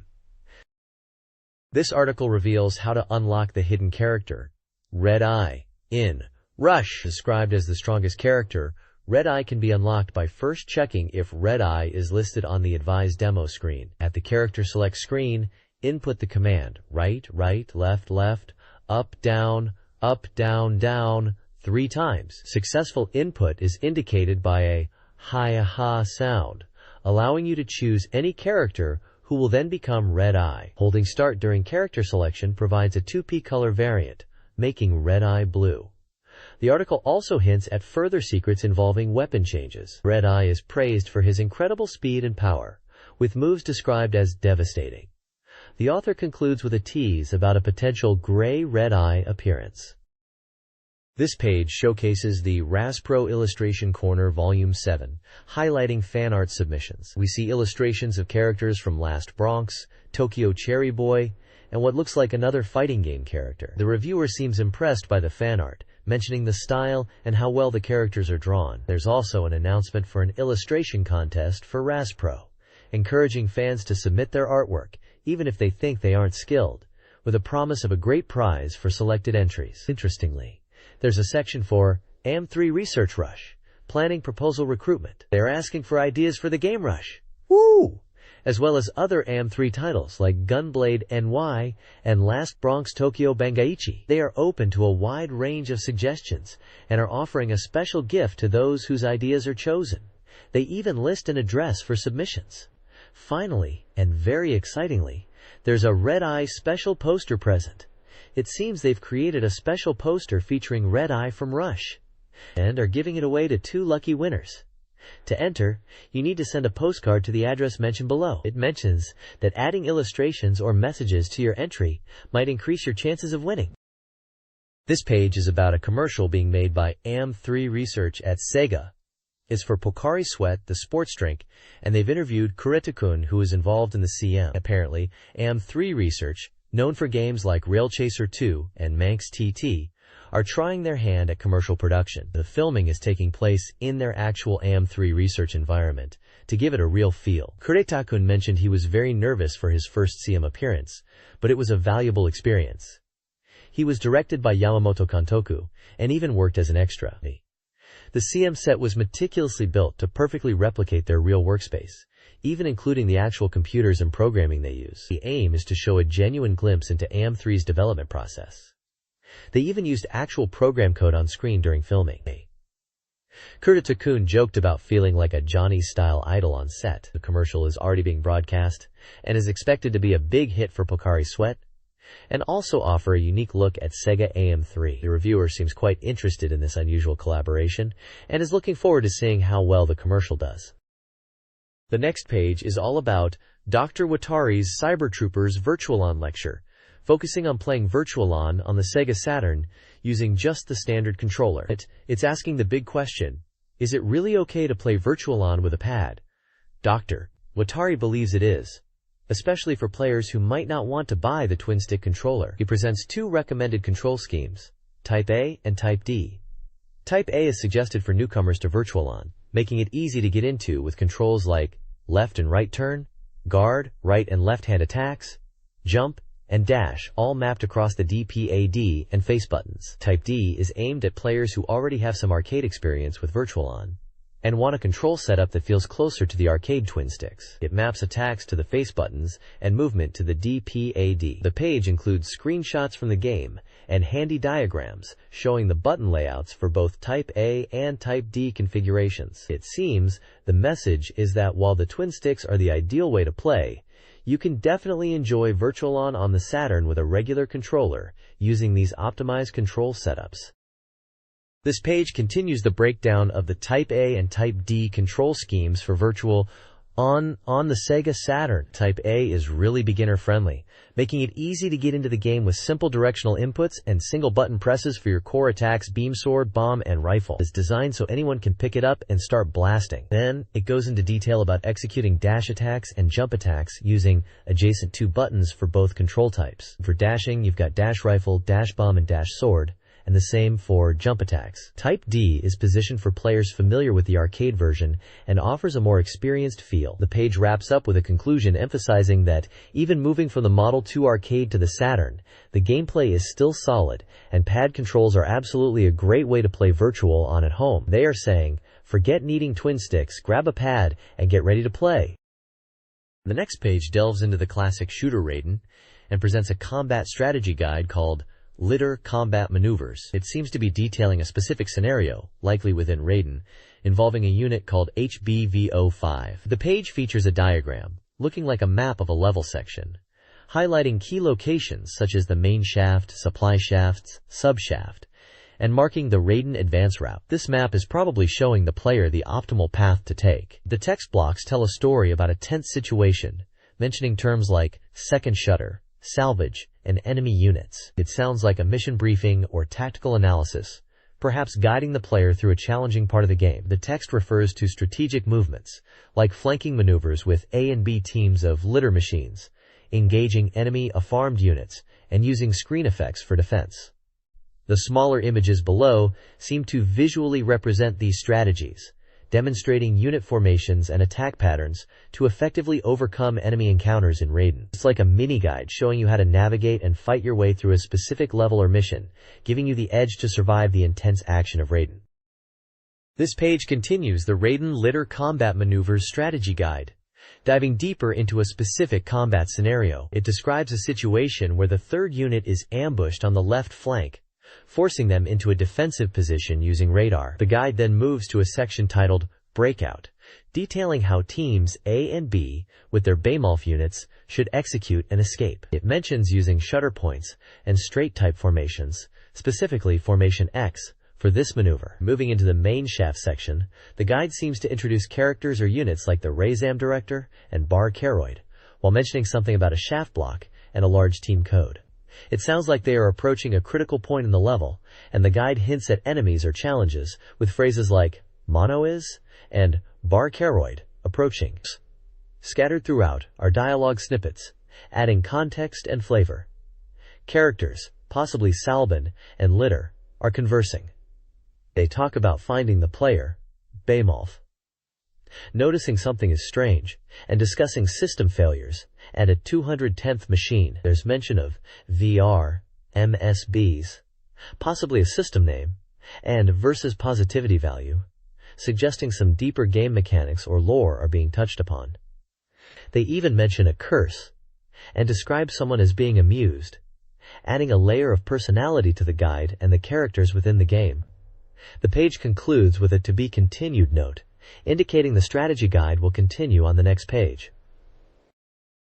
This page is all about Dynamite Baseball for the SEGA Saturn, a game that's apparently causing a stir in arcades and running on the Model 2 board. The page is showcasing player data for the game, suggesting it's a deep dive into the stats and mechanics. There's a section explaining the player list, breaking down what each stat means, like batting average, home runs, meat, power, run, shoulder strength, and defense.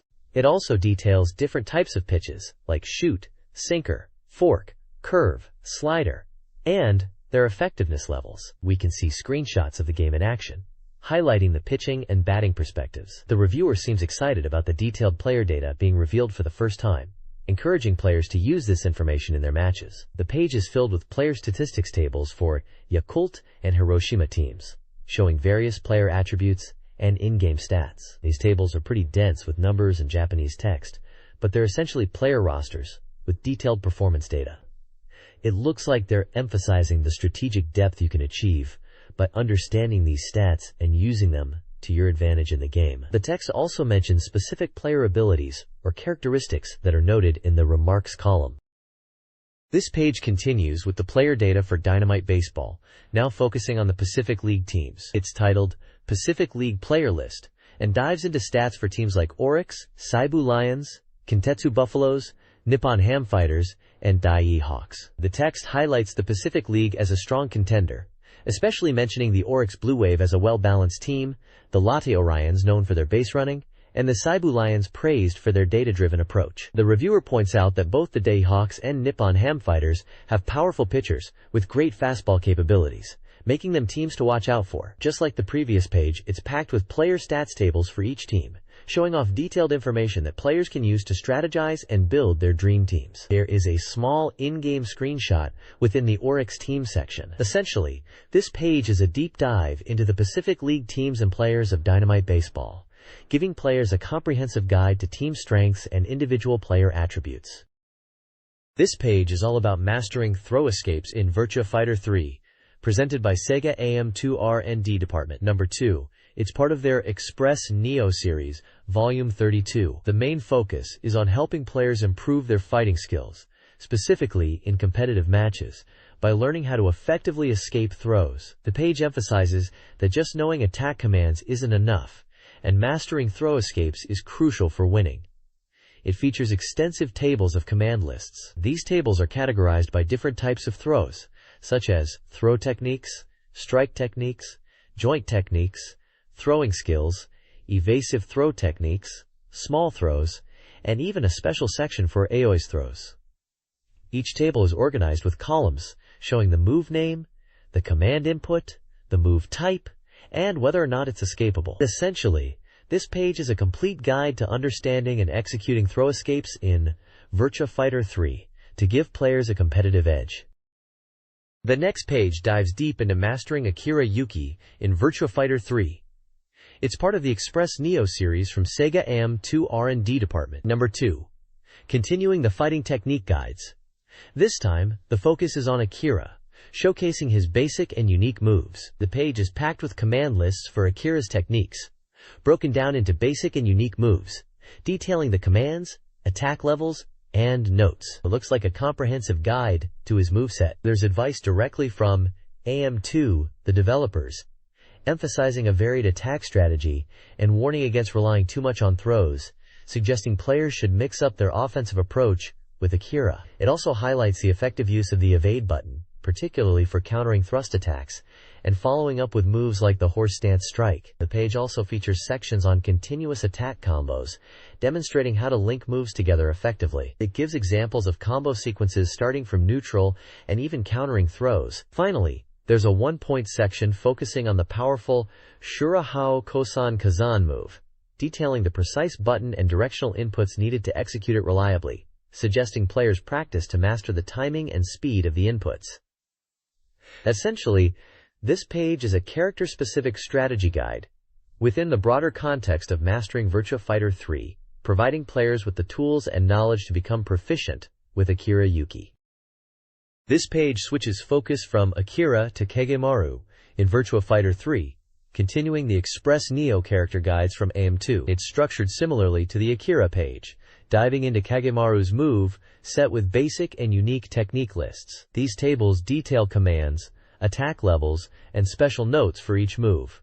There's a section dedicated to how to effectively use Kagemaru's evasive dash, explaining it's crucial for defense and setting up counters, especially against thrust attacks, which can be countered with moves like the horse riding blade. The guide illustrates how to use evade for both strikes and throws, turning defense into offense. The page also features sections on continuous attacks and combos, demonstrating how to link moves after evades and counters to maximize damage. A one-point section highlights a powerful crouching dash combo as a key strength for Kagemaru, effective in various situations. Overall, this page is a detailed strategy guide for players wanting to master Kagemaru in Virtua Fighter 3, emphasizing his speed, evasion, and counterattacking playstyle. This page continues the character guides with Jackie Bryant from Virtua Fighter 3, still under the Express Neo banner. It delves into Jackie's fighting style, highlighting that his gameplay revolves around techniques that utilize changes in rhythm and delay. The guide stresses the importance of understanding Jackie's delay trick to create openings and confuse opponents using moves like the combo elbow rush spinning kick. There's a section dedicated to Jackie's one-button control, emphasizing his somersault kick and how it's a foundational move that needs to be mastered and adapted based on the opponent's reactions. The guide suggests varying follow-ups to the somersault kick depending on the situation and opponent's stance, and even mentions using air combos if the opponent leaves themselves open. The page details core techniques and unique move lists, similar to the previous character guides, showing command inputs and attack levels. It offers advice on guarding and retaliation, suggesting the beat knuckle to elbow combo as a strong counterattack. There's also advice on reading opponent attacks, recommending the rising elbow to counter predictable moves. Finally, the guide offers combo examples originating from the jab straight, and it highlights a continuous attack strategy using the somersault kick to pressure opponents who are standing up from a downed position, showing example combos like beat and knuckle to somersault kick and spin heel sword to somersault kick. The reviewer believes that mastering Jackie's technique lies in creative move combinations and timing.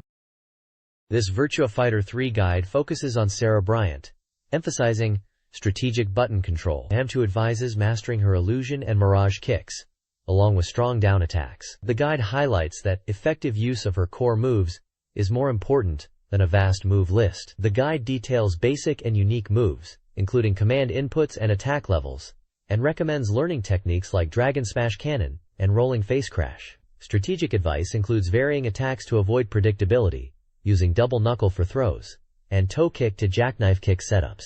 For wake-up situations, rising hit into Rolling Face Crash is suggested. Combo advice includes delaying inputs for floating opportunities, with examples like toe kick to jackknife kick into combo rising knee. The guide emphasizes the damage and ease of use of her moves, especially the combo rising knee, and touches on using air combos. The core strategy is to play smart with her known moves, not just memorize many. This page continues the Virtua Fighter 3 strategy guide, now focusing on Lao Chan and his Tiger Swallow fistfighting style. It emphasizes recognizing openings in your opponent's attacks and exploiting them with Lao's powerful moves. The guide points out LaRue's key strengths, especially his ability to quickly transition from aerial attacks to ground assaults. It highlights specific techniques like the diagonal upper blow and backspin fist, explaining how to use them effectively in different situations, especially after deflecting or evading enemy attacks. The page also details some of Laku's unique moves and combo techniques, providing command inputs and damage levels. It showcases practical combo examples, breaking down the steps with screenshots, such as the diagonal upper blow into backspin fist into rear attack, and variations of aerial attacks leading into ground throws. There's a focus on using combos that incorporate low stance attacks for mix-ups. Essentially, this guide for Lao Chan is all about understanding his flow of attacks, creating openings, and using his powerful moves and combos to control the fight and secure victory. It's about playing strategically, and not just button mashing. This page dives into Pai Chan's fighting style in Virtua Fighter 3, offering a strategy guide to master her kung fu techniques. It starts by breaking down Pai's fundamental move list and her unique move list with commands and attack levels. The guide then shifts to attack strategies, emphasizing how to vary your approach with punches, throws, and strikes to keep opponents guessing, and how to exploit openings. It highlights key techniques like the falling downward palm and soaring tiger twin destruction, showcasing them with action screenshots and explaining their usage. There's a section focused on Pai's combo techniques, which are primarily punch-based attacks. It provides combo examples, starting from throws and low attacks, leading into devastating follow-up moves like Lian Huan turning body heel kick. A one-point advice section stresses the importance of reading your opponent's moves, particularly when they are waking up or getting up, suggesting the falling downward palm is effective in these situations. It also mentions counter-hit tactics and emphasizes using delays in combos for optimal execution, particularly with the Lian Huan turning body heel kick. This page is all about mastering Wolf Hawkfield in Virtua Fighter 3. It's a move guide, diving into his unique fighting style and how to become a better player with him. The page breaks down Wolf's moves into a basic list and a unique list, showing the commands, attack levels, and some notes, though there's a lot of info in these tables that we can skip over for now. The guide emphasizes that Wolf isn't just a throw-focused character, even though he's known for throws like the giant swing. It stresses that relying only on throws will make you predictable, and mixing in strikes, especially the short shoulder, is key to winning. There's advice on reading your opponent, suggesting you use body blows, and watch how they react to create openings for throws. The page then goes into combo examples, showing how to link moves from throws, down attacks, and even when your opponent is waking up. Some examples shown are linking a straight knuckle to a road drop kick after a throw, or using a low kick to set up a giant swing. For grounded opponents, they suggest using short shoulder combos. Finally, for beginners, they show a simple knee blast combo into a front roll kick. The page wraps up with a tip about catches and throws, reminding players that while throws are powerful, it's important not to overuse them and to mix up your techniques for a more unpredictable and effective fighting style. This page shifts the focus to Jeffrey McWild in Virtua Fighter 3, offering a detailed breakdown of his fighting style and moves. Similar to the previous page for Wolf, this one is packed with move lists, categorized into basic techniques and unique techniques, again showing command inputs and attack levels, though we can skip the detailed move lists. The guide emphasizes playing Jeffrey with strong striking attacks, suggesting players should aim to overwhelm opponents with powerful hits. It highlights key moves, like the Helldunk Hammer. The page also provides advice on waiting and standing, suggesting that Helldunk Hammer should be followed up with either a high throw or a medium-level attack to keep the pressure on. Moving into defensive tactics, the guide details how to use counterattacks effectively by utilizing Jeffrey's ducking blow to counter lower attacks. There's also a section on avoiding the opponent, recommending the back blow to evade and then counter with a Helldunk hammer. Finally, the page showcases some reliable combo techniques, focusing on easy-to-execute but powerful combos, like a knee attack into another knee attack and then a small down attack, or an elbow stamp followed by a hit and then a devil reverse scroll. These combos aim to deal consistent damage. The page concludes with a tip about ensuring you capitalize on downed opponents with attacks like the devil reverse scroll, ensuring reliable damage output. This page is all about Lion Raphael in Virtua Fighter 3, diving into his combat style and moveset. The main theme here is attacking from below, meaning Lion excels at low attacks and then transitioning into middle attacks. It even has advice from AM2, the developers, highlighting Lion's strength in starting with low attacks and then using counters effectively. The page emphasizes utilizing Lion's evasion move, mapped to the 2 button, to create openings and initiate attacks. There's a section on Lion's combo techniques that breaks down a few key combos with image sequences, showing how to transition from a low attack to a mid-level attack, or how to use a counter after evading. One combo they highlight is the sickle heel step leg and turning swallow flash leg combos. There's also a 1-point fighting 3 section that explains how to use the evasion movement effectively, suggesting both forward and backward evades can be used to create distance or get in close, and that timing the evade is key. Finally, there are move lists divided into basic techniques and Lion's unique techniques, which list various moves with commands and attack levels. These are for players who want to get into the nitty-gritty of his moveset. Essentially, the page is guiding players to utilize Lion's low attacks, evasion, and counterattacks as the core of his fighting style in Virtua Fighter 3. This page dives into the drunken fighting style of Shun Dai in Virtua Fighter 3, emphasizing that victory comes after drinking. It mentions AM2's advice, highlighting that Shun's strength comes from drinking sake to enhance his techniques. The page explains that after drinking, Shun's moves become stronger and more unpredictable, making him a tricky opponent. There are sections on Shun's basic technique list and Shun's unique technique list, which list his various moves, their commands, and attack levels. It looks like a detailed breakdown for players wanting to master his full moveset. The page then moves into Shun's button usage points, explaining how to use button combinations effectively for evasion and attacks. It suggests using sidestepping and parrying techniques to create openings, followed by counterattacks and throws. Finally, Shun's continuous techniques section showcases combo examples. One example is the Challenge Palm Strike combo, showing how to link different moves for a powerful sequence. Another combo,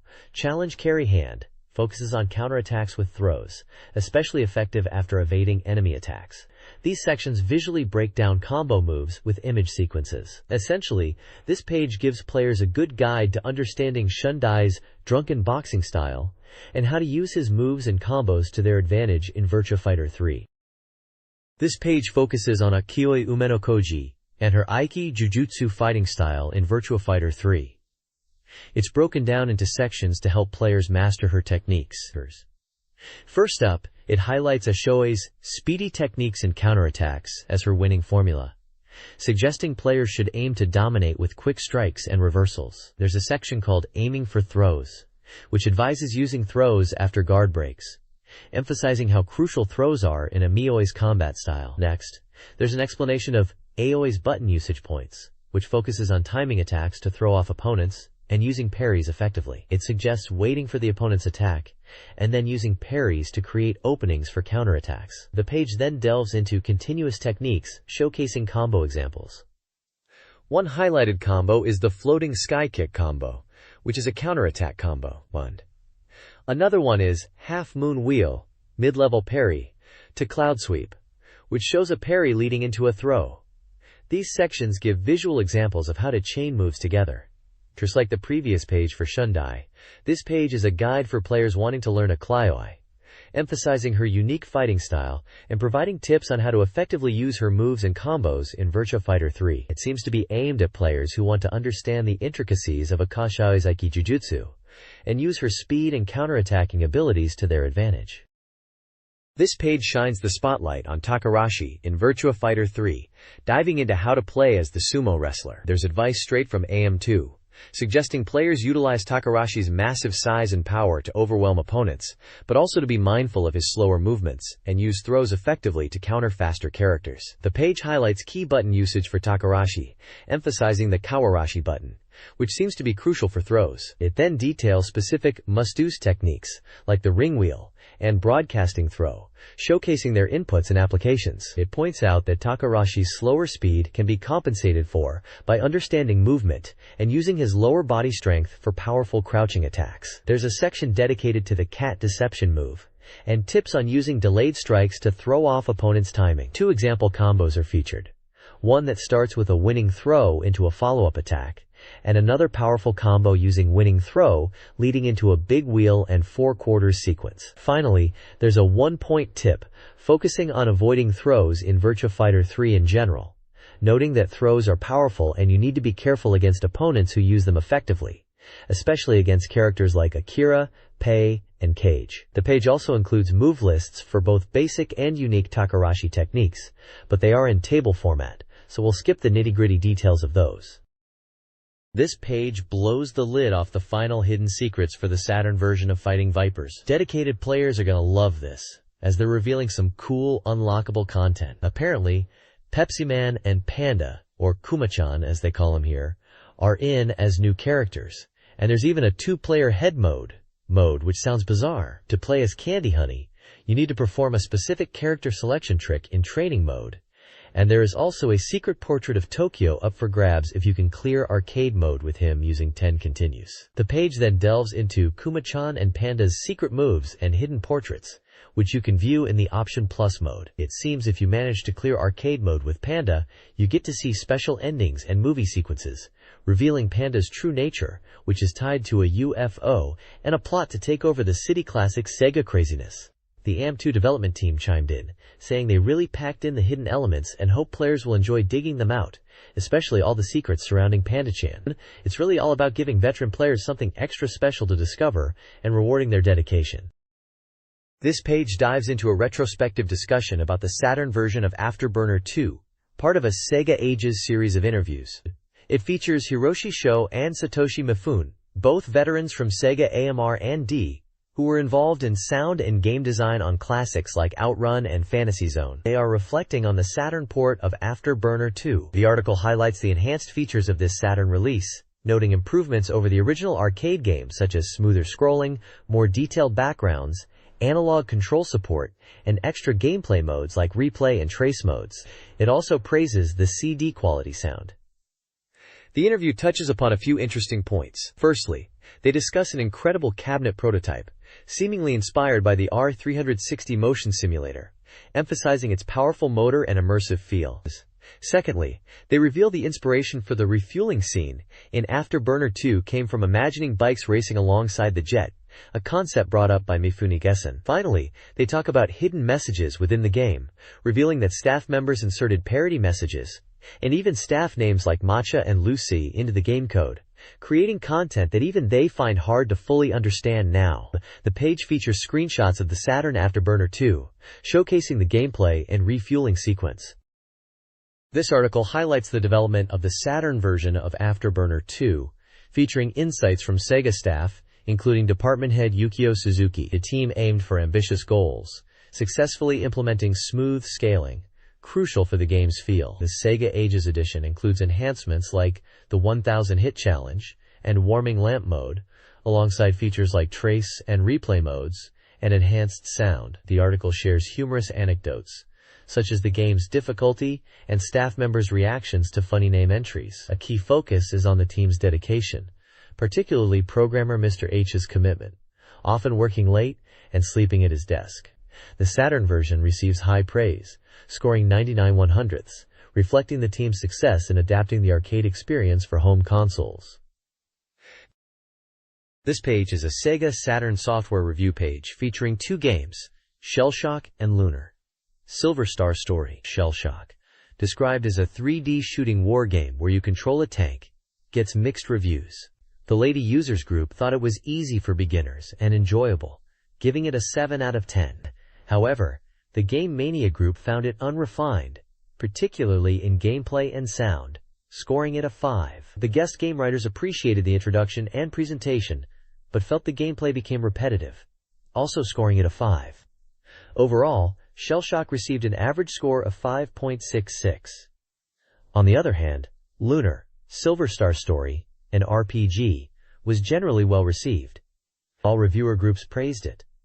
The Lady Users Group gave it an 8, highlighting its RPG quality. The Game Mania Group liked the nostalgic feel and scored it a 7, while the guest game writers also gave it an 8, emphasizing its classic and well-made RPG elements. Lunar achieved a higher average score of 7.66.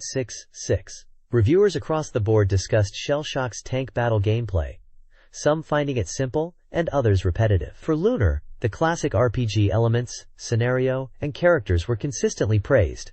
Although some mentioned it felt a bit dated in graphics, it was still considered a very solid RPG.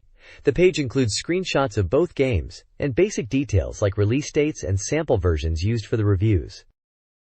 This page continues the Sega Saturn game reviews, featuring 4 new titles. First up is Batsugun, a shooting game which the female reviewers found to be a near-perfect arcade port and very enjoyable, even if a bit challenging for beginners. They scored it an 8 out of 10, and the overall average is 7.33, noted as difficult. Next is Lulu, described as a picture book that comes to life. The Game Mania reviewers enjoyed its relaxing, electronic picture book style and beautiful art, suggesting it might be better suited as relaxation software. They gave it a 7 out of 10, with an average score of 6.0, considered normal difficulty. Then there's Sexy Parodius, which the High Rollers Group absolutely loved, awarding it a 9 out of 10.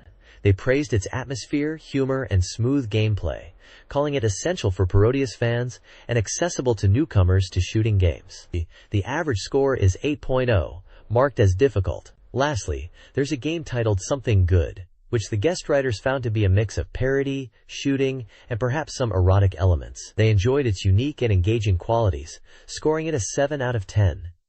The average score for this one is also 8.0, but marked as normal difficulty. Overall, this page presents positive reviews for all 4 games, with Sexy Parodius getting the highest score and particular praise for its humor and gameplay. This review covers several titles. Ogre Battle, The March of the Black Queen, a port of the Super Famicom game, received mixed reviews. While enjoyable, the sound quality was slightly lacking, but it still earned scores around 7/10. Samurai Showdown V also scored 7/10, with reviewers appreciating its presentation, but noting a lack of originality. A guest review of Ogre Battle praised the improved music and characters, but flagged unclear class change conditions and battle aspects, resulting in an 8/10. Riglord Saga 2, a tactical RPG, received a high preview rating, 99%, for its strategic depth and new skill system. Aquazone Option Disc Volume 15, an expansion disc, also received a perfect rating, 100%, for its customization features. The editor-in-chief highlights the recent influx of RPGs and recommends checking out Sexy Parodius and Ogre Battle. The article highlights the game music composer trio Arika, featuring Kenji Hoso, Ayako Saso, and Takahiro Arai, and their new album Scapegoat, designed for general MIDI-compatible peace.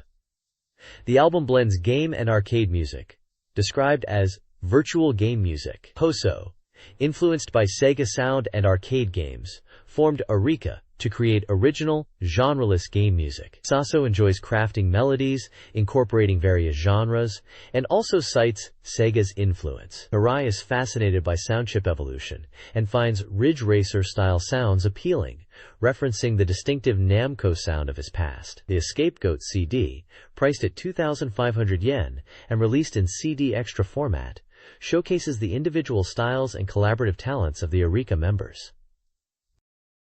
This page reveals cheat codes for several classic games. In Tokimeki Memorial Taisen Puzzle Dama, players can unlock boss characters in versus mode by using D-pad inputs at character and stage select screens. The name entry trick also unlocks special abilities.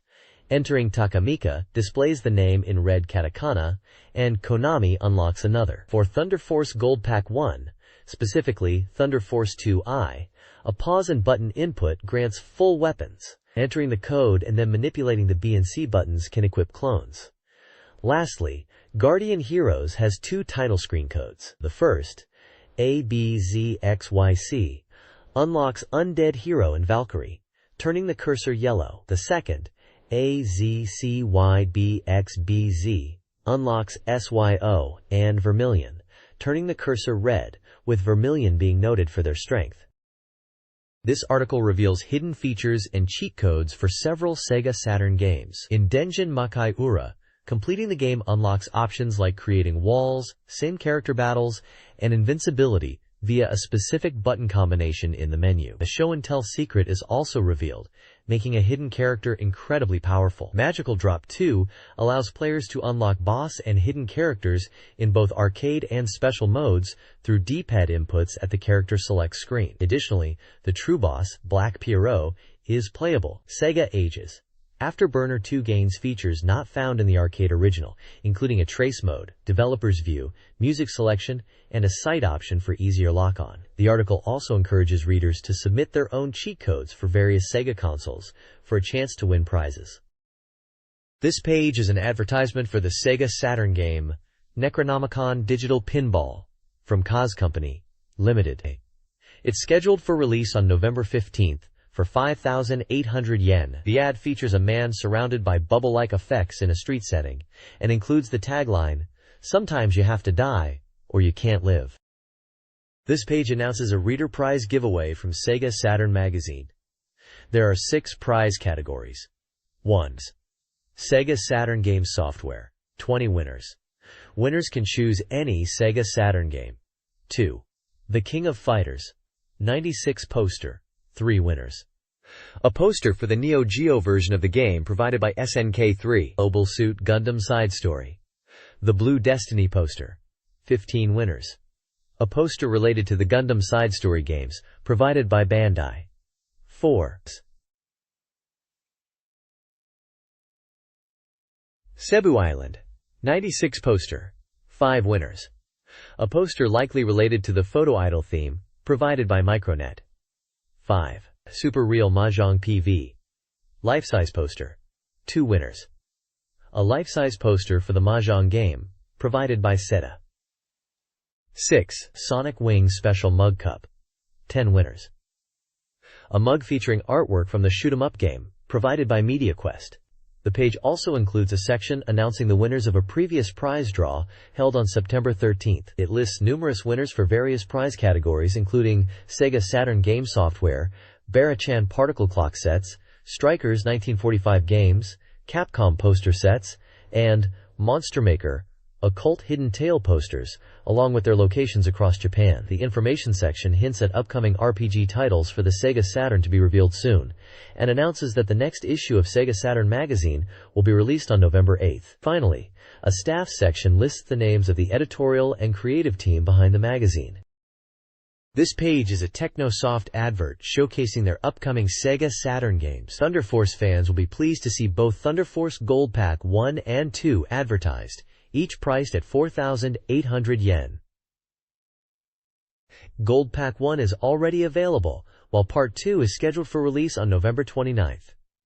Also featured is Steeldom, available now for 5,800 yen. Hyperduel and Blastwind are also advertised at 5,800 yen each, with Hyperduel coming on November 22nd and Blastwind planned for a January release. The advert uses screenshots and box art to highlight each game, giving Saturn owners a taste of these classic titles. This page continues the Technosoft advertisement, boldly declaring, "Shooters, don't sleep." It highlights 2 sections, This Time's Target and Next Time's Target, focusing on upcoming game releases. This Time's Target spotlights Hyperduel, scheduled for release on November 22nd. The advert emphasizes its arcade roots and describes it as a battlefield transformation shooting game coming to the Sega Saturn, boasting enhanced graphics and sound, including original movie footage. Also featured in this section is Thunder Force Gold Pack 2, slated for November 29th. It's mentioned as including arcade hits Thunder Force AC and Thunder Force IV, packaged together with arranged CDDA soundtracks, CG movies, and a beginner-friendly kids mode. Next Time's Target section reveals Blast Wind, planned for a January release, described as a combat destruction area shooting game with raging winds. The advert also mentions that Technosoft showcased these titles at the E3 Tokyo 96 event. Finally, there is a recruitment notice at the bottom, stating that Technosoft is looking for talented graphic designers for software development, indicating they are actively expanding their team. This page is a full-page advertisement for Riglord Saga 2 on the SEGA Saturn. It's promoting the game as a sentimental masterpiece now again, highlighting its emotional and grand scale. This tactical RPG, priced at 5,800 yen, is scheduled for release on November 8th. The advert emphasizes the enhanced gameplay, featuring space battles, and a new, overwhelmingly three-dimensional battle system with dynamic camera angles and polygon terrain. They're also boasting about significant improvements to the skill system and technique animations. The game world is proclaimed to be 3 times larger than the original, with a brand new storyline. The page includes screenshots illustrating the gameplay and character designs. At the bottom, there is also an advertisement for the SEGA Saturn console itself, priced at 20,000 yen.